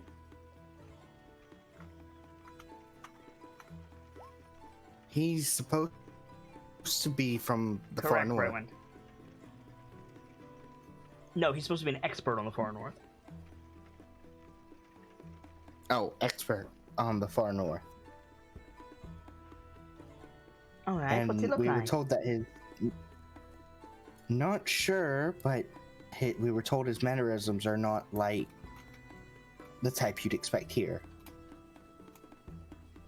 Whatever that means. Waterdeep's full of rude people as it is. Alright. You're right, but I take that to mean he's either an elf from Canamshan or one of those two. The only other thing that springs to mind is he's a bloody necromancer. What if he's a human and he's just a dick? You mean like Did most you of not us? just say unstandard for Waterdeep? He might be, I don't know, what's the word? Uncivilized would be the. Eccentric, maybe? Also, fuck you, Kit. What? I know What? what you said, but I know what I said. Uh-huh. Okay, so how do we best get in touch with a dignitary other than sneaking up on them? Go to Mert. Walk in the door, tell Mert, hey boss, I need to talk to someone. And hope that he'll forget that we can be refused. So you say, hey boss, I need to talk to someone. You hear the door open. Oh fuck. Work Everyone. Did you lock the main door? Serious question. No. No. Probably not. Cool. People So you coming and hear going. the door open. Sorry, we're not taking customers right now. Who precisely are you looking for? Oh, hi Mert. Speak of the devil. Mert walks in with Rainier. Rainier looks a little bit exasperated. He insisted. Speak of Asmodeus and he shall appear, apparently. Don't compare me to that bastard. I hear you got yourself infected with lycanthropy. Oh, technically I have been. Now I'm infected with god-like lycanthropy. What, you get into a fight with the Chosen of Malar? Chokes on drink. I'm trying to debate what kind of drunk Rockham is, if he's an honest drunk or Sleepy drunk, probably. not. Okay. We'll go. Apparently- I think Brain says something. Says no, but apparently their mum did. Yep. Alright, well, there we go. And now it's affecting him too. Right. So, what I need is a silver crossbow quarrel, and I can. And I'm joking, Sock'em. I'm joking, my boy. Oh my god. Okay. What? You want to drink while Why you're here? is everyone in this room looking depressed? Also, is that the Black Viper? As Philly goes, oh shit! Brick pulls her mask up real quick. Yep, Braden's girlfriend, unofficial member of the KnightLites. Nope, wait, official member. Forgot. I am going to pretend that I didn't see you, and you're going to let yourself out of the back, miss. On it. She's gone. Right, so, Mert sits down on 2 bar stools. Tell me everything. Explanation. Alright, one explanation later, SpongeBob title card. Exposition dump, go. Yeah, right. So, One very red-eyed Sockham a couple seconds later. Connie's pouring him a drink if no one hopped in. first things first, Sockham. Whatever your parentage doesn't define who you are. You're still a Harper, you're still a hero of Waterdeep, and you're still my agent. Do you understand? Yes, sir. Good. Now, about that silver crossbow core. I'm joking. Rainier, from behind Mert, Rainier mouths, he did this 9 times. You know, Lord Mayor, your sense of humor is exasperative, but oddly refreshing. As well, this room needs a bit of humor because it looks like a morgue, which is precisely what it will look like in 3 days' time if we don't get you help. Also, a joke, people. We were singing just fine before you showed up. What were you singing? Go on, give us a riff. It's because you're all Fuck. drunk. Yeah, let's hear it, Insert Pierce. drunken singing here. Oh, fuck. You want me to go get loud? You've stepped in it now, Percival, by all means. By all means. Fuck. I Start don't singing with sea shanty. even. Basically. I don't have a song off the top of my head that I can sing. Right, so back to yeah, business. I got nothing. Sockham, Mm-hmm. how would you like a nice tour of Waterdeep Harbor from a nice big vacant yacht?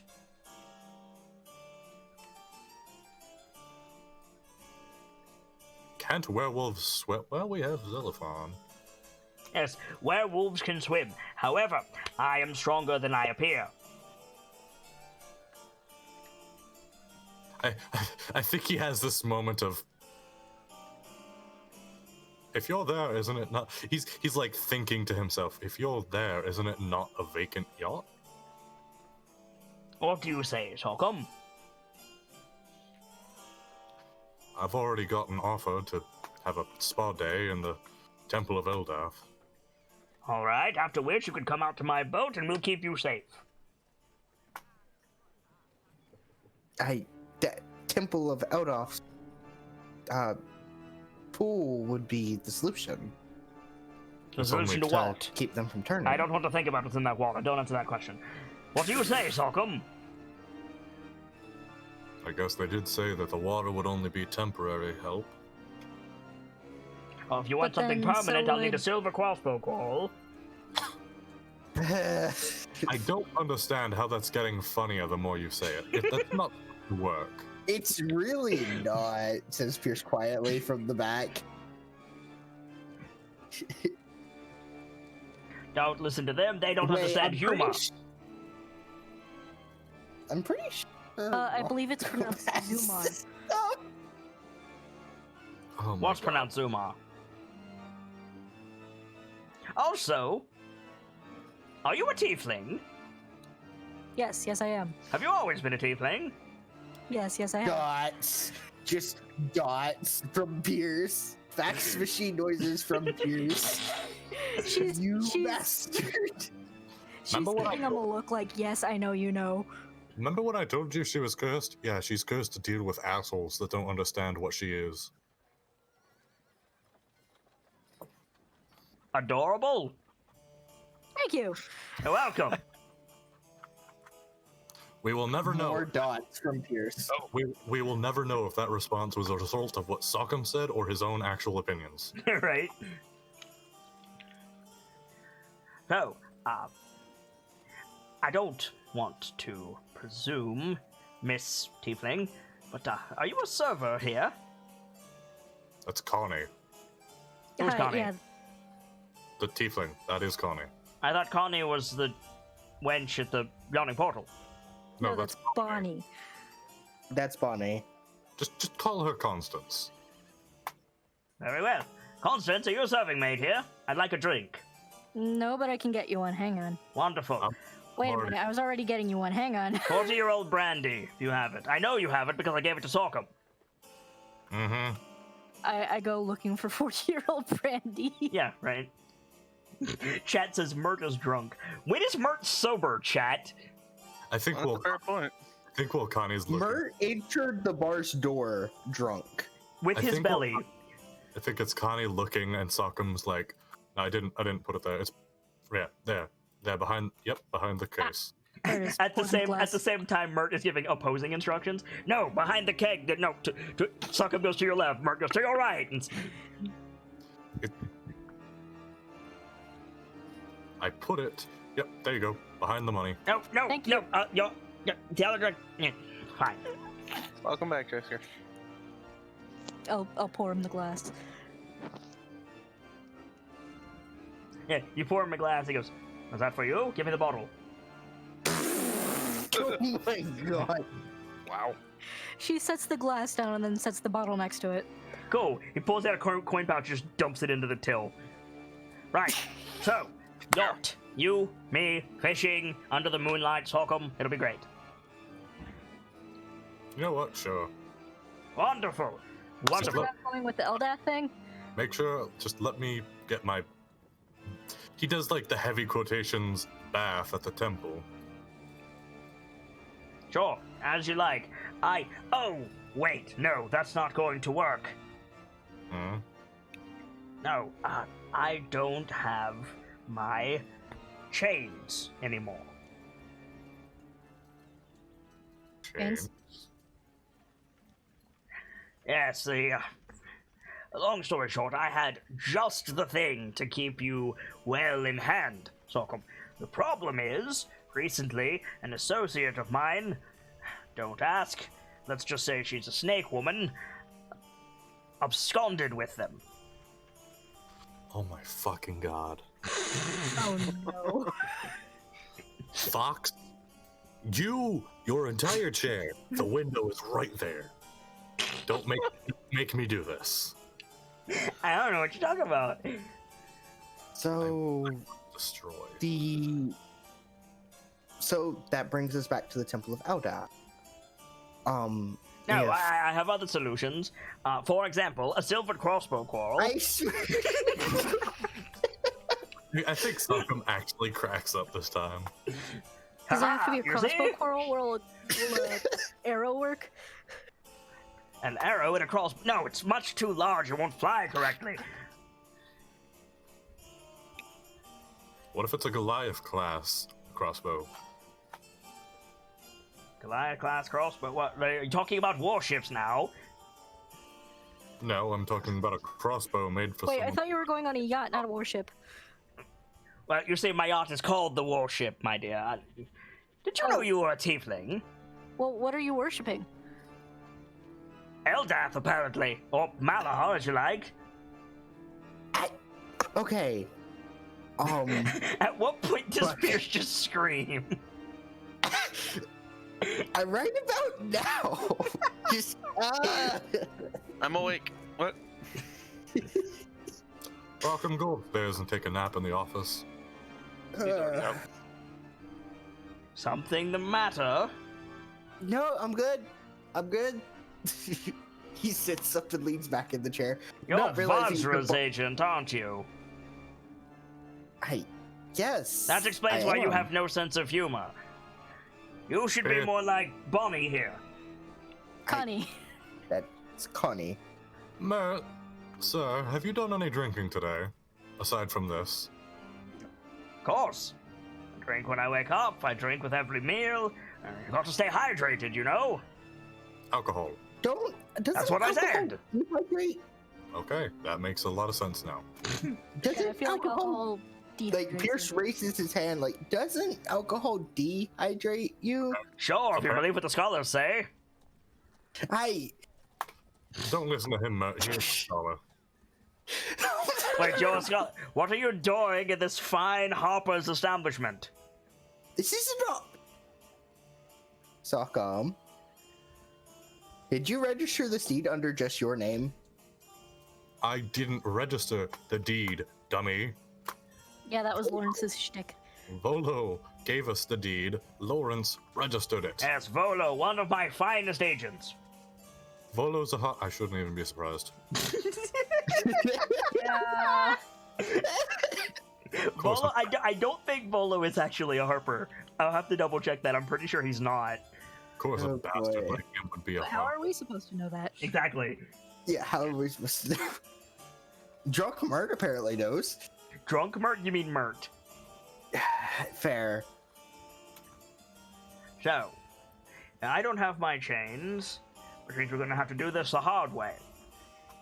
Arcane lock him in a pool of blessed water. I said the hard way.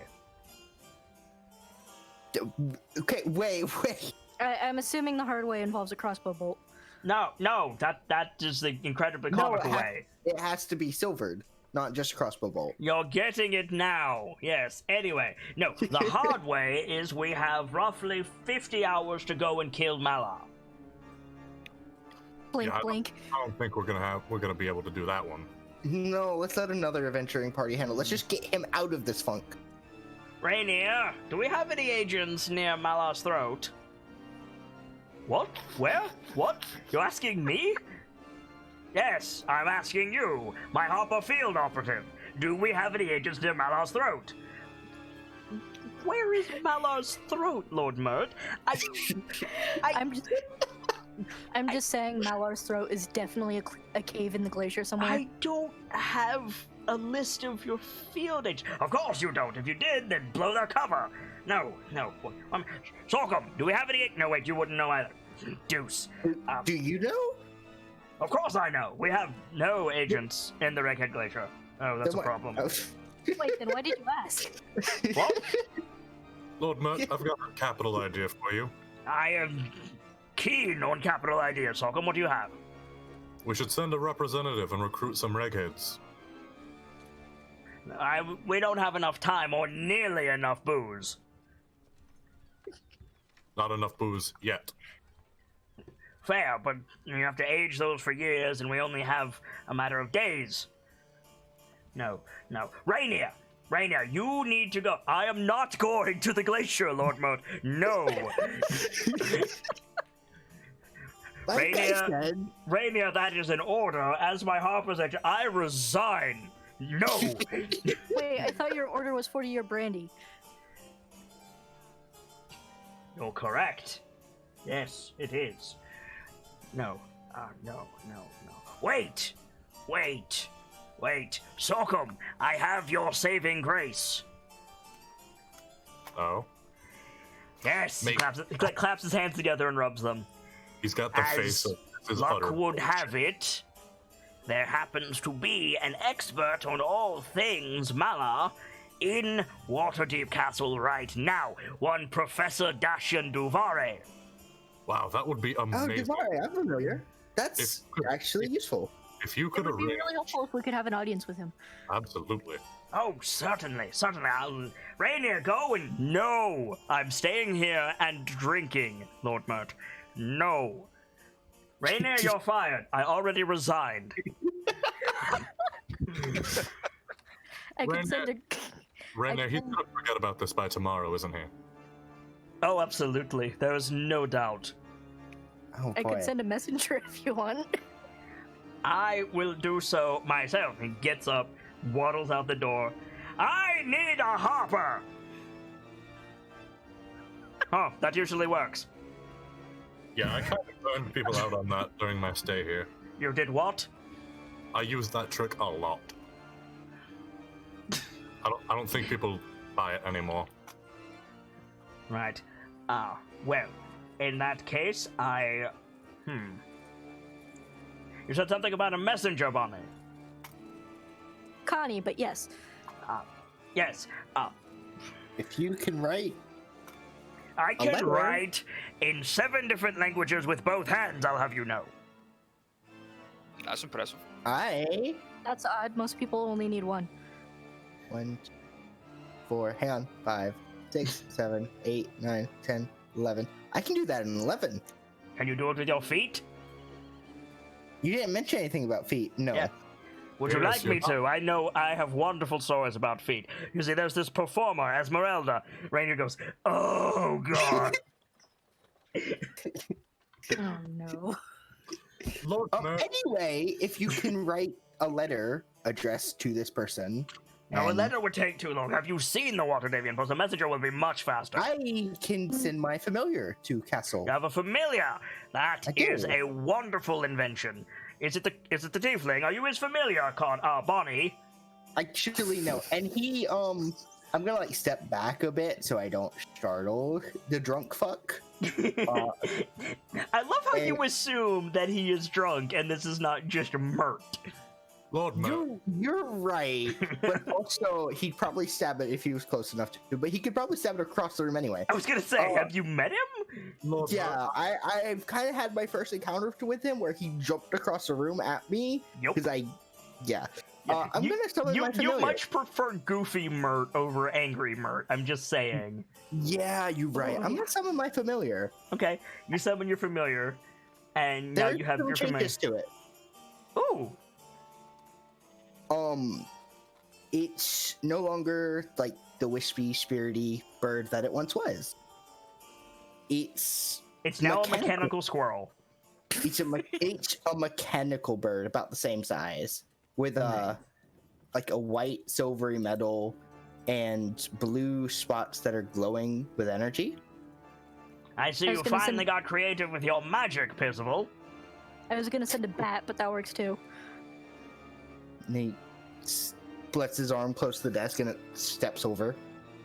I wanted something a little more interesting. Yes. Well, that's good. You finally are beginning to become entertaining. I thought after you nearly crushed yourself on a wheel of cheese that you would never bring me any joy. Hard to know that I was only partially correct. Lord Mert, I have stories that you would love about Percival. By all means. In the meantime, parchment. He pulls out a sheet of parchment and a well of ink. You have a quill? Small well of ink. And gets a quill. Here's one for you, Mert. There was a time when we were younger. Mert's writing on the parchment. Pierce tucked his robe into his pants because he couldn't keep up with us. Well, no one could keep up with you. You're a Goliath. Rockham I could don't keep know. up. I don't think he moves that quickly. I can definitely. Yes, but keep you're up. Lord Mert. You're the exception. Am I? What am I the exception to? People who can move faster than Sock. But I can move faster than Sock, so I'm not an exception to that, Bonnie. That's what I'm saying. You're the only one who can. I don't know. You Braden's rock. pretty fast. You shouldn't. true. Don't bring me into this. No. You shouldn't. Oh, you shouldn't question. Ye gods, I didn't see you there. Good. I'm doing my job correctly. Takes a drink. You shouldn't question the masked hog of Waterdeep like this. I kind of want to say, Braden, I bet you can't beat Mert in a race. So, I kinda okay, wanna say you that. question the masked hog of Waterdeep. Who are you calling the masked hog of Waterdeep? So Sockham like says that really quickly about Mert to Connie and just takes a slow sip, see what Mert Okay, does. so Mert's gonna roll insight. My God. What is insight based on? Whiz. Whiz. Okay, good, Yeah. perfect. Oh, God. Cool. So Mert goes, you can't use that, I've trademarked it. Should we use Bonzo's version? How about the open hog of? No, sorry, the masked lard. How about the masked lard? Pierce spits out the drink he just took a sip of. Also trademarked. Yes. I'm assuming you've already got trademark on Old Go to the Sea. Aye. Also, Lord of the Larpers. What's a larper? Is that a kind of fish? Oh, Yes. this is one I heard from someone on the street the other day. The bloated log of Waterdeep. Yes. No, that's actually a new one. Who told you that? I'll have to execute them. Oh shit. Honestly, I don't know. I just heard it while I was walking down the street the other day. Right, so I'll execute 1 people in 10 and I'll probably get him. How about you don't? Right, I have a letter to write. Keeps writing. Folds it up. Candle. Reaches behind Pierce, pulls out a flaming candle, drips wax on the letter, puts his signet ring on it, holds it out to Pierce, stops, holds it out to Connie. Hands it to Pierce. Hands it to the familiar. Familiar flies out the door. Do we have like the half open doors, or is it closed? Mert kept the door open. Okay, so it flies out the door. Threw the door open and left it. Yeah, and it flies to Castle Waterdeep. I'm assuming they have like a messenger thing. Do we? Sure. This is a question. Do we have an open sign? Yeah, it's been closed all day. If Mert's just gonna leave the fucking door open, Sockham's just gonna sigh, go turn it. Right. So, while that's happening, I did have another piece of business for you. Hmm? Oh. Yes. I heard through a grapevine that your brother... Where did he go? Welcome. Yo, what's up? He went upstairs. Wait. No, he's not- Rockham passed out at the and table for a sec. Sockham. Rockham and Sockham. Rockham and Sockham. That is clever! That is very clever. Yes. Thanks. What happened? Yes, I heard from a grapevine that you are now a dignitary. Allow me to welcome you officially to Waterdeep. Wait, Thanks. what? What? What? No, that was drunken shenanigans. He's not actually yet. I'm not? He's not? Looks at his empty cup, sets it back down. Wait a No. minute. Welcome. Are you Yeah. related to the new minister? I don't think I am. Not you, her. Maybe? It's her dad. Oh.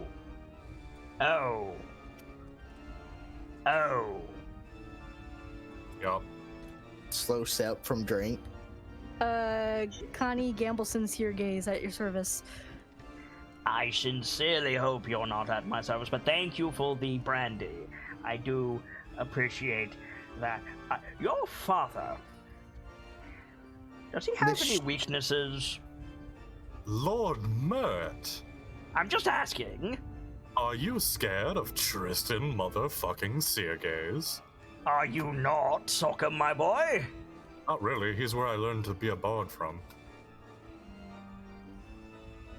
As well, who do you think taught him? I don't know. God. I don't have any idea. It certainly wasn't me. Oh, but seriously, does your father have any weaknesses? Alcohol, expensive food, women, men?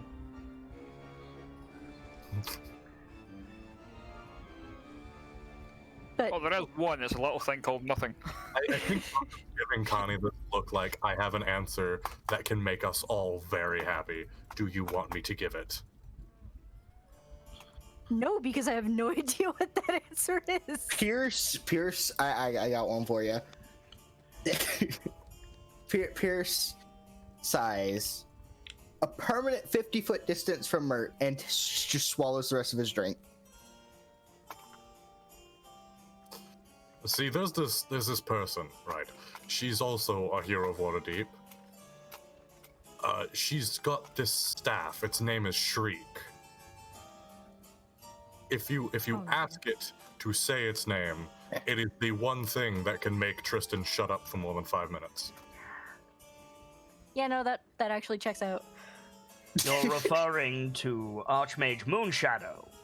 Correct. Moonshadow is a fucking awesome Forgotten Realms ass name. Correct. Pierce's childhood crush. Tristan's current one. I don't know. Fortunately, she's not in the city anymore.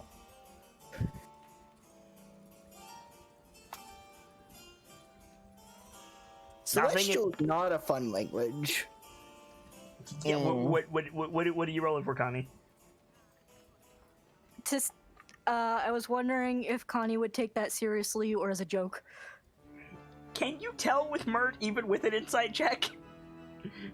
It was more for my decision making than narrative. Okay, fair. Well, Anywho, what was the question? what are Tristan's weaknesses?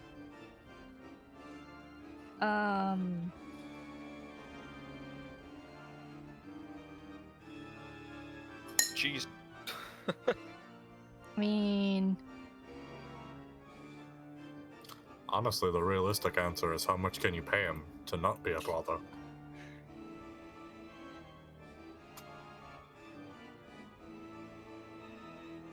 Right. Connie can think of several, but she doesn't want to answer that. I have a solution to make Mert not a problem. No, to make Tristan not a problem for you anymore. I'm listening. Stay 100 feet away from him at all times. I can't really do that when we're all called to order in the same room. I've got a realistic one for you, Lord Mert. Go on. Just pay him. I tried that. He said he's not interested in money. What kind of man isn't interested in money? I tell you what kind. Him. Alright. Here's an answer.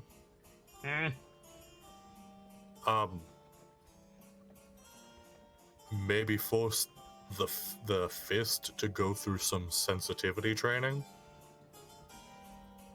They're dead. Well, yes, when they return, because they inevitably will. Certainly. They're parasites. I don't know. They have their uses. As murderers. Bad experience with him, Sockham. My family has. Connie just points to her face. They aren't exactly the friendliest people. There seems to be a story here. I want it from you, Sockham, sooner rather than later. Still, if you can think of something I can use against your father, I will pay you 100,000 gold. Noted. In the meantime, I think I'd best be off. I need to find a way to make certain that you do not cause trouble, Sockham. Yes. Good luck. Take a And sip. yeah, I think Mert waddles out, closes the door behind him, and Rainier, looks up. He goes, I am sorry. You should be. I can't really stop him. You should have known he was going to come. Really. Honestly, I thought he would think it was a joke. Pierce gets up to put his drink next to where, the sink. By the way, the bottle, Connie poured some into a cup for Mert, but the bottle is untouched. If anything, I think Connie's gonna pour herself some of that. Pierce goes to put his cup back. How much gold did Mert put in here anyway? Goes to check. The till is full. How much was in there to begin with? Fuck. There is currently 1,000 dragons in the till. Oh, wow. I put Whistle 1 appreciatively. gold. Didn't we just take money to the bank the other day? Yes. Pierce nods. Yeah. I don't want to make another trip there. That place sucks. I'll do it in my free time tomorrow. Sincerely, I am sorry about Lord Mert. I mean, we'll take his gold, but We'll take his gold. Yeah. And I think as expected you Rainier's to ask something apologizing like and you that. guys are cleaning up, I think we see the silhouette of a carriage pull up outside, and that's the last shot of the episode. oh fuck. God. Okay. Soccer has been cleaning this entire boy. time. This episode went by way too fast. It is also an hour long, so I know, it's awesome. Well, we did have an hour for intro. That was a That's very... true. It was 7 by the time we got done that. oof. Let's do some shout outs, guys. Sockham, start us off. Ladies and gentlemen, as always, I am Guy Gamzee, the bard in training, getting a little more experience with every single show. I do so hope you've enjoyed this first premiere episode of Tales of the KnightLites, Wolfsbane. I'm very tired, so I hope you all have enjoyed greatly, and have a fantastic night. Nightfall, give us a shout out, please. I am Nightfall the Kitsune. I do admin stuff around here. I played Pierce tonight. The next time you'll see me will probably be Thursday, as I play Killia Wolfwalker in that show. I'm going to bed now. Good night, Nightfall. Good Nightfall. Birch Mila, give us a shout out, please. Hey, I'm Rich Mila, aka Gracie. I do art and things for Kids channel, and I also love tabletops. So if you like either of those things, give me a poke. Bright Wind. Hi, I'm Brightwind Inc. I do character art sometimes. If you want to see that character art, you can go find me at Brightwind Inc. at DeviantArt, sometimes Facebook, Twitter, and Discord. Thanks for having me. See you next week. Delta, give us a shout out. Hey, I'm Delta, your resident Mad Scotsman. You can find me hanging about Kit's channel, doing mod stuff, playing games. And if you ever need a hand with something, give me a shout and I'll see if I can help. Trasker. Hey guys, Trasker here. You're super muted. What? Dealing with a power outage, Trasker. Oh. That'll do it. Yeah. Apparently some of the wiring went, so I gotta call maintenance. So I do mod stuff for Kit's channel, and I'm always hanging around the Discord. So if you need anything, say something soft and fluffy, I knit. And if you need budgeting help, I'm actually not a bad hand with money. So if you need any assistance in that regard, do feel free to let me know. Did I skip anyone? Don't think so. Cool. For my part, as always, I am the Sharp-Eyed Kitsune, the teller of tales and the weaver of mysteries, the Masked Bard. This is a channel that is devoted to lore and storytelling, world-building, role-playing, and discussions of those things. So, if that's to your fancy, you're in excellent company here, and I do hope that you enjoyed your time with us. I stream every single day that my health permits me to do so, and we're rolling with advantage in 2021 and beyond, which is 2 chances I get to give them stream. Tomorrow, I'll be back with Yakuza 3 in the afternoon, and then I am set to have a meeting in the evening. Hopefully I can talk to you guys more about what it is soon, but we really need to get the ball rolling on that stuff. So, I'll see you in the afternoon, and we can talk about stuff and play some Yakuza and have some fun. For now, I need to get out of here, but when I do, I'll be hosting someone. It's someone who I like, someone who I hope that you all will like, and can spread some of the love that was felt here today over on their channel. And check back here, because I'm always hosting someone, and you might find your new favorite streamer that way. For now, as ever, time to close the book on today, and leave you with these parting words. From myself and my keepers and those joining me on the stage this evening to all of you, the regulars, the followers, the newcomers, and the lurkers, whether you're just having a seat by the fire or you've got a running tab at the bar, remember, there's always more stories to tell. And hopefully, I'll see you all next time for more Tales of the KnightLites and a new chapter. Good night, you guys. Thank you so much for stopping by, and hope to see you again soon.